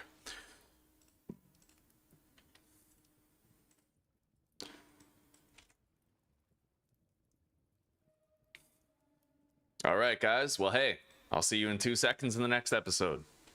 See you right there. All right, take care for now, David. We'll see you in a little bit, okay? It was nice to chill today. Okay, I'll see you guys right over there in a second, okay?